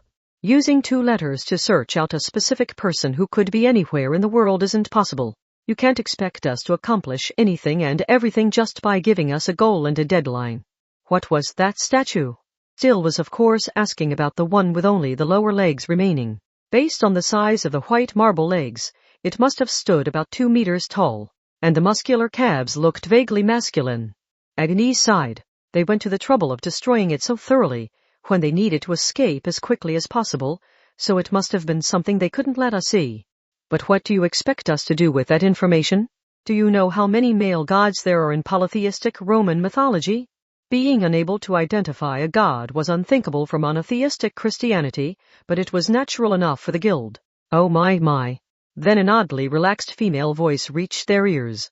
The carefree mood clashed with the violent scene, and it came from Sister Ursola, whose thick habit could not hide the curves of her body. She elegantly placed a hand on her cheek as she spoke. Then how about I connect you to it?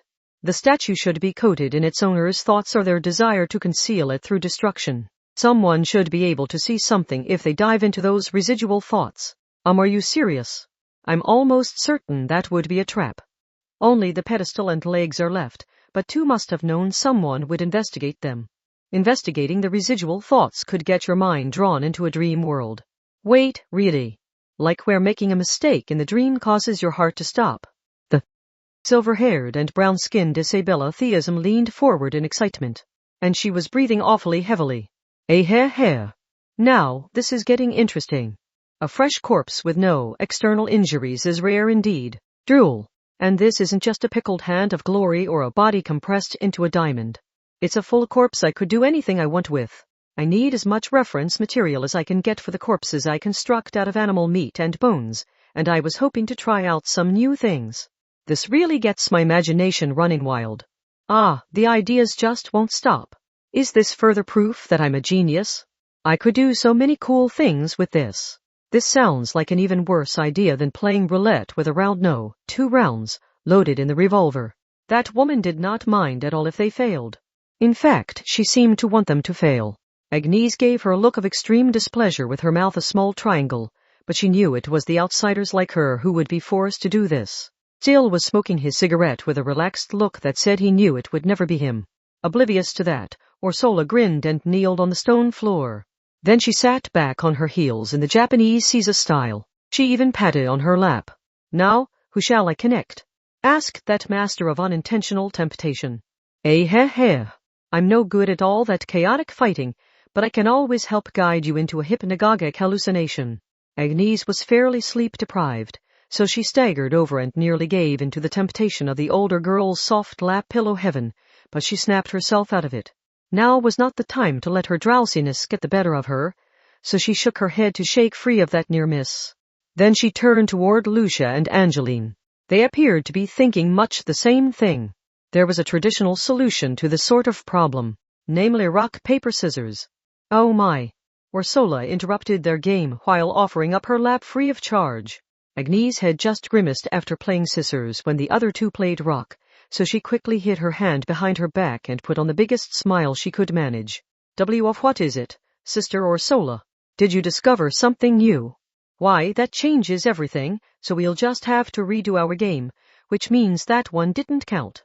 The rock players loudly lodged their complaints, but she ignored them, while watching Ursola point toward the statue's feet from the lower viewpoint of her Caesar. Isn't the statue's pedestal oddly new? She asked with her head childishly tilted. I see. The cigarette waggled in the corner of Still's mouth. That means it was removed from its original pedestal and brought here, which suggests it was not made by one of their guild craftsmen. Did they steal it from somewhere? Part 2 theft of magically valuable items was far from unheard of, so it would be difficult to track down Tu's identity from that alone. But the Anglican Church was not shy about their title as world's best in anti-magician combat. It had all begun with detecting witches hidden among the people. Isabella put her hands on her rag-covered hips and laughed loudly. So at long last you come crying to me for help.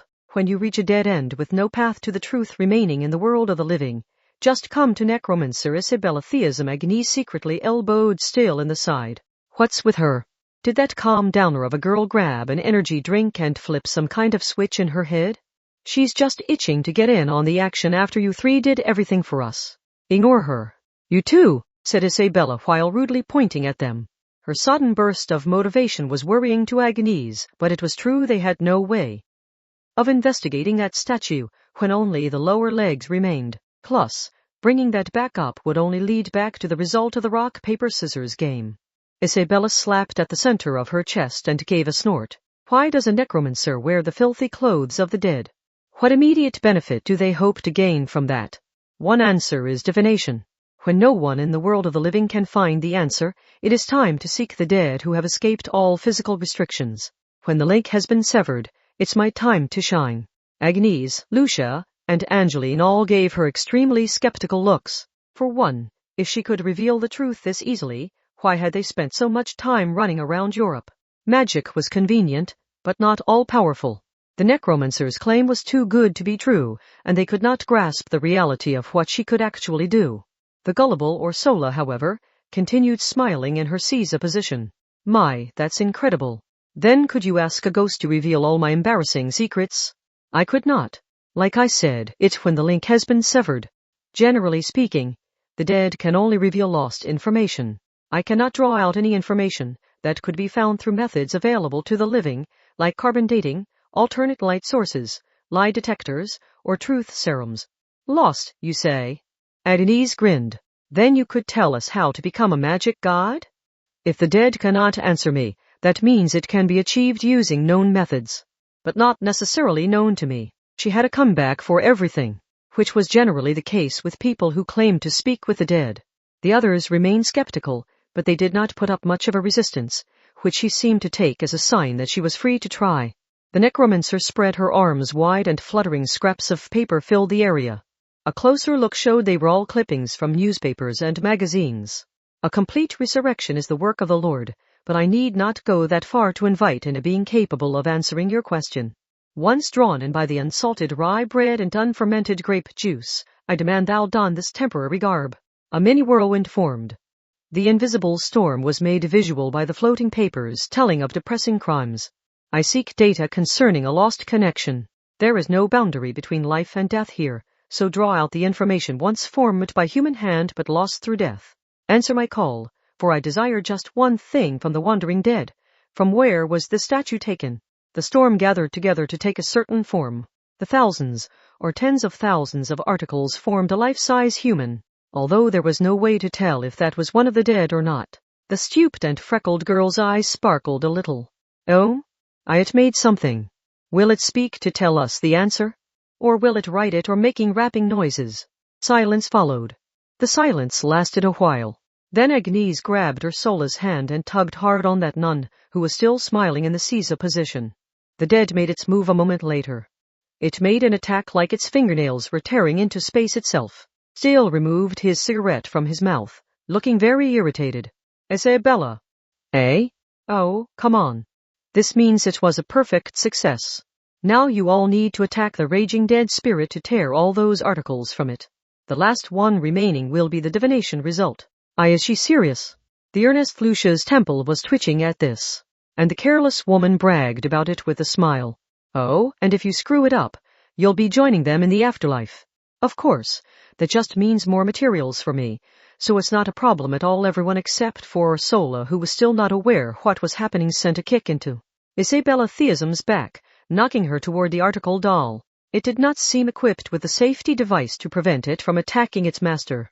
While Isabella screamed and rolled around to avoid the nasty scratching attacks, still ignited a flame sword in each hand. Thousands of rune cards were pasted around them, but no one else knew when he had done that. Disinfect it, whispered Agnese. And Isabella, while you're at it. Can do. The flame swords made multiple consecutive attacks. Since Isabella put her hands over her head and curled up on the floor, this must not have been one of her corpses made from animal meat and bones. At any rate, embers and the scorched remains of the articles scattered through the air. Agnese reached out and snatched the one surviving clipping that floating in front of her. She read the headline. Thieves break into a Nuremberg museum? Part 3. The article itself was short, but a close reading showed a number of things that did not make sense. How had the thieves gotten the museum's door unlocked, and how had they carried out such a heavy statue without the guards noticing? That was why the local police had suspected it was an inside job, and the guards had pretended not to notice. That suspicion had led the investigation astray in its earliest stages.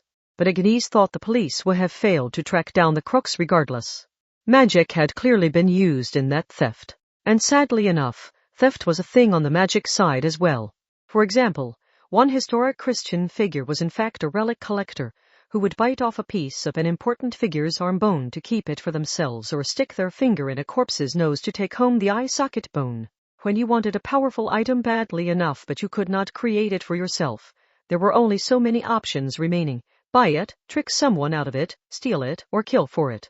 And while biting off a piece of a holy figure's bone to steal it might be praised, buying miracles with mutual consent was strictly forbidden. The act of simony was banned, but what did and did not qualify was an extremely complex issue. Bye. Angeline lay flat down on the desk. They were back to investigating, which was much easier said than done, when they were manually fishing through mountains of documents. These unglamorous and obnoxious jobs were generally given to the outsiders. They had been holed up in their trailer for 3 days straight.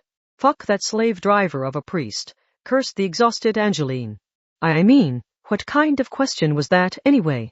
If she could get an answer to her question, why couldn't she have directly asked for Tu's real name or location? Are you volunteering to risk your life against that monster again? And Isabella has an out in case her precious divination fails. No answer means you can find the answer in the world of the living. Now you know the answer is within your grasp. So get to work. Hurry.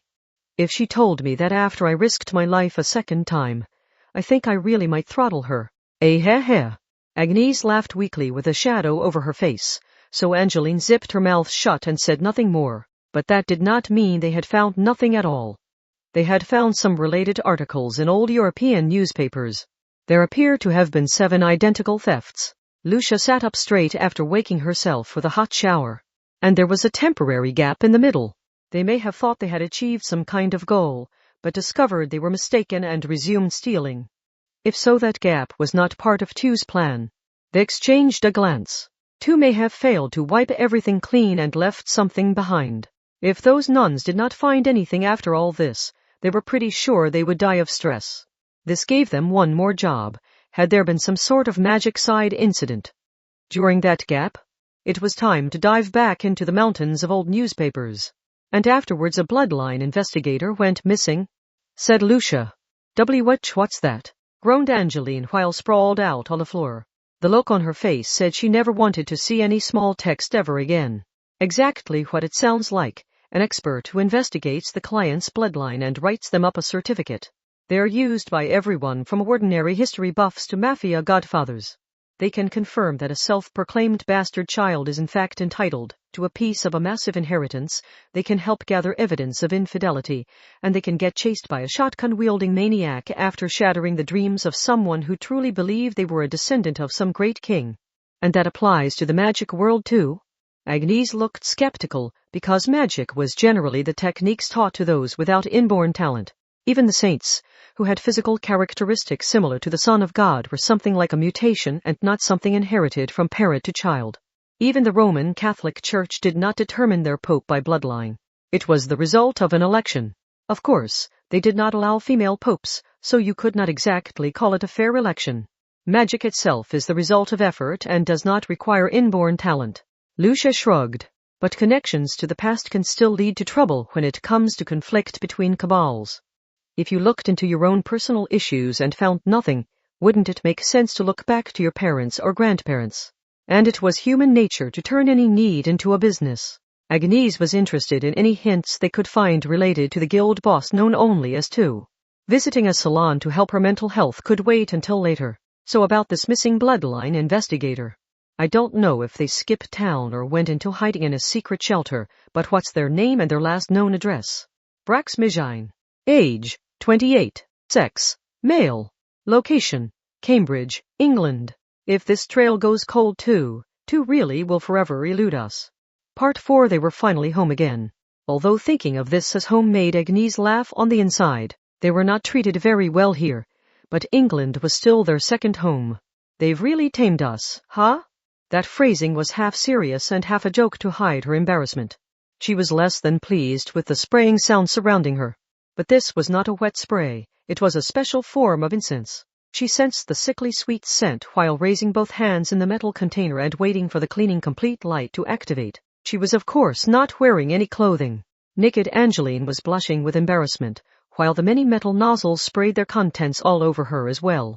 Did they really have to do this to prevent us from bringing curses back into the country? They're the ones that ordered us to stick our hands in all that filth. Sister Angeline, you need to learn that making logical arguments is not a good way to get ahead in adult society. Besides, doesn't that unsanitary necromancer need a decontamination way more than us? Then again, splashing disinfectant on her might kill her. Sister Angeline. Agnese called her name again to silence her. Those words were not befitting of a nun. At any rate, the light turned from red to green. Once they had been successfully purified, although Agnese doubted they had any traces of the curse left on them to begin with, they walked naked into the next train car. They donned the underwear and habits folded up there and then stepped outside of the freight train. The ordinary blue sky awaited them there. The sky viewed from London was pretty, but felt somehow artificial. Almost like they were viewing it through a plastic dome. The color of the sea was determined by the sky, but the color of the sky was determined by the city. Unlike Italy's historic cities, London had a mixture of old and new structures, giving it a jumbled look. The Ferris wheel and financial offices may have been to blame there.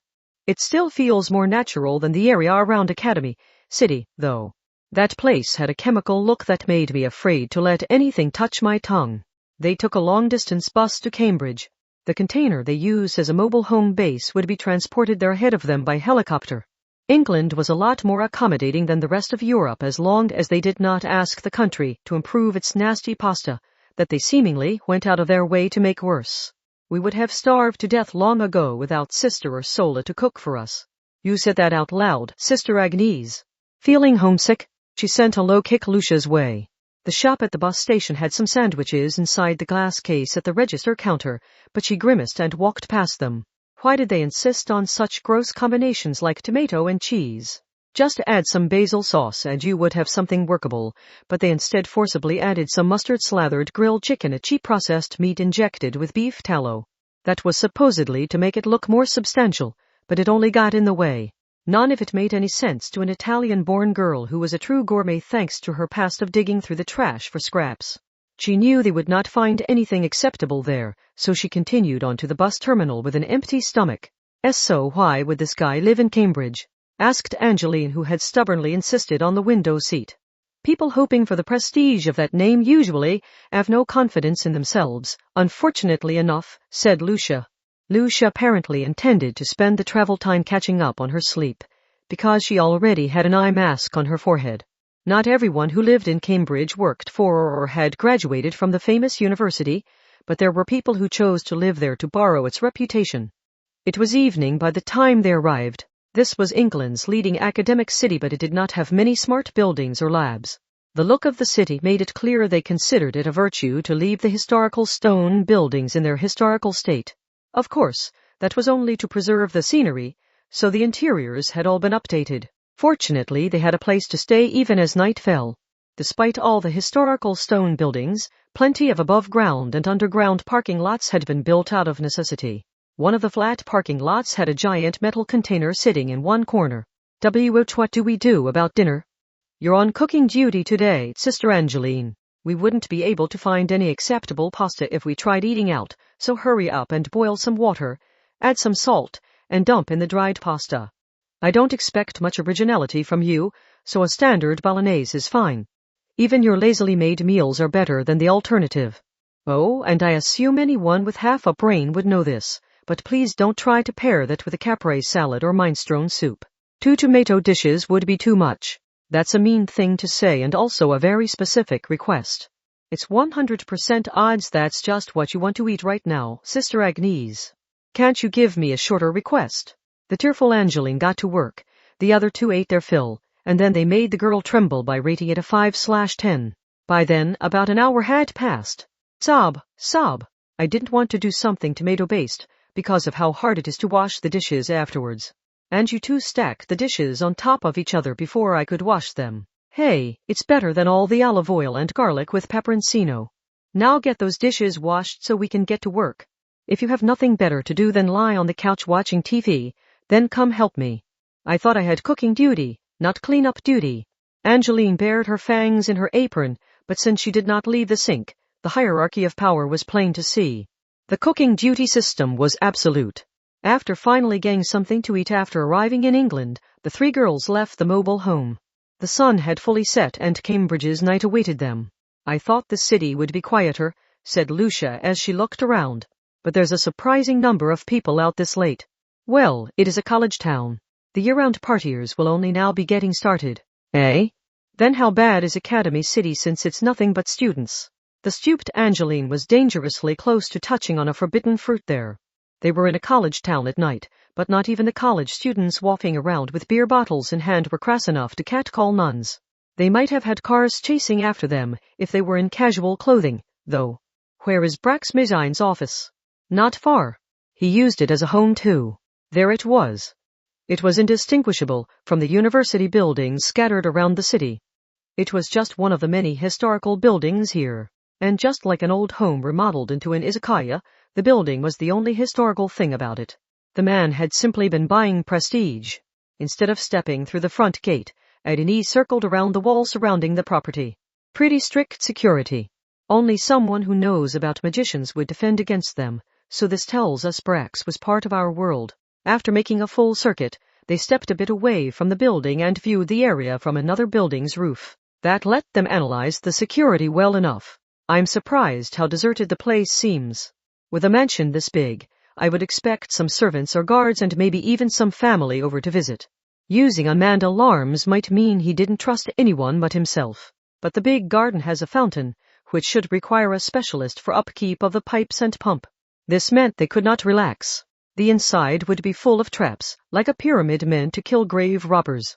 They had discovered some things from their visual observations. That gate detects artificial objects, which is simple but a real pain. Did he assume any product of civilization was violent? Thanks to that, any kind of spiritual item is out. That includes our symbolic weapons and our habits. Yoog, why you mean if we want to sneak in without being detected, we'll have to strip it all off first. They all fell silent.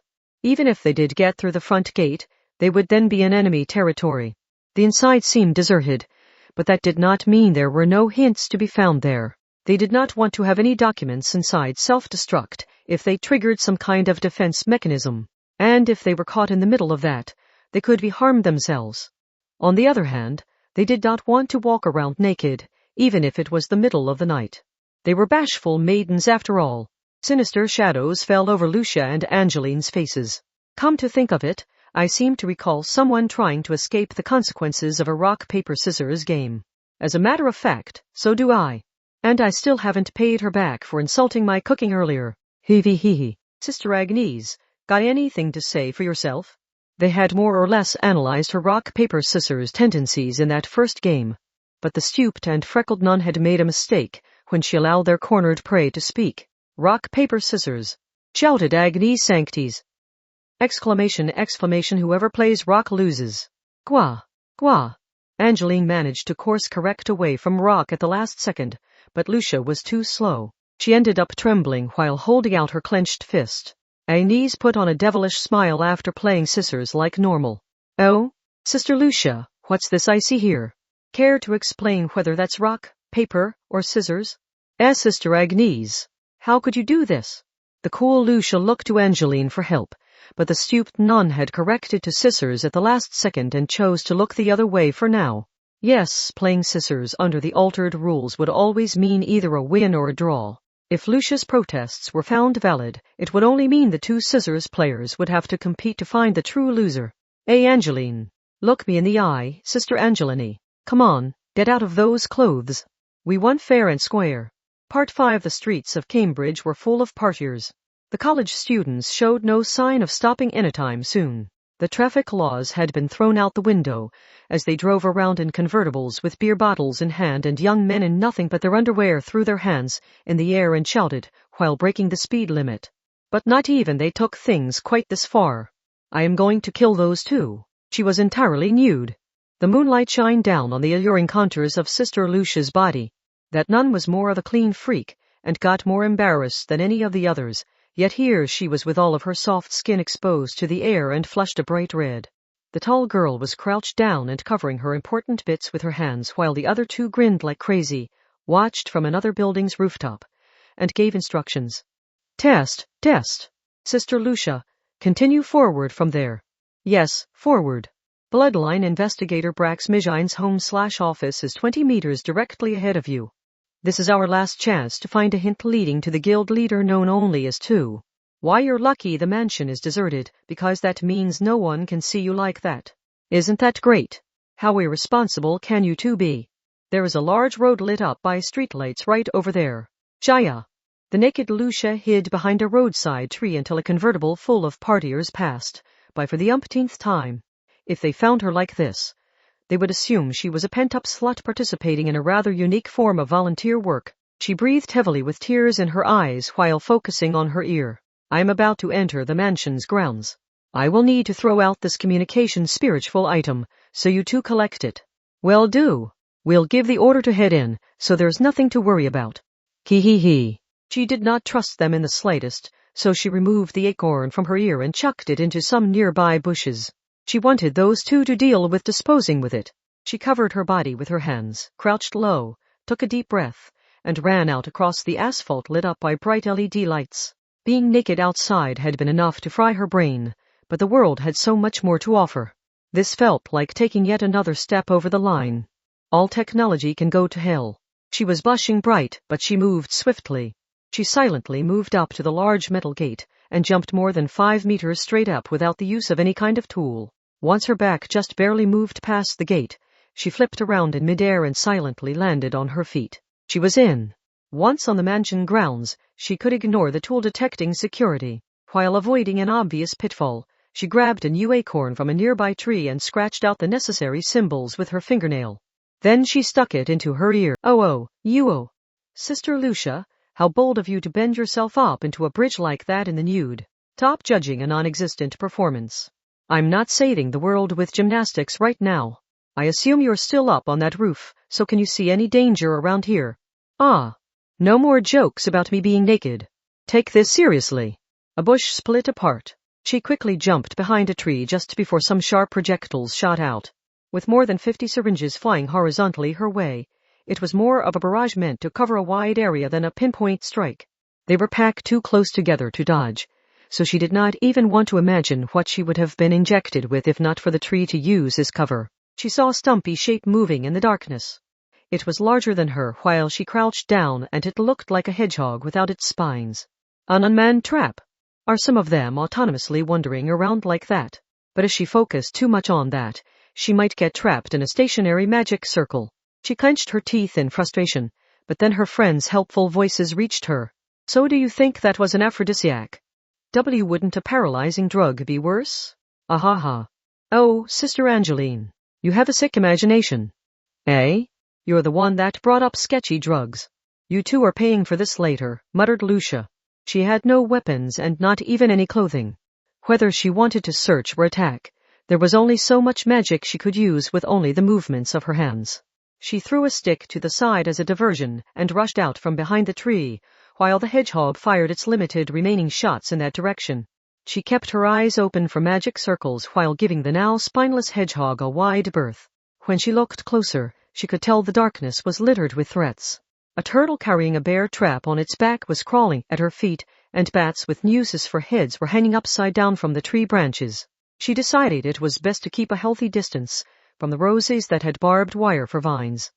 These combinations of plants and animals with trapping, torture, and execution tools probably had some logic and efficiency to it, but she felt like she could glimpse Brax Mijine's own cruelty in them. She reached the back door. Touching the keyhole would apparently get your torso bisected by pressurized water, so she destroyed the hinges and removed the impact-resistant door to get inside. She rushed toward her top priority target, grabbed it in both hands, pressed her face into it, and rubbed her forehead on it. Yes, I bet she ate. TCH. She just boosted her defenses. That's no fun. Sister Agnese, said Angeline. Your standards have dropped significantly if you think walking around in only a sheet is a solid defense.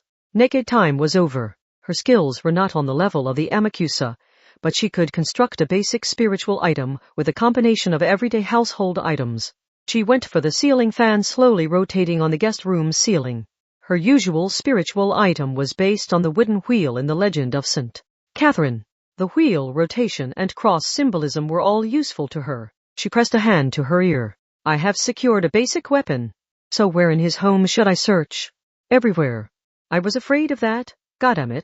Too much clothing could also be a problem. When the sheet filled with air and inflated, it threatened to slip down. This may have been why bath towels were only made so large. There were of course traps inside the unlit house as well, so every step she took was risky. She had to keep her eyes peeled for anything on the floor, walls, or ceiling. She checked the good hiding spots for a person out of her usual habits, but mobile traps could approach her from pretty much anywhere, even from the ducts or the fireplace. Not to mention that the doors and chandeliers could be traps themselves. The mansion was large enough to mistake for a university building. It doubled as an office and a home, but if she searched at random, she could step on a trap at any moment. And all of this was wasted effort if she ended up in combat. All she wanted was a hint related to two, so she wished she knew exactly where to look to find that. Sister Agnese, she said, check our information. Did Brax Mijine use any fake names while staying at hotels? Sometimes yes and sometimes no. He probably hid his real name when working on magic-related jobs. Then how did he travel for the jobs when he used a fake name? He avoided using his own vehicle or public transportation. He would take a taxi past his destination and then slowly walk back to it on foot, stopping at a few stores along the way. He may have hoped that would mask what his true destination was. The roundabout method. Lucia sighed and lifted up the ceiling fan. Then I need to check the kitchen, not the study. You why? Asked Angeline. The ways people defend their secrets fall into a few different categories. Some keep their secrets at a distance. Some prefer to keep their secrets on them at all times. Some go for the hiding in plain sight method. And some send it to the bottom of the ocean where no one will ever get close. Brax Mijine would have wanted to sever any connection between himself and his secrets, so he wouldn't keep it in his bedroom or office. But if it was completely out of sight, he was afraid someone might dig it up, so he wanted it close enough that he could check on it. I see. And that means the kitchen? A mansion of this size will have a gardener, a cook, other housekeepers, and maybe a plumber for the fountain. Outsiders would be coming and going fairly regularly, so he had it set up, so any problematic documents could be pinned on the people he had hired if word got out. So it would be best to hide them in a room the master of the house would never visit. Or that's what he probably believed anyway. Wow. You're just like a porn hunter mom checking under her son's bed while he's out. Lucia looked up at the moon through the window. Something was wrong with those two. It was not a full moon, but this night seemed to be messing with their heads somehow. She even focused on the intensity of the light and the weight of the air as she kept an eye out for traps on her way down the dark hallway. She had decided on the kitchen as her first target, but she needed to have a plan B ready.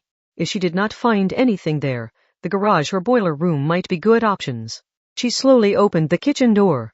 It was as large as a restaurant kitchen and it had plenty of doors and drawers thanks to the cabinets, cupboards, refrigerator, oven, microwave, dishwasher, and more. She never knew when something would leap out at her. She also had no idea what exactly she was searching for. Any hint leading to Tu's identity would work, so she had to consider the possibility of flash memory smaller than a kernel of corn or a magical charm pasted to the underside of a drawer. The microwave and dishwasher seemed like likely possibilities, but she chose the refrigerator first. Why that? I'm the one out here working, so I should be the one getting information from you. But anyway, a fridge has more devices installed inside it than you would think, but it also has a lot of gaps. Plus, the insulation and the vibrations and magnetism caused by the large motor will mask it from a lot of searches. Of course, that would also make it a poor spot to hide a medium vulnerable to magnetism, but it was still worth checking. She stood in front of the red refrigerator that had 2 doors. And a drawer. She cautiously grabbed the handles on the device taller than she was and pulled them toward her. Sister Lucia. She fell silent, so Agnese called out to her. Nevertheless, Lucia remained silent in front of the refrigerator. The truth she had seen in the refrigerator's lights remained real. There was no denying it, but she still wished those bright LED lights would go out. She was hesitant to inhale, but she spoke all the same. I found something. What did you find, Sister Lucia? We can't see what you're seeing. It was in the fridge, so it was of course nice and chilled. The way it was so neatly stored showed this had been done by a tidy and orderly person. There had to be about 60 liters in all. An entire person's worth of human flesh was chopped up and stored inside the fridge. Part 6. The guild leader known as Tu had gone around Europe stealing from museums. But the thefts had stopped for a period. During that period, a bloodline investigator named Brax Mijine had gone missing. Had Tu been involved in that? They had hoped to find some information by sneaking into his mansion that doubled as an office. And this was the result.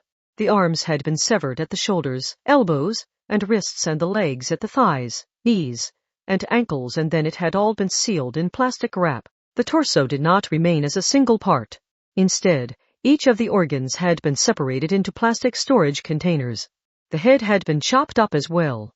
The parts of the face like the eyes, nose, ears, lips, and tongue had been neatly separated, but so had the scalp, the skin of the face, and the skull.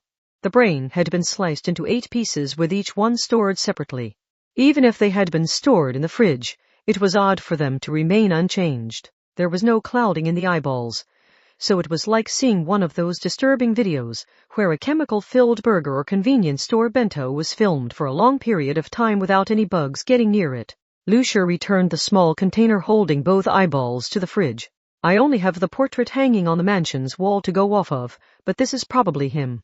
Assuming that painting and any photos weren't fake too, this is Brax Mijine. You mean yes, Sister Agnese.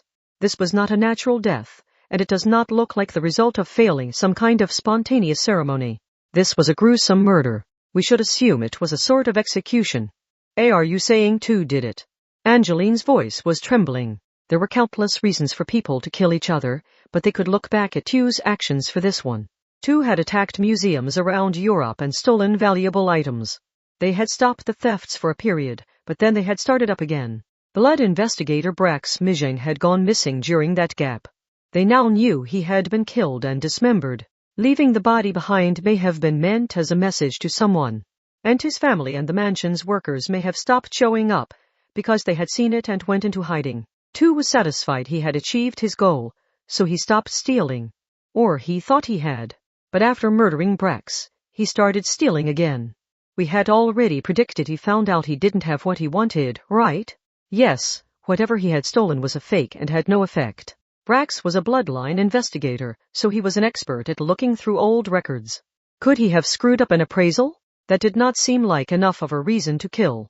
It was Tu who had stolen the fake from the museum, not Brax. If I'm right about this, then Tu may have killed him to silence him. But in that case, they wouldn't have killed him in such a complicated fashion.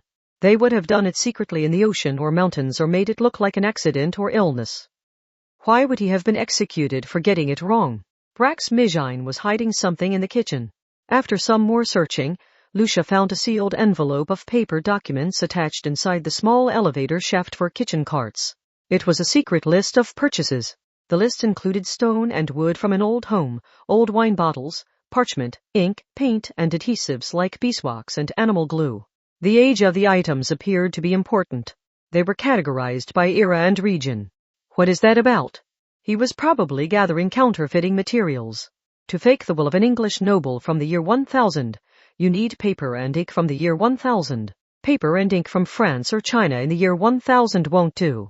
Nor will paper and ink from England in the year 1500, explained Lucia, while flicking at the bundle of documents. A bloodline investigator reveals secret histories and bloodlines that ordinary people can't research, but the people who hired him would want their beliefs to be confirmed. He was basically changing his answer to give the client what they wanted. The truth was irrelevant, because the client would have no way of finding out it wasn't true, so he would figure out what they wanted to hear and true or not give them that answer. Because when he put a beaming smile on his client's face, it would come with a hefty tip. That was not limited to investigators like him. Quack doctors did the same. Honestly confronting a patient who was faking their illness would only lead to an argument, so they would give them some medicine and tell them to see how that worked. If that medicine was actually a harmless vitamin pill, they could be peaceably rid of an irritating patient who was trying to pass off their laziness as a health condition. And thanks to the convenient placebo effect, that meaningless vitamin pill might even trick them into improving. He must have appraised whatever Tu had stolen and given it the stamp of authenticity, which Tu must have been delighted to hear. Lucia sighed as she approached the conclusion. But that appraisal was a complete lie told to earn some money, so Tu only learned it was a fake when they began their big ceremony, where failure was not an option. But it did fail, and that harmed Tu in some way, so they came back to angrily confront Brax. And, well, we've seen how that turned out. Is that why there was a gap in the 7 thefts? Brax must have seen it as no more than his usual lip service, but that lie was worthy of death to Tu who was risking their life on this. In some cases, information could pull a deadly trigger. For example, if a doctor had told a patient what disease they had a little sooner, they could have prevented the unwanted spread of that information from locking them out of buying a certain company's stock. Tu had lost everything and been forced to go underground due to the usual pleasantries that the eloquent man had seen as no more than business as usual. And if Tu had returned to this mansion to execute the man for it, they may have also retrieved and destroyed any hints leading back to them. Yet they had not found the documents Lucia currently held. It seemed unlikely they would have intentionally left them behind. They had failed to clean up thoroughly enough, which was unsurprising in a mansion so full of traps. She skimmed through the documents. The purchase list for counterfeiting materials was divided out by era. Going from top to bottom would not lead her to the most recent job. She narrowed her eyes and then grabbed a magnifying glass lying nearby. She approached the window and gathered the moonlight with the lens. St. Catherine is a symbol of knowledge. She outtalks any and all scholars. Her wisdom shall show the way. It was like a laser pointer highlighting the important text on a whiteboard. The spell ensured that the viewer was not led astray by the vast amount of information, and that the answer they wanted was revealed to them. The effect of the spell differed based on the amount of knowledge the spell user had. She had the answer. This appears to have been his last job. Yes, the sickle of Saturn. Run a search of Roman mythology as quickly as you can.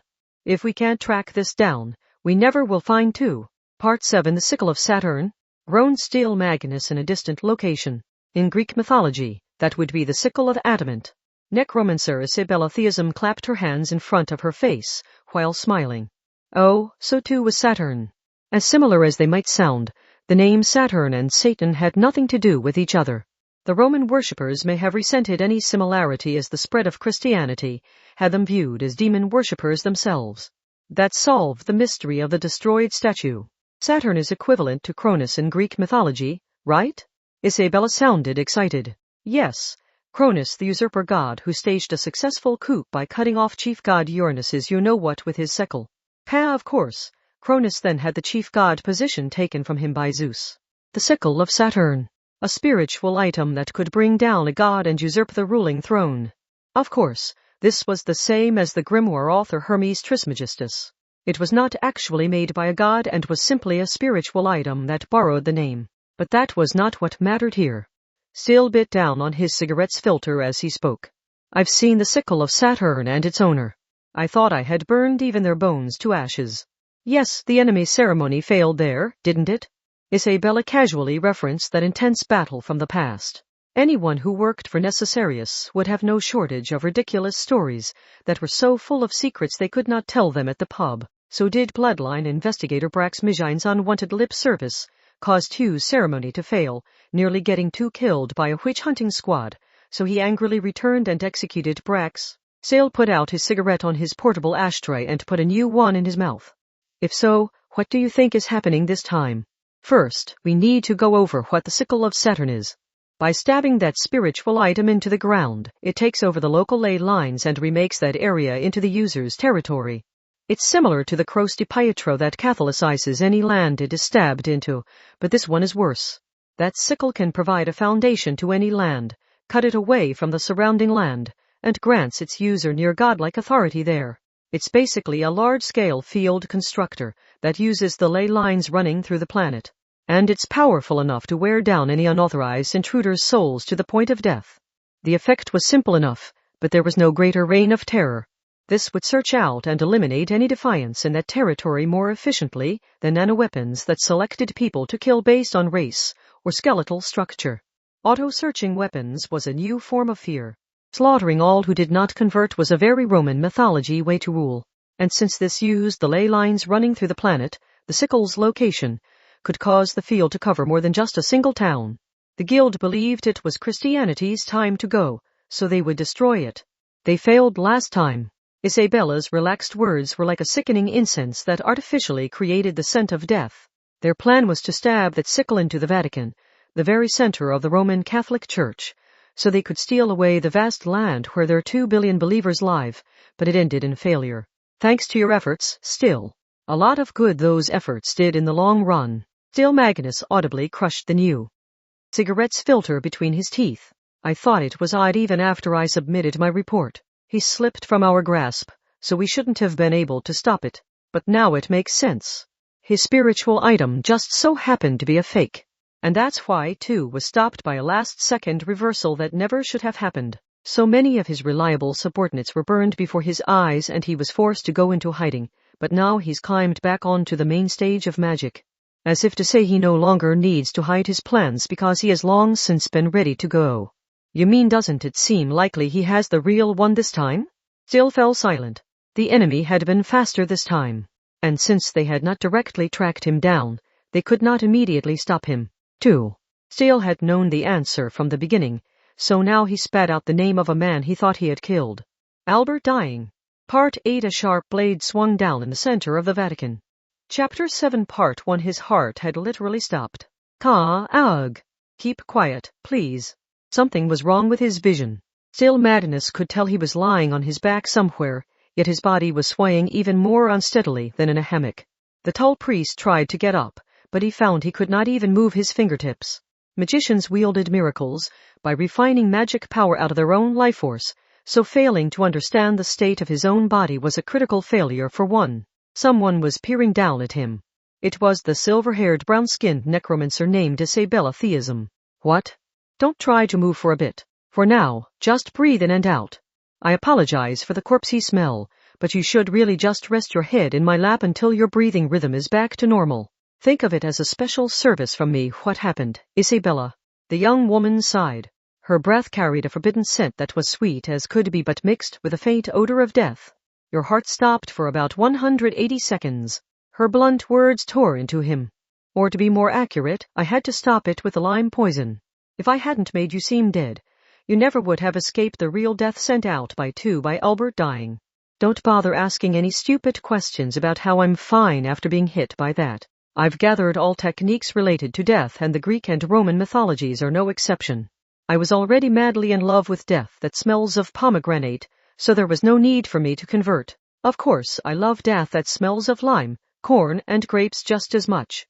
My body carries far too much desire to remain faithful to just the one. The sickle of Saturn. Stab that spiritual item into the ground, and it would establish a powerful field that claimed that land and physically eliminated the souls of any who disobeyed. There were a total of 7 museum thefts, whispered Isabella.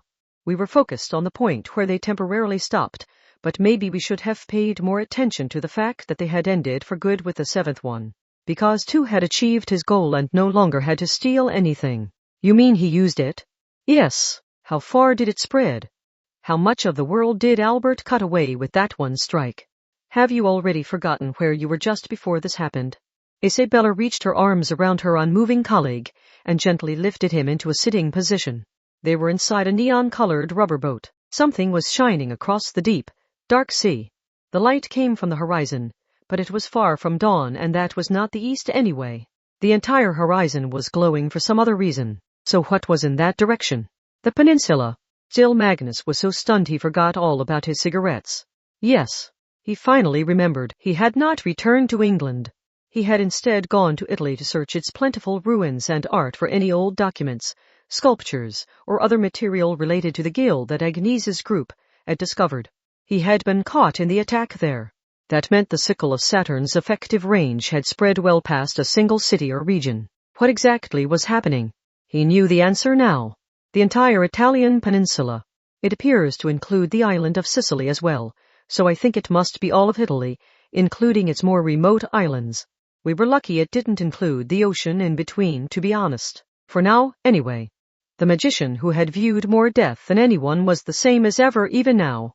It seems the massive field only triggers its deadly rejection if you give a clear no when asked to convert to Roman mythology, so you're allowed to put off answering or say you're still thinking about it. So unless the Vatican's VIPs decide to be unnecessarily defiant, we shouldn't have a mass slaughter on our hands. But again, for now, the Bible is a well-defined book, but one look at history shows the current interpretation of it has changed several times at the ecumenical councils, and always in a way that benefits the contemporary royalty and nobility. Curiously enough, the Vatican is the headquarters of a massive religion, but they do know how to make political compromises. Twice now, she had said for now. That meant the situation could still be worse. How much did you have to give up on to reach that point? The next step is to move back in time. When the sickle is stabbed into Rome, the extent of its control differs depending on the era. If Tu alters the settings to redefine his territory as that of the Roman Empire at its peak, he will control all of northern Africa and Eastern European nations like Romania. Steele realized what it meant for Albert dying to control what Rome had at its peak, but he let the death experts say it. And if you look to the west, Tu's territory of ruin and subjugation will reach France, Germany, and of course England. Part 2. Every cloud has a silver lining. Whoever invented that idiom had to either be the quintessential loser, who would keep smiling no matter what was taken from them, or the ultimate sore loser, who never gave up searching for a way to make a comeback no matter what hardship they faced. At any rate, Agnese, Lucia, and Angeline were spared the worst of it. They had escaped the direct effects after returning to England for the investigating they were forced to do themselves. All of Europe's ley lines have been contaminated. They were inside an inconspicuous London church. They were not using official equipment provided by England. All the members of the Agnese force had gathered silver candlesticks, stained glass, a pipe organ, and more so they could secretly connect to the Anglican equipment and magical symbols found around the city. By linking those together, they had created an observation post for themselves. It was similar to creating an access point to a government agency's computers. The pipe organ did the opposite of a normal one. Instead of playing the notes written on the sheet music, pressing the keys caused information to appear on the blank sheet music. Sister Agata, another girl in a Roman Catholic nun's habit, was close to screaming. The unnatural tremor of plate movement has been detected centered on Mount Vesuvius and Mount Etna. It's irregular but continuous.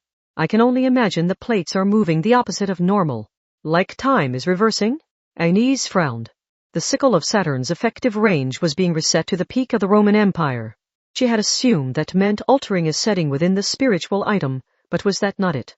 Was Guild Leader 2 trying to redefine his region of control to the Pax Romana at the beginning of the CE era by altering the position of the cross that determined the flow of ley lines?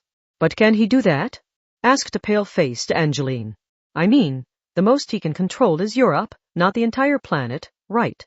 If he does force the plates to move backwards, the distortion will concentrate at some point somewhere. That won't just return the geography to what it was 2,000 years ago. It will cause the land to rise up or fall away all over the place, and cause tons of uncontrollable earthquakes. I bet it would also change the flow of water veins and crude oil. Those are a matter of life or death. It could even lead to an international war. I doubt he cares, replied Agnese with her voice low. She was scared too, but she knew how to convert her fear into the strength needed to challenge it. Tu's only goal is the destruction of Christian society since its time has come. He wins if he can spread Roman mythology across Western Europe, Northern Africa, and parts of Eastern Europe, but it isn't a problem for him if an unexpected cataclysm destroys Christian society as a whole instead. He doesn't care how it happens. What would change if the current world was destroyed? The power structure put in place would not last long, but Tu was not considering those realistic problems. The destruction was all he wanted. What came next was none of his concern. He was almost too perfect an incarnation of destruction. He silently hid out of sight, carefully prepared his plan, and then brought about absolute tragedy. And even if his entire plan was brought down by a duplicitous bloodline investigator, he could feign calm long enough to recover and get back on track. It was all so perfect he felt like a machine designed for that one end. It was so calculated he barely seemed human. They did not know what had become of the Vatican. Italy had been swallowed up right away, but they had no idea how well the treacherous Alps would act as a breakwater. France and Germany were at risk. Agnese sighed softly. Sister Agata, I don't have a secret weapon for you. I'm not hoping for a risky one-shot comeback. I want to know the harsh but accurate numbers. If things continue as is, how long do we have? Do you want the optimistic estimate or the pessimistic one? Again, now isn't the time for groundless hope. In the worst case, around 5 hours. We won't even be able to see the dawn. Angeline looked like her heart had stopped, but Agnese was different. This was better than an I don't know. Having a solid grasp of the desperate situation was the same as a ticket toward facing it. What do we do, Sister Agnese? Asked Lucia. If they sat around and waited, the sickle of Saturn's field of control would probably cross the Strait of Dover and engulf the UK. And even if it did not, the unnatural movement of the crust would grow too great and a cataclysm would strike a large part of the planet. We are indebted to this country. We are. I am worried about our home country of Italy, but we can't ignore our debt and fight for ourselves. The question is whether they will trust us. Lucia kept her eyes dead ahead. She only glanced over toward the stained glass on the wall for a brief moment. The complexly cut glass reflected the church's entrance, and the dark figure visible there. The Anglican Church, I mean, and Necessarius in particular. This was not someone who had transferred in like Agnese Sanctis or Kanzaki Kaori. They were probably an elite magician who had been recruited from the Anglican Church. They had assumed someone like that was around. Outsiders would always be outsiders, so the transfers like the Amakusa and the former Catholics would always be tailed by their keepers to secretly monitor everything they did. But it became a lot more obvious when those people allowed themselves to be seen. A censer and a cross. Agnese took this as a warning, and from a nuclear state no less. Pretty standard for an area of effect attack, but not very flexible. They must usually be dropped in to wipe out a cabal on their own. They probably fear we'll use this moment of weakness to make an attack on the UK from within. Lucia chose her words carefully. They don't think a group of around 200 can take out one of the major denominations, but they fear we could cause unnecessary losses. People could only believe their own eyes at times like this. No matter how much Agnese's group insisted they wanted to fight for the UK, their supervisor would never listen. They saw very different things from their positions here. God must be weeping right about now. Agnese nearly looked up toward heaven, but she had to deal with this problem down in the real world.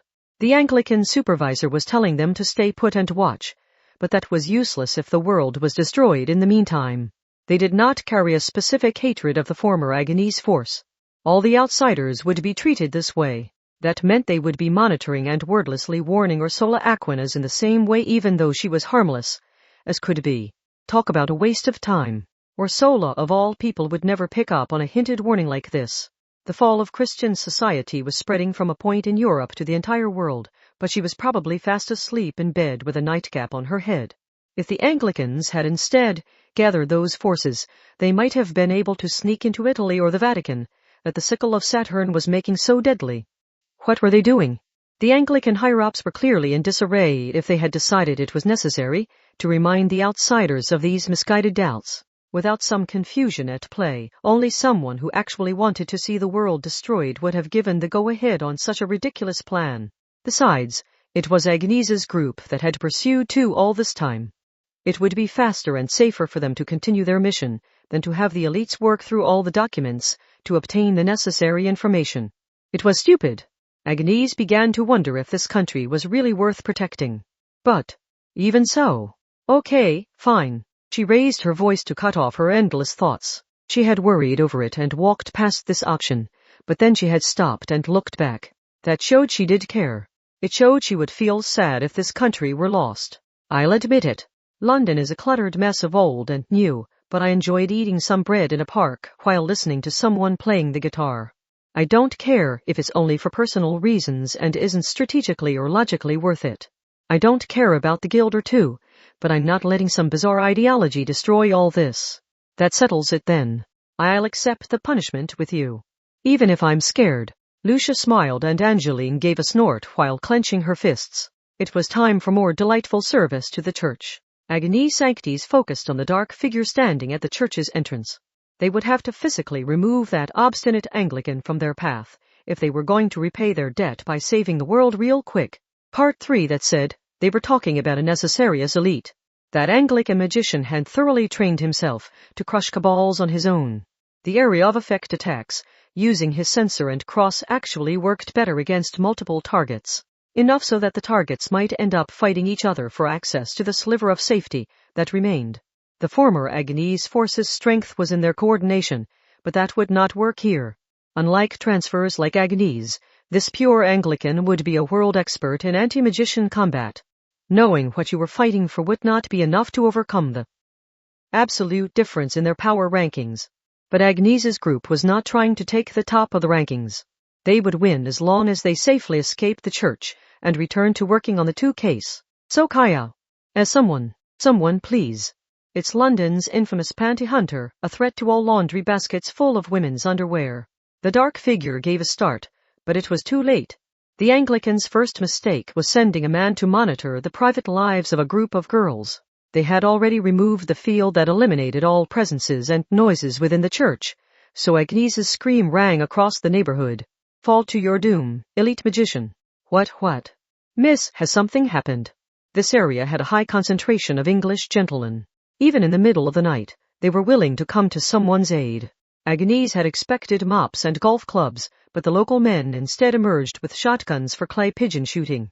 No, wait, I was only... The dark figure tried to say something, but then he stopped.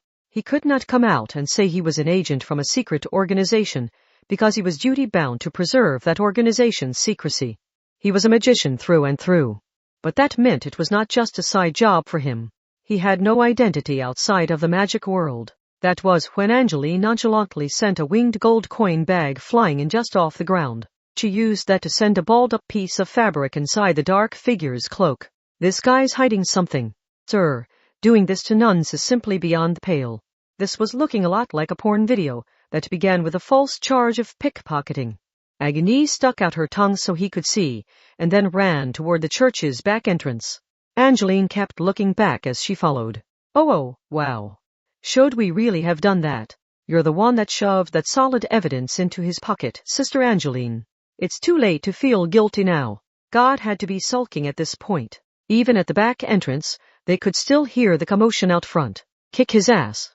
We can teach this gloomy bastard a lesson before we hand him over to the cops. But I didn't realize nuns these days wore the skimpy black stuff. Now there's an exciting discovery. Eh? Lucia froze when she heard that. As Sister Angeline? Whose underwear did you stuff in that stranger's pocket to frame him? I honestly don't know. Miss Black lace with yellow ribbon. Ah, that was my favorite pair too.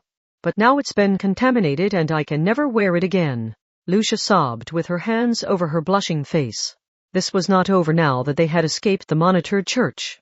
They were in the English capital of London. According to Sister Agata, they only had 5 hours until the UK was swallowed up by a submit or die field, or the magic failed and triggered a global cataclysm. Either way, they needed to procure a vehicle capable of getting them to Italy. Agnese's thoughts were on something else as they ran through the London night. It was late, but the city was not silent. She could hear the young voices of college students, a mother singing a lullaby for her crying baby, an ambulance's siren, and some road construction. The city was alive. The breathing of London's people reached her to let her know she was not alone. She would not let this be destroyed. She clenched her teeth and focused on that thought. She might be an outsider and they might give her nothing but odd jobs, but this was something only she and her fellow nuns could do. Part 4. A rhythmic beating of the air reached Agnese's eardrums. The main wings were too thick and the 2 propellers too large to be an airplane. The wings also had joints that let them rotate a full 90 degrees at the base.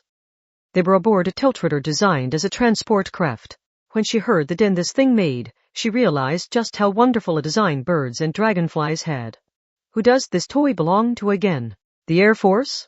I think it's meant to send in more Navy personnel. Although these days they don't often have naval battles deadly enough to require sending more sailors to a rundown ship.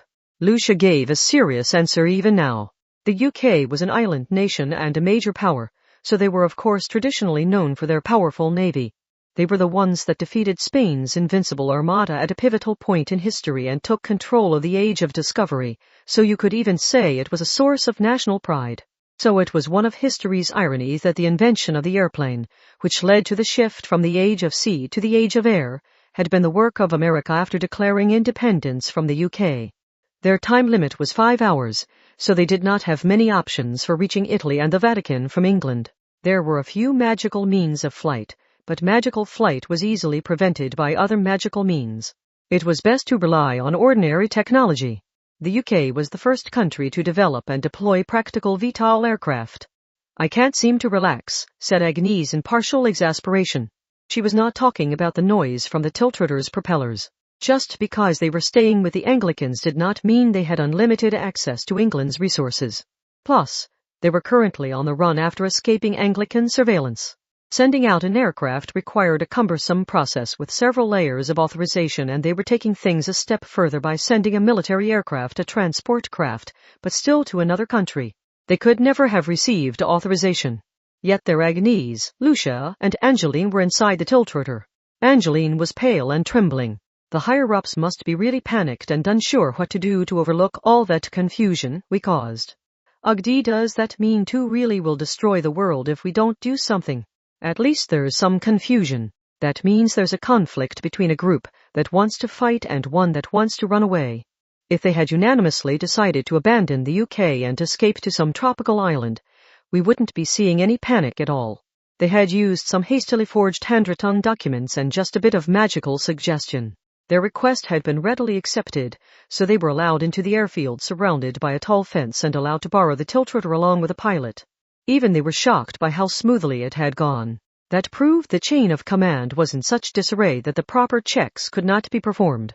The UK is known for having more magical cabals than any other country, so I hope none of them use this chance to forge a document giving them access to the British Museum. Regardless, they had to stop the guild led by two. According to the report from Steel Magnus and Isabella Theism, who had been damaged by it, the sickle of Saturn's submit or die field had swallowed up the entire Italian peninsula. For now, its influence had not left the country, so they could avoid the field by staying in the Mediterranean. The Mediterranean was a narrow inland sea, and a lot of European and African countries bordered it. A map of the territorial waters and easy had to be fairly complex, but the Royal Navy aircraft calmly flew through the late-night sea breeze without receiving permission from the other nuclear state they flew across. All of the land they passed was glowing gold, so the boundary between land and sea was clear as could be. If they had not known better, they might have thought all of Europe was celebrating some kind of festival. It's come this far? Groaned Lucia. It isn't limited to Italy anymore. The change had started in Italy, crossed the Alps, and was now working its way into France. They could not tell what was happening beyond the horizon, but it was probably happening to Germany as well. Were the current borders being rewritten, or was this based on some older map? But they knew one thing for sure. They had no time. Once this crossed the Strait of Dover, it would reach England. I can see it, said Agnese as she looked out the round window. The contrast was more obvious for a country bordering the ocean. It was so very gold. The entire boot-shaped Italian peninsula was engulfed in a pale gold light. The borders with the ocean were plain to see even in the darkness of the night. Calling it mystical would not be wrong. Any who saw it were filled with the same awe as when viewing the religious artwork in a great cathedral. Even though this was a ceremony of doom. But one point was still enshrouded in darkness. It looked like a city on the boot's shin was experiencing a blackout. Just like a sunspot, the darkness stood out more in this case. Any Christian would know the name of that place. Vatican City. Since it isn't glowing, does that mean the sickle of Saturn hasn't managed to take over the Vatican? Hard to say, replied Lucia. The sickle should have been stabbed into the ground at the Vatican Center, so whether it worked or not, two must be in there already. Agnese nodded and gave her own guess. Two made his attack on the Vatican with the sickle, but it was blocked, presumably by another magical field. So my guess is he's instead taking over the rest of Italy to apply enough pressure from all sides to forcibly break through the Christian field. You mean, two is more failing than succeeding? Or at the very least, it hasn't all gone according to plan for him. But that did not mean things were looking good. The success of his plan would mean the collapse of Christian society and the arrival of an age of Roman mythology. But its failure would mean simultaneous disasters around the world caused by the movement of the Earth's crust, which would still lead to the collapse of the current society. They could not avoid a fatal blow no matter what happened. However, we still have a chance, said Agnese. We are true-born Christians. We have carried on after the saints who were martyred after refusing to convert to the Roman religion. And unlike the ordinary believers, we have developed our faith into a concrete means of fighting. Combat experts were specialized in a different way from the Vatican VIPs. If people like the former Agnese force entered the sickle of Saturn's range, they would be killed. There was no changing that. But the Vatican is still putting up a defense. Yes, we can still go there. And conveniently enough, 2 is waiting there for us with the sickle. If they could eliminate 2 and destroy the sickle, they could stop the expansion of that submit or die field, and that would protect the UK that had taken them in. They still had a path leading to success.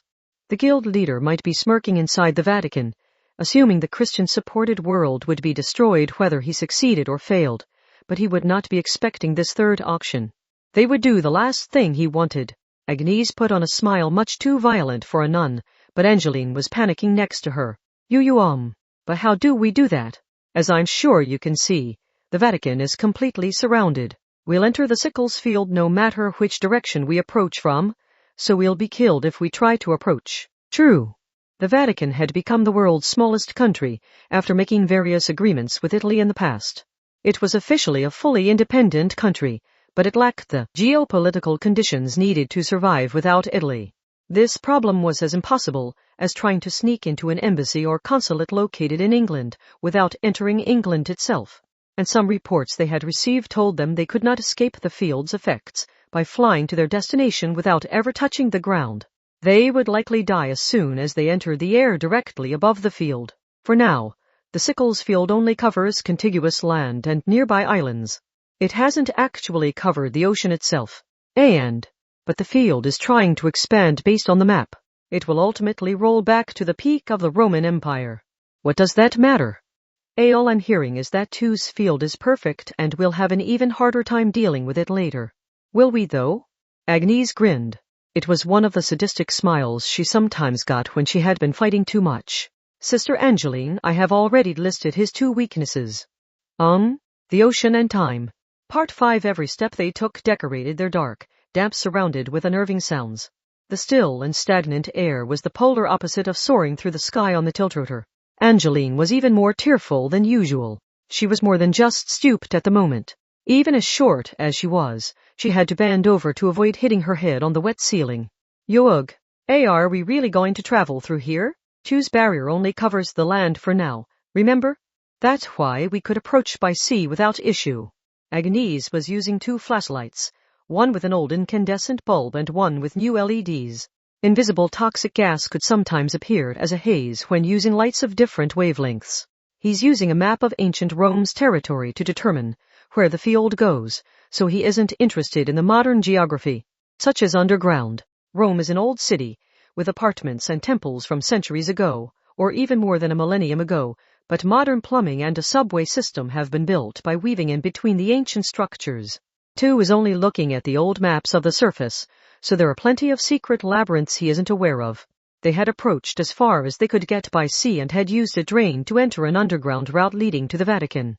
The plan had worked so far since they had been spared any punishment. The threat of the field meant nothing in locations not found on old maps of ancient Rome. Oh, the air seems a lot fresher over there. Do you want to die, Sister Angeline? That collapsed wall leads to a traditional waterway from the ancient Roman era. Of course, they could not let their guard down just because they were underground. The age of the tunnel changed between levels. This one was made of modern concrete. They removed their equipment from their large bags, set it down on the damp floor, and assembled it. They prepared a small cart that looked like a toy. They had no intention of running a late-night marathon all the way to Rome from the coast.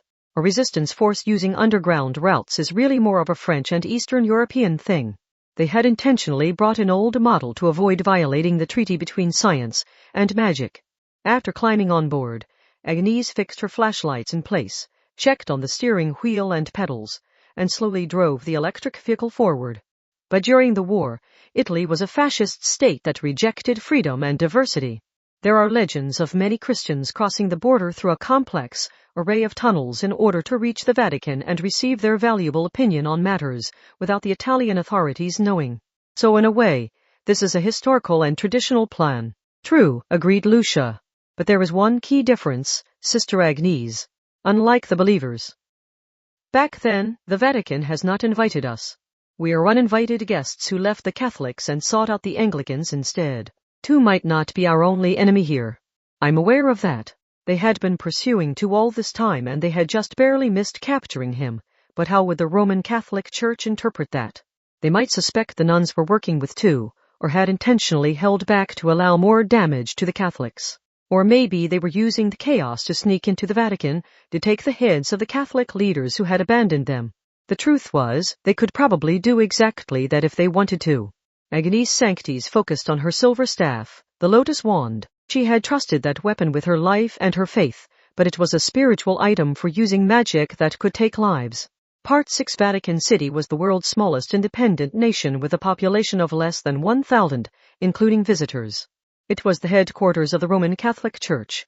It was geographically located within the Italian capital of Rome, and it was the only entire country registered as a World Heritage Site. It had fought over ownership of Rome after a military invasion by Italy, but it had become the current city-state in 1929. It lacked a military of its own, but the Pope was traditionally protected by the Swiss Guard. But even if it lacked a military, any country that tried to invade it would be making an enemy of the other world powers.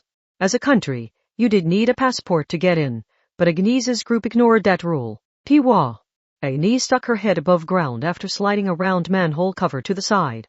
The surface was dangerous. She had not emerged in the wide-open St. Peter's Square. This was a garden surrounded by tall walls. Needless to say, that open area out in front had strict magical security from the 140 saint statues overlooking the ground, so they had needed to avoid that area.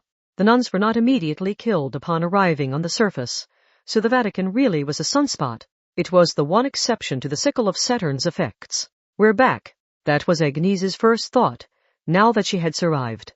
Of course, a low-level person like her had never actually been summoned to the Vatican during her Catholic days. This was her first time here, but it still inspired these thoughts in her. We're back. There's something about this place that makes me feel that way. Lucia looked around. Where are we? Looking straight up showed an unnatural aurora-like light in the sky. That was the collection of protective barriers covering the entire Vatican. They were only so brightly visible because they were working to fight the sickle of Saturn.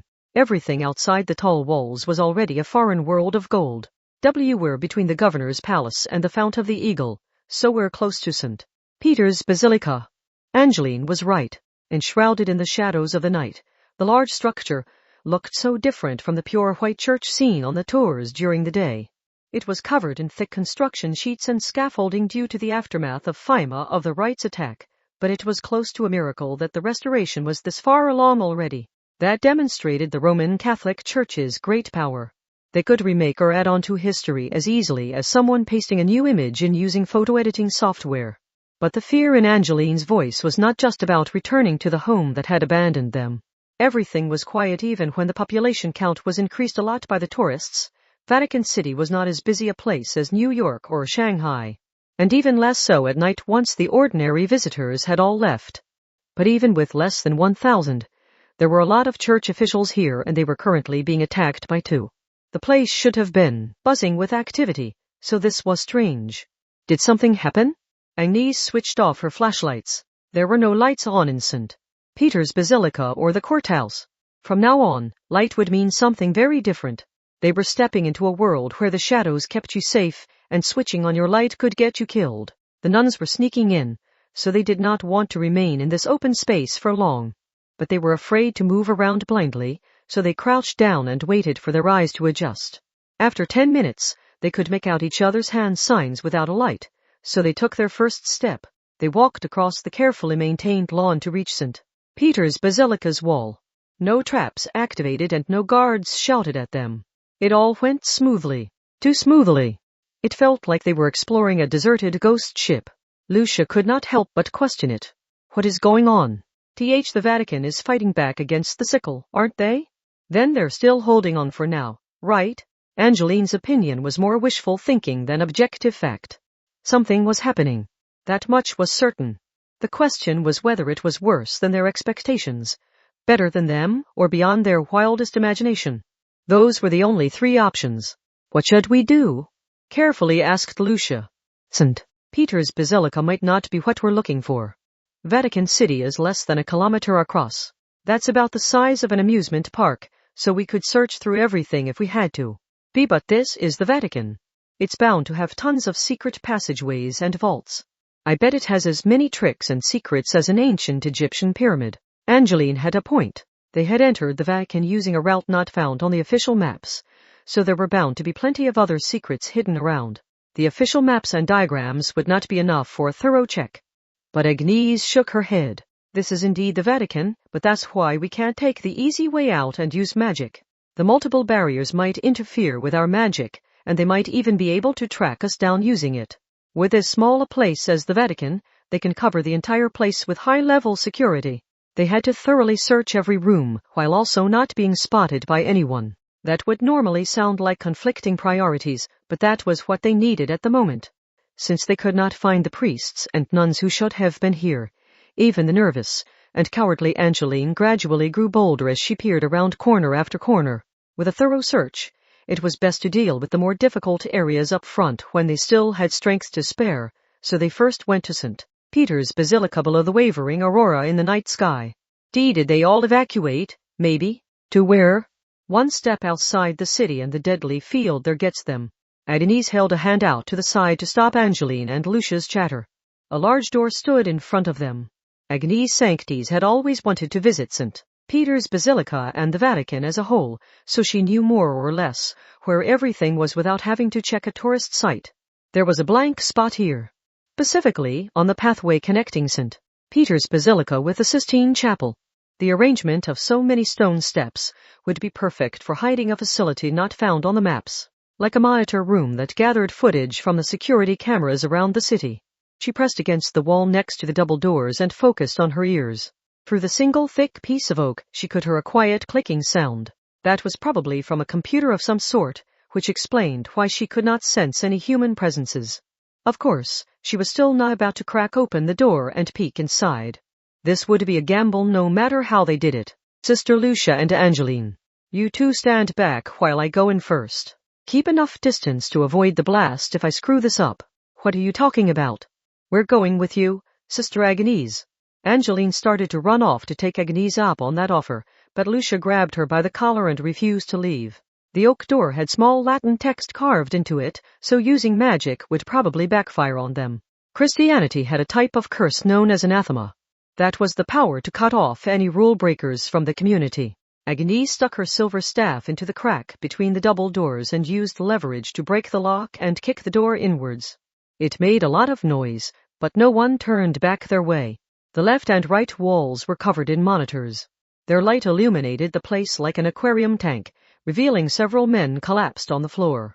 Agnese clicked her tongue. Not a good sign. Sister Angeline, how much medicine do you have on hand? Why would I bring more than the three of us would need? We should just borrow the Vatican stuff. This is the Catholic headquarters. Angeline snatched a first aid kit and ID bag from the wall by the door and tossed them both to Agnese. Ugh, someone groaned. When they spoke, it was in a unique dialect of German. Agnese belatedly realized he was a Swiss guard, not a Vatican priest. Those habits we aren't what you want. We're uninvited guests, but you don't seem to be with him.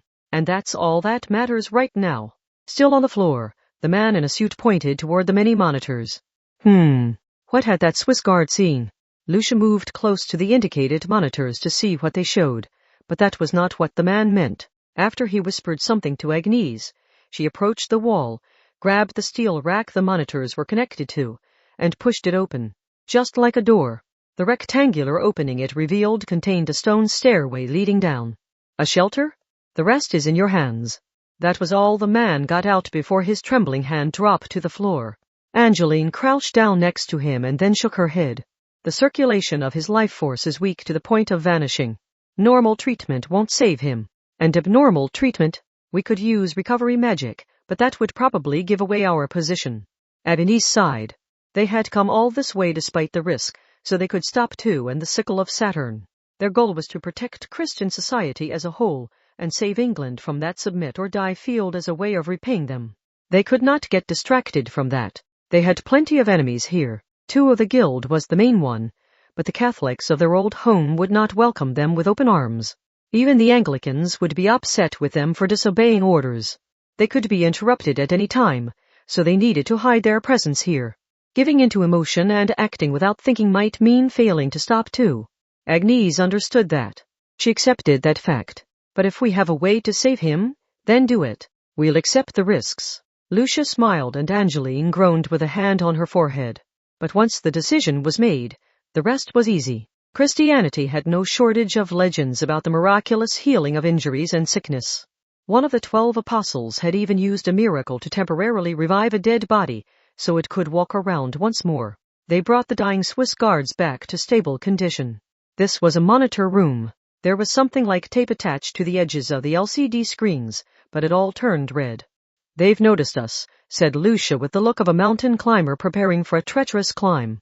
"Yes, both the Vatican and too," agreed Agnese, but she looked refreshed. Now she could focus on just the one problem. If she had chosen to abandon the guards for her own safety, it would have stuck with her and tripped her up when it really mattered. It's a race against time now. We have to take out 2 and destroy the sickle of Saturn before Doom can catch up with us. Part 7. They took the stairs down from the monitor room.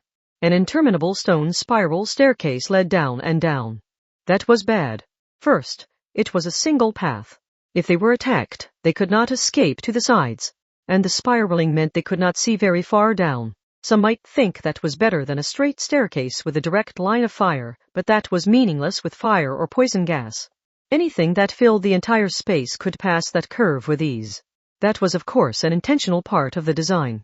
The first goal of a shelter's design was to allow the VIPs to escape, but the second goal was to eliminate any approaching enemies. If anyone could approach, then they could reach the door and destroy it by force.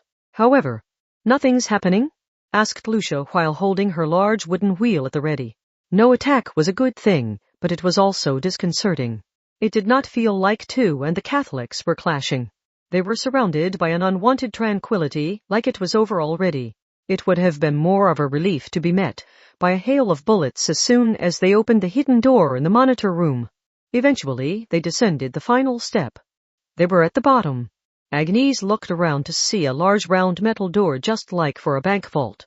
Light was escaping from within, showing it was already open. Damn it, she stepped inside. Whether it was designed to resist explosions or there was some religious meaning, the space within had a hemispherical shape, even more so than the great hall prepared for the choir. Surprisingly, it had none of the everyday necessities and no diamonds, gold bars, or other assets for use in an emergency. There was an altar. There were pews. There was stained glass on the walls despite being so deep underground, and there was a giant cross. The space was a chapel, and one meant for use in combat. The altar and stoop built into the wall, and seat of honor for the lord of the castle, were a lot like the chapels used to sanctify swords and such in medieval European castles. Although in the Vatican, the seat of honor was intentionally left empty. Just like with the castle chapel, it was part of a giant building, yet the thick columns and such appeared independent to it, but that was because chapels like that were designed to be the opposite of the castle's great hall. If the Vatican was a single bivalve containing everything necessary for life, then this chapel was like a small crab inside the shell. It was hidden within the great cathedral and was wholly independent from it, but it remained a sacred mystery in and of itself. However, its defenses had not been perfect. The solid defense of the bivalve had been pried open with a knife, exposing the squishy contents. People littered the floor like fallen leaves. The old men wore the special red robes denoting them as cardinals. And in the center was the one man allowed to wear white, the Pope. Oh? The only person still standing noticed the nuns. The tall figure looked back and spoke to them. And here I thought I had cleared the final obstacle.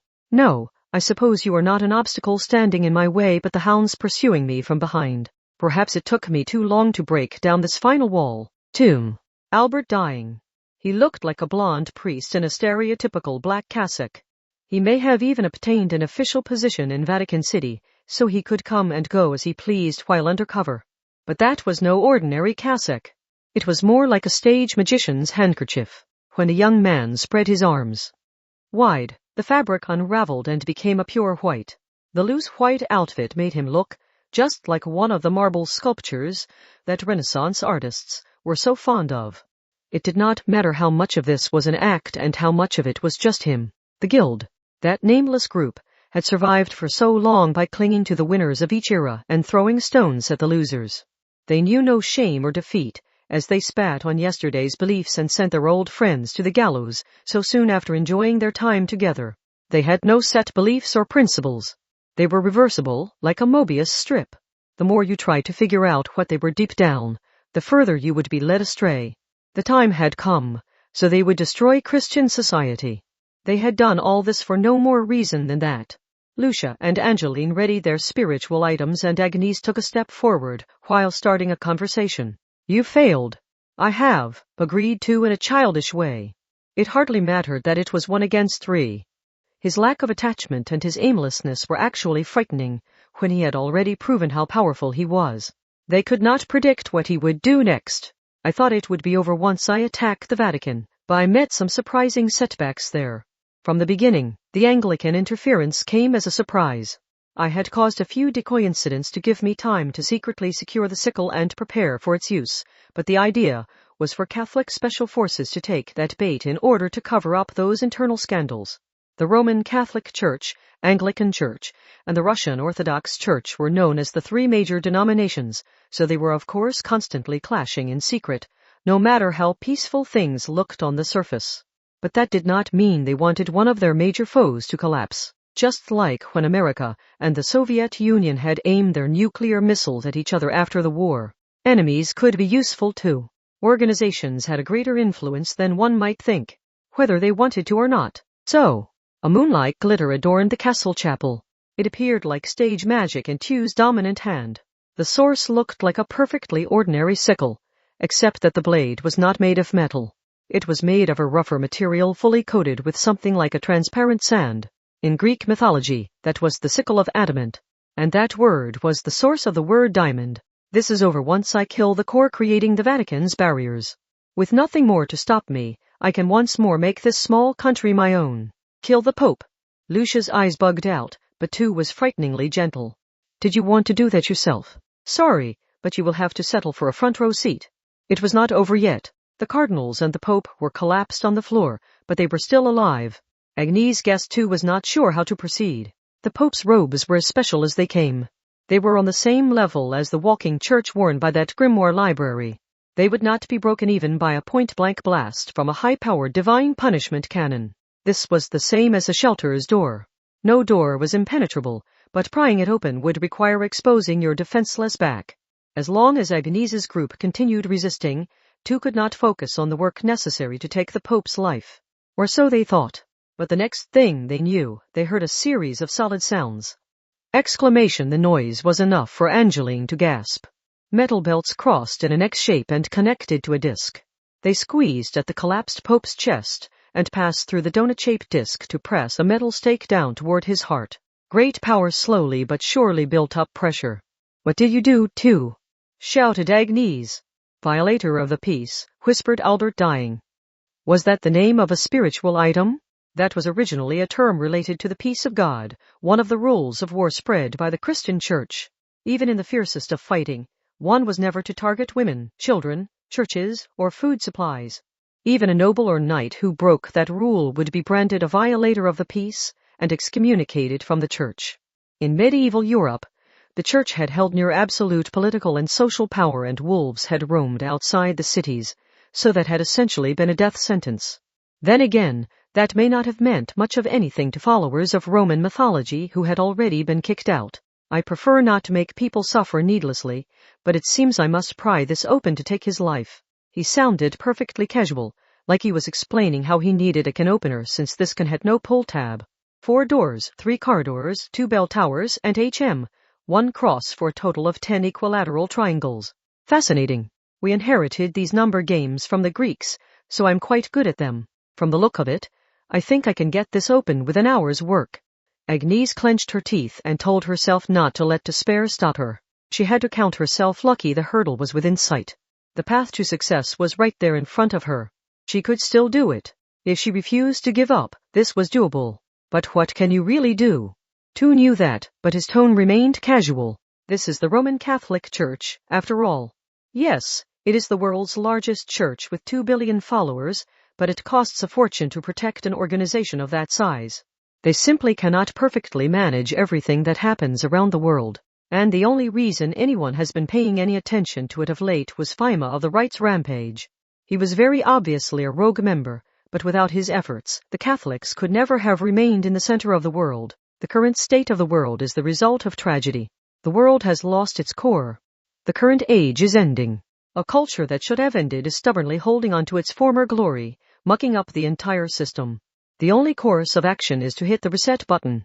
The time has come to destroy Christian culture, starting with the Vatican. You're nothing but a dreamer, spat Agnese. Maybe it was wrong to refer to that as an underworld job.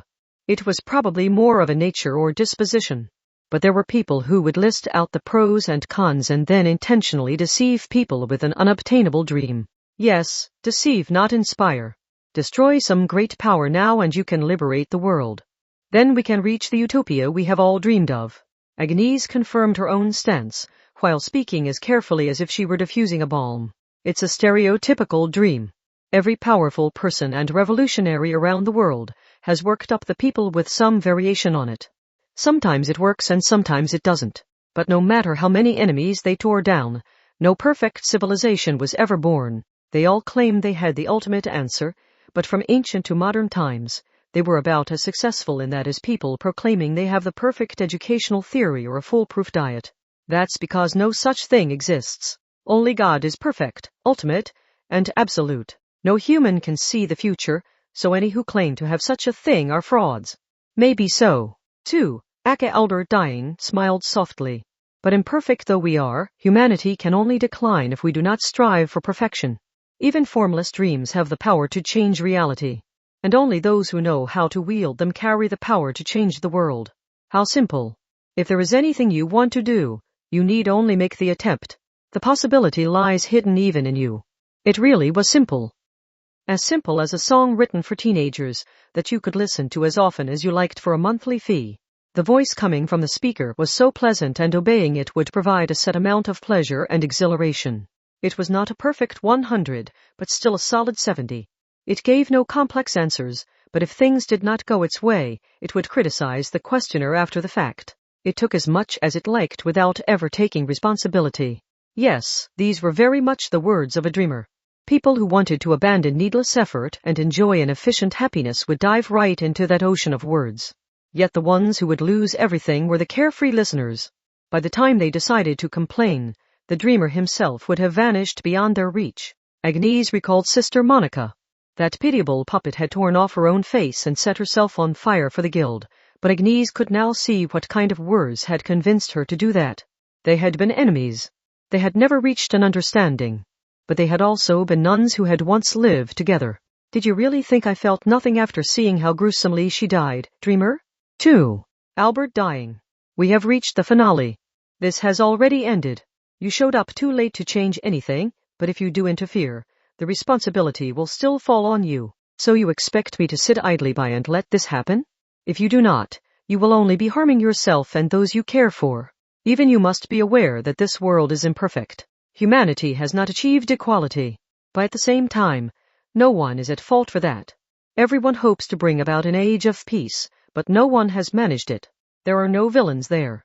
There is no single person you can defeat to end it. So we must stir up that stagnation from a position beyond morality. The time has come, so we must act. His tongue and throat formed those gentle words so very smoothly. What did those unnaturally kind eyes see in Agnese? Was it some dark part of her that even she refused to admit existed? You can be honest.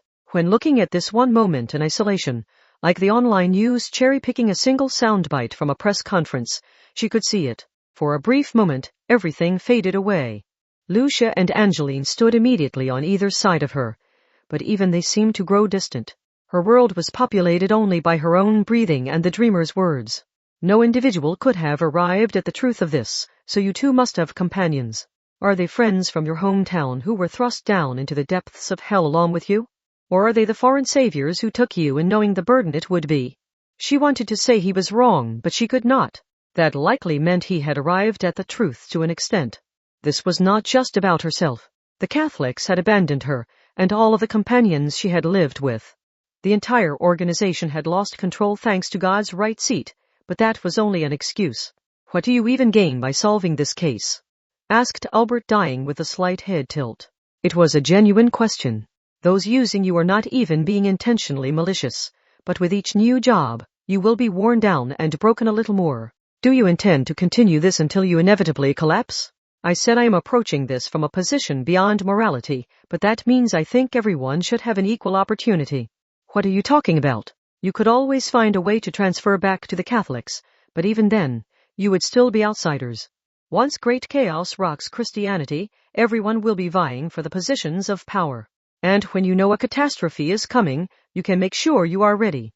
Yes, you are a weak group, but you can outdo the rest if you make sure you have a head start. Ally yourself with the chaos and you can name the new denomination.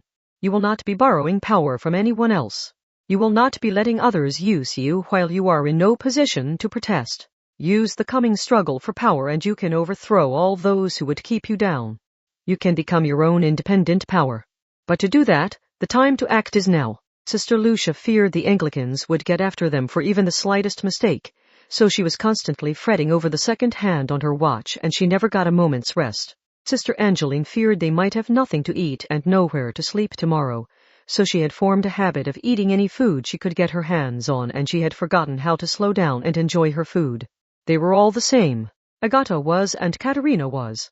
None of these things were entirely new, of course. Lucia had always been a perfectionist and Angeline a glutton. But it had all been twisted and exacerbated by the stresses of their current situation. Whether or not they were aware of it themselves, they could never fully relax. No matter how comfortable their lives were and no matter how many kind people they lived with, they knew it could all be taken away from them at any time for political reasons. After having exactly that happen to them once, the fear of it happening again was hard to shake. They had belonged to the world's largest denomination, but that had meant nothing. It had all been taken from them in the blink of an eye. The church had been in an unusual position then. They had been at the mercy of God's right seat, so they had simply cast out so many people's lives. And if Agnese stood back and let Tu do his thing, he would take revenge for her. She would not even be charged with any kind of crime. Surely. Albert dying made his final plea as if tearing into her heart. No one is at fault, but surely you feel powerless as you watch your companions fall. Don't you hate to see how weak you are? But you can still save them. You can save them and prove you were right all along. Yeah. Agnese laughed. Maybe he was right. Whatever she might have said, she had her thoughts about the Catholics who had cast her out and even attempted to kill her. But Tu was no god. He was only human, so the girl had noticed something off just as he was about to win her over. But what would the Anglicans gain if we took revenge on our old home? And what about everyone who has found a new home there? What do you wait? It can't be. You're right. I do hate the Catholics for casting us out. They did so much to us, but after Weimar the right fell and World War Roman III ended, they never bothered to slip in an apology among all the congratulations. I loathe them from the bottom of my heart for that. Agnese continued with a devilish grin. But if acting on that will not help the people I hope to protect, I will swallow that hatred. I don't want to save anyone for my own glory or pride. KH. You missed the mark, too. You misread my desire. She had regained the composure needed to press a hand against the center of her chest and wink. Doing it for myself just rings hollow in my ears.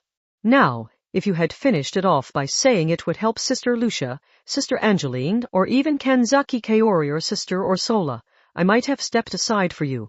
But you screwed it up, proving you're only human. No matter how enlightened you try to sound. A prophet lost everything once they were proven wrong. And the more people had believed them, the greater the backlash. Your dreams revealed nothing to you. You just laid out suggestive words in the hopes that you could instill your own desires in others. You convince people they can find happiness if they follow the flowchart found in your words. That is all you are, too. Your dreams are no more than dreams. There is no reality to be found there. Agnese Sanctis raised the lotus wand in both hands. This would be the final battle. Sister Lucia. The tall nun wordlessly responded, while readying the giant wooden wheel in her hands. Sister Angeline. So did the stooped sister with heavy gold coin bags floating up around her. One thing had not changed here. They had no reward for two. Agnese Sanctis was satisfied with the reality around her, so she had no need for dreams. Let's teach this silly dreamer a lesson. We will wake you from that dream even if it means smashing your skull in. Albert dying. Chapter 8 Part 1-2. Albert dying. Their final enemy awaited them at the center of the chapel's shelter below St. Peter's Basilica in Vatican City. Fine then. The man grinned. Then this shall be a duel. We are both disposable pawns bound to a particular mythology or religion. We shall wear down our lives for a temporary thrill, and to the victor go the spoils. I have no problem with that. Sisters Lucia and Angeline. Agnese did not even listen. Anything coming from that dreamer's mouth was nonsense. Our top priority is the Pope and the Cardinals. Blow them away. A giant wooden wheel exploded on its own, and coin bags larger than clenched fists gave a roar of motion. The splinters and the blunt weapons rushed toward the unconscious old men, but that was the correct choice.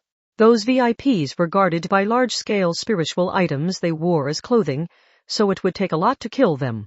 It was best to let the momentum of an attack launch them toward the exit to get them off the battlefield as soon as possible. Stray attacks from two were much more of a threat. We got all the Cardinals. That just leaves in this case. His defenses worked against him. One old man remained on the floor where he had fallen. We just need to collect the Pope. Oh, dear, too belatedly whispered. Agnese gave a flourish of her silver staff, and the angel curled up at the head spread its wings. The lotus wand could control fire, water, wind, earth, and even ether, and it was now ready to use. To reiterate, their opponent was a dreamer. Nothing he had to say was worth listening to. Sisters Lucia and Angeline used staggered attacks to keep him in place. I will use that opening to get the Pope out of theory. Angerona. By the time the explosive roar slammed into Agnese's left ear, her vision was already spinning fast. By the time she realized she had been blown away, her feet had left the floor and she could not control herself. She had been interrupted. She could not even begin to analyze his very first attack. Sister Agnese. The tall Lucia frantically held out her arms to catch her, while Angeline unleashed her 4 coin bags to hold back the man. But theory, Faunus Roman 3, they exploded. No one had done anything, but the coin bags burst from within. Then all the scattered gold coins froze in midair before rushing toward Angeline like bullets. The stooped and freckled girl could not even scream as they pummeled her. From there, it was like dominoes. Angeline slammed into Lucia, preventing her from catching Agnese. All 3 of them ended up crashing down to the hard stone floor. The breath was knocked from them, but Agnese kept her grip on the lotus wand. The pain in her back forced out all of her air, but she managed to gasp in just enough to get out her voice. What just happened? Sister Lucia, answer me. I can't defend against something I don't understand. Lucia could not hold her head steady or get her voice out, but she did manage to move her trembling lips. Face opened up. Massive jaws tried to crush you. Albert Dine did not need to wait for them to finish there. He had not moved a step and he smiled down at them. Care to see that one again? Exclamation she saw it this time. Agnese immediately slammed the bottom of her wand against the floor just as a vertical line split through empty space and a pitch-black hole opened within. The impossible hole was longer vertically than horizontally and had to be around 2 meters tall. The right and left side snapped back shut like massive jaws. The crack distorted and then vanished with a great snapping sound, but the pressurized air had nowhere to go and roared outwards. That was what had knocked Agnese from her feet before. Her wrists hurt as she held the rattling wand. She grimaced as she realized she could not resist this with brute force. It was even possible two would notice the balance of power and work to contaminate her from within using the vibrations. She forced out her voice. Angerona's HM? Angerona is the goddess of the returning sun from Roman mythology. She normally keeps her mouth shut and seals it by pressing her finger against it, but once a year, she opens her mouth to unleash the power gathered within to overcome the winter solstice when the sun has weakened. Oh, I see now. Agnese and Lucia have an Italian ring to them. Then again, the idea of giving power to the dying sun is hardly unique to Rome. You can find the motif in all sorts of cultures. I should have expected you to recognize something so well known. All of a sudden, Agnese noticed the man was holding a disc a bit larger than his palm. She thought it was a pocket watch at first, but it was not. It was a compass carved from an oily wood and with a glass cover placed on top. What is the sweet smell? Albert flicked open the glass cover with his thumb and the compass needle popped out. It would have been an extremely pointed diamond shape to begin with, but the twisted hunk of metal no longer showed any sign of that. Directions were very important in the magical world, so had the needle destroyed itself by drawing an impossible power from an impossible direction?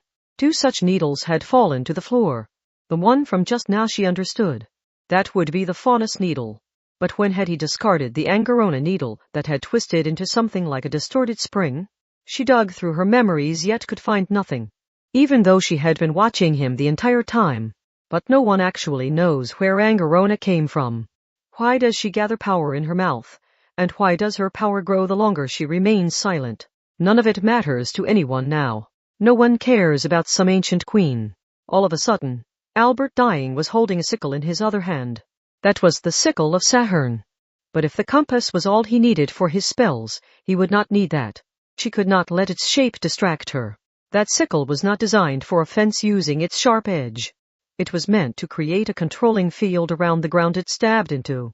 If he was showing that off, then he must have created a field to his liking. Is his magic so powerful that he needs that field to protect himself? And Faunus is a god of treasure. The horns on his head were enough to have him overwritten by the Greek myths of Pan and the satyr, but that does not erase his logic that prophesied a victory for Rome in a great battle. Albert had called this a duel, but despite what the term implied, the people who used it most often were always certain in their own victory.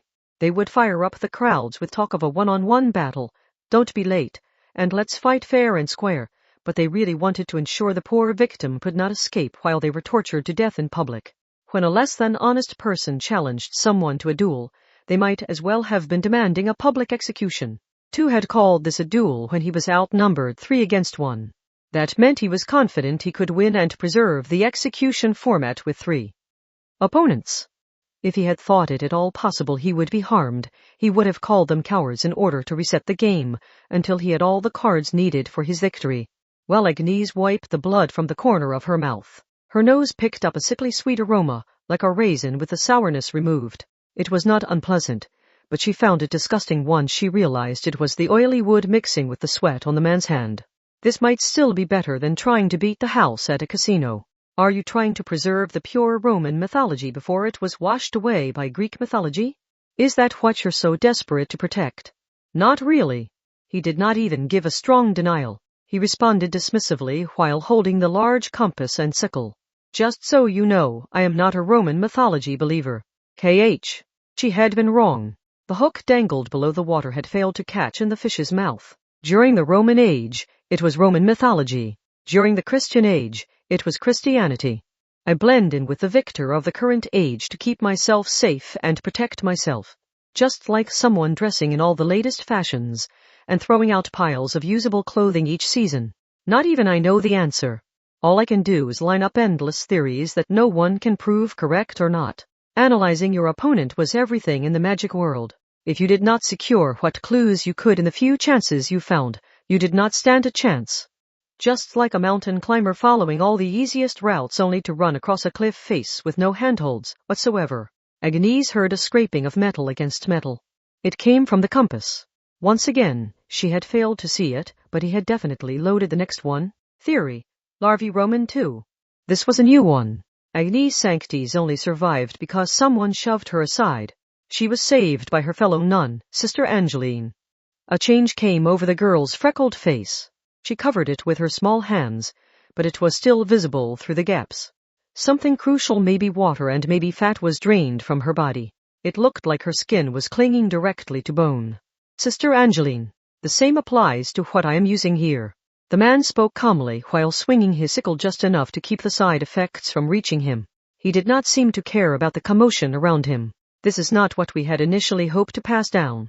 As the many mythologies and religions mixed together, the original forms were entirely lost.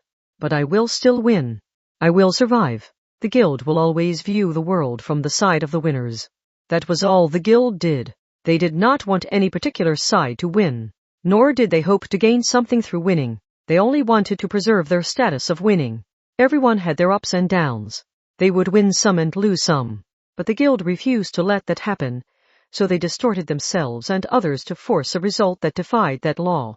With a solid clink, a twisted compass needle hit the floor, having used up whatever its effect was. That was the empty cartridge. But by then, Albert had already loaded the next round and snapped the glass cover shut with his thumb. He squeezed the compass made from an oily wood, probably palm. And he spoke his words of power. Theory, Venus Genetrix I. Agnese briefly froze. That divine name did not immediately bring a form of attack to mind like Mars or Jupiter would have. The air was split open by something too strong to call a whip. It was probably some kind of tree branches intertwined in a complex, but powerful way. It would tear through flesh and bone on contact. And Agnese was slow to react. She immediately backed out of its range, but then something burst from it. The solid fruits attached to the branches burst and created a wall of sharp shards, like a grenade blast. She had very clearly been too late to react, so her survival was not the result of her own skill. The dense wall of sharp shards had been forcibly pried apart at the last second by the explosion of Lucia's giant wooden wheel. Let's ignore the genitrix part for now. The young man smiled thinly. Everyone thinks of Venus as a goddess of beauty, but did you know she was originally an agricultural goddess of gardens?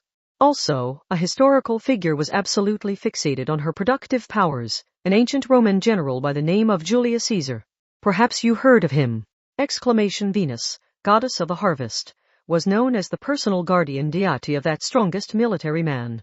Venus was a protector of Rome, but adding the genitrix gives her name a special meaning. Caesar had thoroughly developed his abilities for harming and killing, so when he wanted to expand the Roman Empire, he may have been drawn to that productive power he lacked. He was hailed as the strongest when it came to military might, but that created a blind spot he hoped to fill with the divine mother of Agnese. He wanted a solid protector who would gently support him, so that goddess will rush in toward any opening that presents itself. Sister Lucia. The force of the shards was doubled. The sharp shards from the many fruits closed back together to form a wall and rushed toward Lucia. This spell was a lot like a carnivorous plant without eyes or ears letting itself be bit to accurately locate its target. It was like a giant pair of jaws lined with sharp teeth and fangs. Agnese's warning was drowned out by a great boom, as if from a drum taller than she was. Lucia had barely managed to avoid being fully caught between the closing jaws, but she had not escaped unscathed. She had been hit from the right. The many shards that did hit her slammed her against the wall, where she slid down to the floor and stopped moving. Agnese heard the clack of metal against metal. She looked over without thinking, but with her life on the line, she subconsciously kept two in the corner of her vision. Nevertheless, she did not have time to intervene. He had clearly replaced the compass's needle and he should have been defenseless, while he did so. She knew she could take away his weapon if she intervened at that moment. Now, then, he said. An oddly sweet aroma hung in the air as he gripped the loaded compass. How are you enjoying this safety bought with your friend's destruction?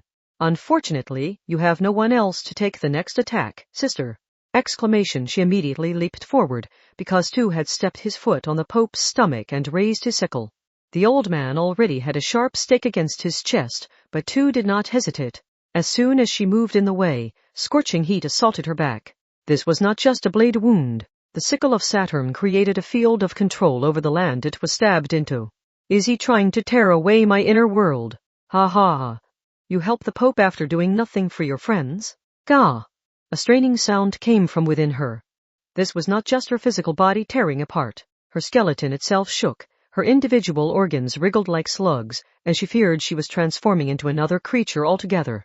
She could imagine her shoulder blades splitting as wings sprouted from her back, webs growing between her fingers, her canine teeth growing disconcertingly long, and her mind deteriorating too far for bipedal movement.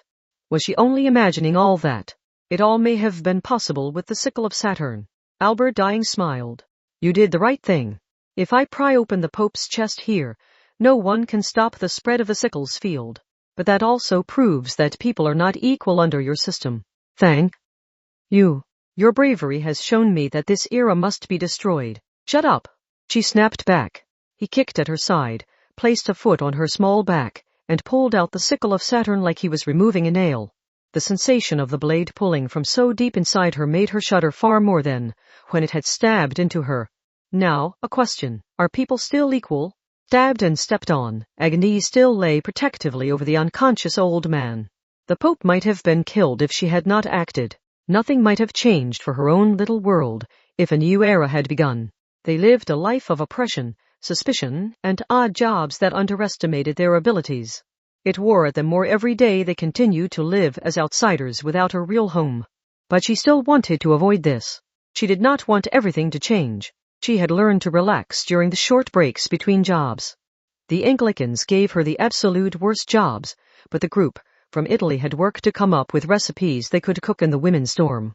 She still felt out of place in London's mixture of old and new, but she had not disliked her days off, when she could munch on biscuits and watch video makers perform with a phone in hand. Yes, she would admit it. Maybe they were being tamed and maybe they were being used. But Agnese sanctities like those bland days that were too forgettable to even write in a diary. Yes, she thought about the Roman Catholic Church. They had abandoned her, but she could not have them collapse here. Just like she had her own world, this old man had his own world. She could not let anyone trample that underfoot with a thin smile on their face. They might live in very different places, but she was the only one who could stop it, so it was up to her to protect him. This may be my arrogance talking, but I wonder if this is what it feels like to forgive someone. Albert dying, the man who had nothing of his own, laughed. Then I'll keep at it until they are equal. Part 2. To be honest, 2 had no real reason to talk. The more he revealed about his spells, the more of his hand his opponents could defeat. Telling the truth gained him nothing. Well, but he did it anyway. I have plenty of needles. If I can convince her that I can only use one of a few options, then my next move can take her by surprise. It was all to help him win. It was all to remain in a constant state of winning. He never would have bound himself with the term duel unless he thought his victory was assured. That term was a double-edged sword that would prevent him from escaping if he unexpectedly found himself losing. And he had the next needle loaded. Now, what is your battle plan? Albert dying thought to himself while gripping the large compass in his hand. The sickle of Saturn was the foundation of his offense and defense. The compass was sufficient if he only wanted to crush and kill his opponent. A battle plan appeared to eliminate the unnecessary options while building up an optimal route to victory, but it really only narrowed your field of view. And the narrower that field, the easier it was for an attack to slip in through a blind spot. If she thinks I was simply defeating them one at a time, then she will die next time. Keeping a set distance to fire projectiles creates a blind spot right in front of you. But protecting that old man does not restrict her quite enough. If I want to move in close enough, I should wear down her stamina a little further. I will wait 2 or 3 more moves. Theory.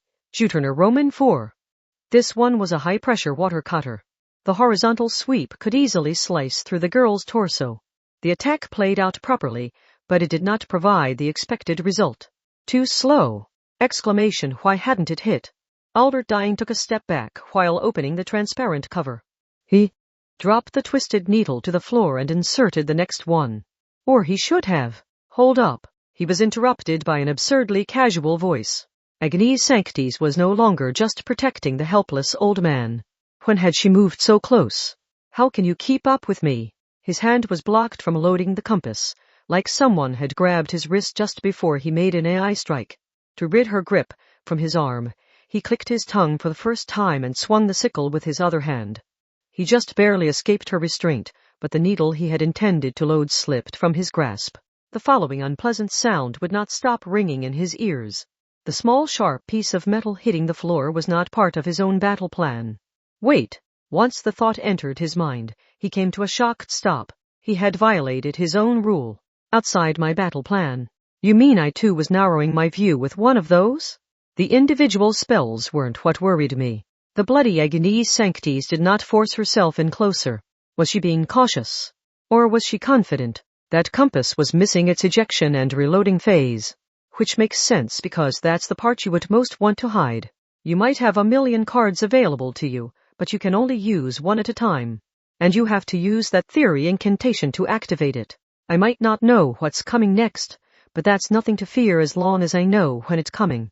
If I can dodge just one of them, then the time it takes to reload allows me to fight back.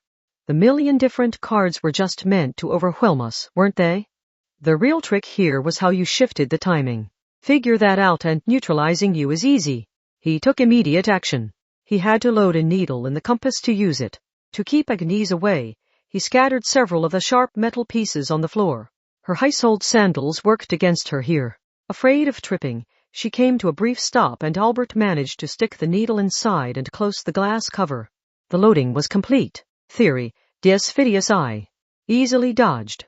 She had been late to respond, but she dodged the formless divine punishment with a snort of laughter. Even though he had spoken the name of another chief god said to be on the same level as chief god Jupiter, who corresponded to Zeus in Greek mythology, but had vanished into the shadows of history. You always keep that round compass in your hand. I thought maybe you could keep casting the spells as long as you had the needles, but it's awfully large. In an age of smartphones, you don't often see compasses too large to fit in the palm of your hand. That means you have some secret hidden in there, doesn't it? Something that warrants its larger size. The young man said nothing. Agnese interpreted that as an admission he could no longer play games. You would open the glass cover, throw out the old needle, set the new one in the center, and then close the cover again. She paused between each step as if checking over them in her head. And that would take a few seconds, wouldn't it? But that doesn't make any sense. While the Amakusa use everyday objects for everything, a combat spiritual item has generally been so optimized that it looks strange to the untrained eye. That unnecessary structure is needlessly delaying your actions. Agnese did not hesitate. The look in her eyes said she already knew the answer. That young man used nice-sounding words to deceive and manipulate people, so that was the last thing he wanted to see. So what's the trick here? The palm wood? Did you include that important religious symbol to create an acceleration spell that lets you move too fast for the eye to follow? Or is it the sweet smell? Are you using some kind of chemical to make me hallucinate? No, it's none of that.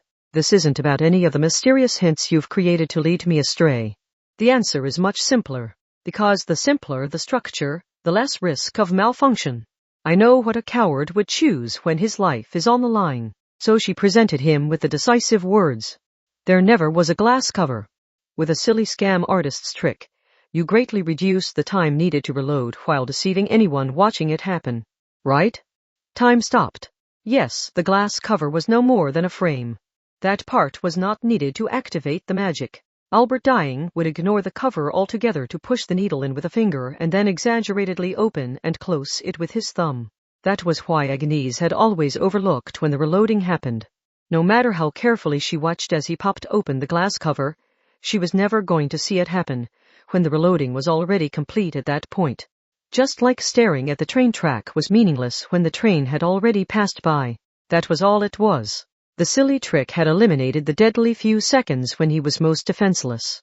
They both viewed a duel as a chance for a dishonest person to hold a public execution, and they both knew someone would only call for one when everything was set up to ensure their victory.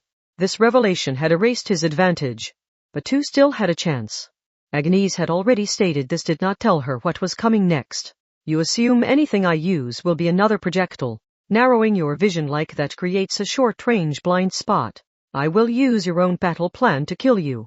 I will emerge victorious here, and I will remain forever victorious. As long as she remained trapped in her battle plan, Agnese would not even notice the blind spot she had created. She could only grimace from the wound she had taken to the back, and struggle to keep her legs steady below her. Yes, the tides could turn against two here, but she had only revealed the ancient god spells used through his compass. His true power lay elsewhere. He did not hesitate. He sliced down his own arm with the sickle. Wah! Agnese tensed with surprise. No, he had sliced his own shadow on the wall from shoulder to elbow. That damage was then transferred to himself, just like someone injuring a doll to harm the target. And that was an accurate comparison. The sickle of Saturn overwrote who controlled the land it stabbed into and set up a more convenient field, so it could also be used like this. By slicing and tearing into oneself, it could overwrite the inner world of the human body, and by tearing down the wall between the micro inner world and the macro outer world, he could wield magic unusable by mere humans, such as theory, Saturn Zero. He did not need the compass needle this time.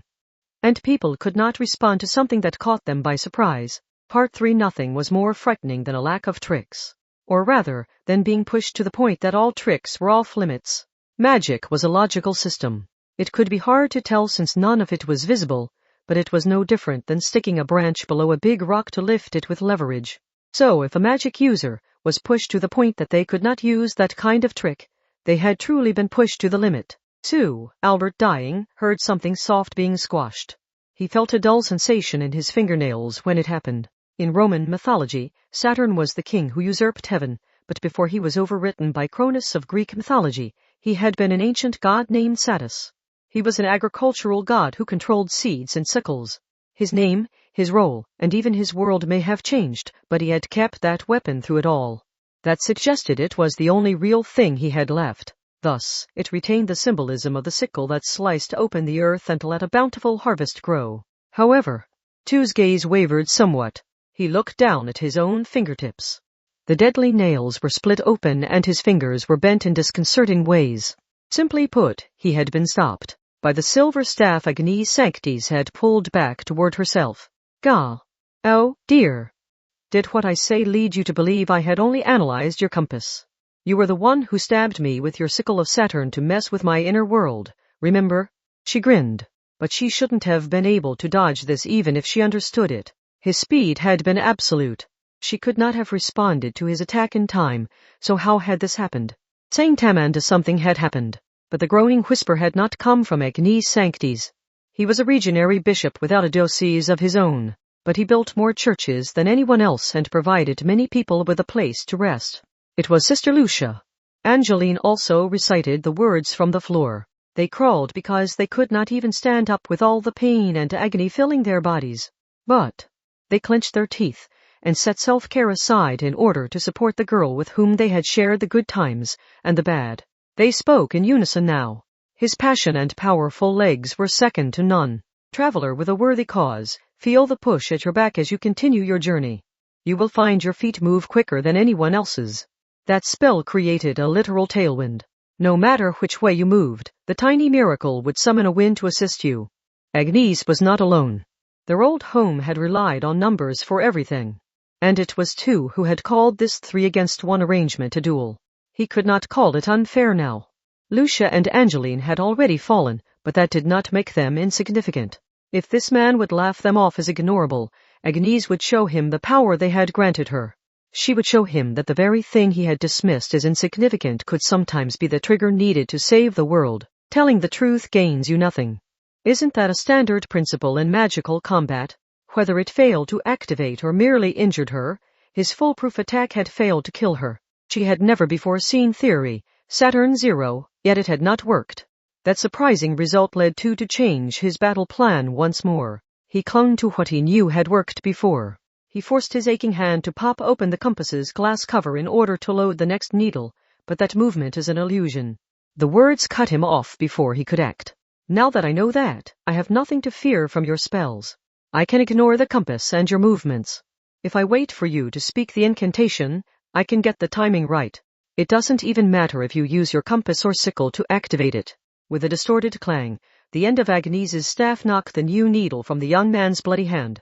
He thought he could keep going even without the sickle of Saturn, but yes. The lotus wand is a symbolic weapon capable of controlling fire, water, wind, earth, and ether. And in my case, I've constructed a further spell on top of that. She crushed that possibility. You could say it's like the wax dolls used for curses. If I hit the wall or a chair with this, the damage to the wand is transferred to the linked target. Agnese Sanctis did not make a second strike. There was no need, so I don't even have to do anything. The wand was hit, so it's already over. After a short delay, a heavy impact rattled Tu's head. Gah! He fell hard to his knees. That was proof of greater damage than if he had been thrown backwards. He glanced down at his spiritual items for a brief moment, but before he could do anything more, Agnese kicked the large compass from him and stepped down on the sickle lying on the floor. I said it's already over, she bluntly stated. Even so, Albert Dying was not done moving. I will win. I must always be winning. I will do anything to ensure it. You must always be winning. She seemed to spit out the words. But you gave into your anger and executed the bloodline investigator named Brax Mijang, didn't you? Our research suggests he was a pathetic scammer, but killing him did nothing to affect your score, did it? Did you really hate Stale Magnus that much? Admittedly, he's a condescending asshole constantly polluting his surroundings with cigarette smoke, but that isn't why you hate him. Then why? That question crossed a line. There was no kindness in her voice. You blamed them both for your failed ceremony that forced you to go into hiding. Agnese Sanctis was still inexperienced. When slapped on the right cheek, she would reflexively throw a punch. And she had a smile on her lips as she said this. You claim you must always be winning, but that died long ago. If you ask me, revenge is the last resort of a loser. A disconcerting sound filled the chapel. What happened next defied logic. Albert Dying had already been hit by the finishing blow, but he got back up. His hands and feet dug into the stone floor to rise up like a beast. This isn't over. No one ever protected me, so I had to protect myself. Do you have any idea how hard it is to always be winning?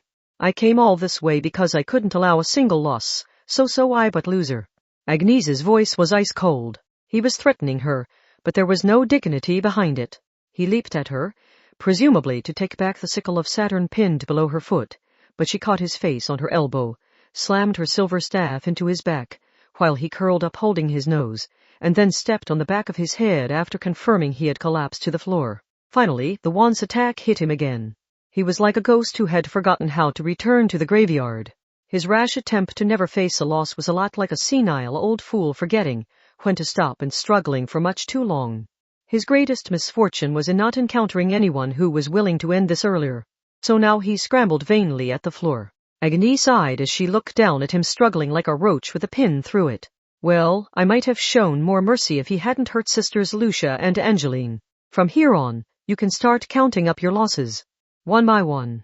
Part 4. Agnese Sanctis quietly sighed.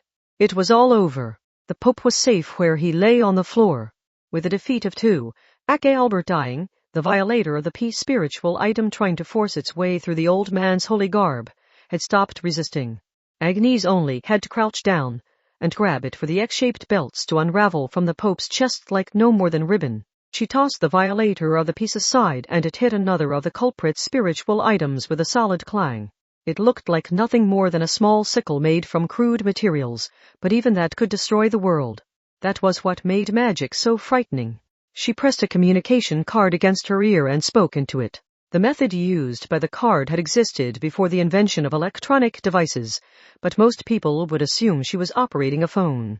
Most cars around the world had round steering wheels, and there was no real reason to make shower heads X or star-shaped. Most everyone would settle on similar shapes, because those were easiest for people to use. The sickle of Saturn has been retrieved. Yes, you check on things outside. Eh? It's going to be stored and preserved in the British Museum? No, I'd rather destroy it here. Hand this to you Anglicans and who knows what your black-hearted archbishop will do with it. She remained crouched, and gently stroked the Pope's forehead with her empty hand while holding the conversation. Lola Stewart at the top of the Anglicans was entirely different from this old man. That woman loved power games and kept her good and bad deeds perfectly balanced, so there was no point in worrying on her behalf. Still, you agree that would be best, don't you? Yes, I know a poor middle manager like you isn't allowed to say so out loud, so just dock my pay already. Ugh, I swear the world is edging toward destruction because saving it only gets you punished. Bye. That ended her magical call. Now she spoke to someone in the same room as her. Hey, Sister Lucia. You still alive? Barely. You too, Sister Angeline. I took out the bad guy, but do you also need some recovery magic? Already working on it. Ugh, don't those larvae things suck all the fat out of you once they latch onto you? The legends say they also leave weird marks all over your body, don't they? The 3 girls stopped talking there. So when they heard a groan, it did not come from any of them. There was no reason to stay here until he woke up. Every last part of Agnese's body was aching and she had been stabbed in the back to protect the Pope, but she had not risked her life to place him in her debt. Reluctant to leave, she rubbed the old man's forehead once more. That was enough. Sister Agnese, it's time. See, come to think of it, we're in the country without our passports, aren't we? Said Angeline. Eek. There's only one exit from here and if they find us, we'll be thrown in jail for sure. Agnese Sanctis pulled her hand away and silently stood up. The Pope is fine. What about the cardinals? That shouldn't be a problem. There is only one exit, so we check on them as we leave. Then there's 2 Albert dying. Eh? We are in the country illegally and now we have to carry an entire person back with us. Isn't an unconscious person really heavy? Angeline started to fidget nervously. But if they left him with the Catholics and he later escaped, it would be their fault. Anti-magician combat was the Anglican specialty, so it would be safest to take him back home with them. Back home? Agnese smiled at that phrasing. This was supposed to be their home. It was the headquarters of the Roman Catholic Church, so how could they go back home from here? She knew the answer. And she knew what to say next. They needed to choose who would carry 2 on their way home. Rock, paper, exclamation, everyone but me loses. Who put you in charge? Who put you in charge? Part 5. Agnese Sanctis had made a serious error by disobeying orders and acting on her own. Destroying the sickle of Saturn without permission was especially concerning. Her meals were reduced from 3 a day to 2, and she was forbidden from snacking in between. And this was to continue until further orders were given. The girl in the black nun's habit looked half dead. She had been prepared for punishment, but the higher-ups knew her weaknesses too well. The ban on snacks hurt far more than the lost meal. How was an Italian girl supposed to live without her coffee? Solitary confinement would have been preferable to this. She was back in London, England. The world continued to turn despite everything that had happened.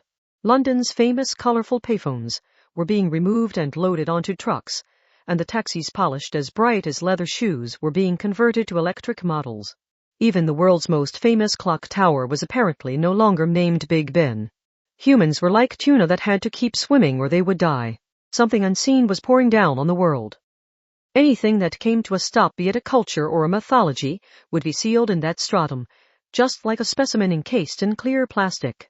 History may have had no more weight than a long-forgotten meme. The Guild and Albert may have found that absurd. They had wanted to reclaim what was buried in the stratum. But after slowly and carefully excavating it, they realized it was small enough to hold in their hand. Was that why he had wanted to wield it to its fullest? To prove it was more than that. And what about me?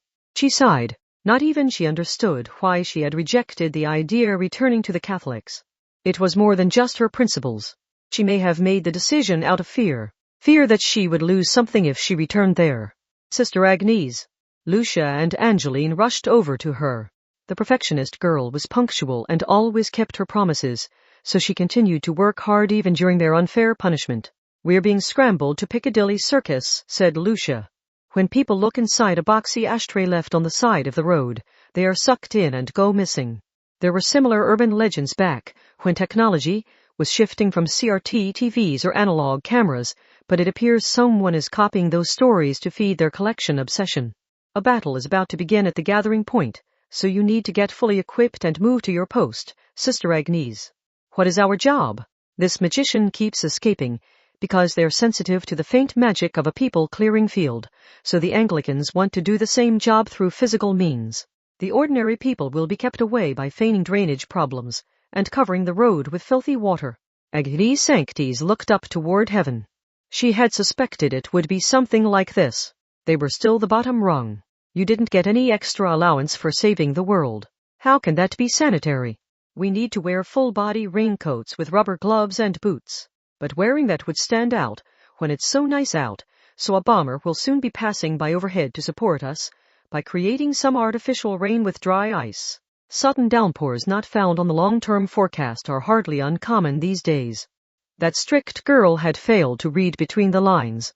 Her obsession with cleanliness had led her to focus entirely on how to defend themselves from the filth. Surely there had been other options. Agnese winked over at Angeline. We need phone and social media countermeasures. The risk is especially great since we can't use a people-clearing field. There are so many cameras around these days, and I don't see why that would ever change. Actually, I've already done that, said Angeline. All we need is for you to join us, Sister Agnese. Why do you think we ran over to get you? Because the phones aren't working here. Agnese scratched her head at that. She had hoped to find a flaw in the plan so she could boycott it, but it turned out Lucia and Angeline were the type to do everything right even when they gained nothing from it. Agnese had no choice now, but there was a note of enjoyment in her voice as she replied. Then let's get going. The time for some captivating service work is upon us.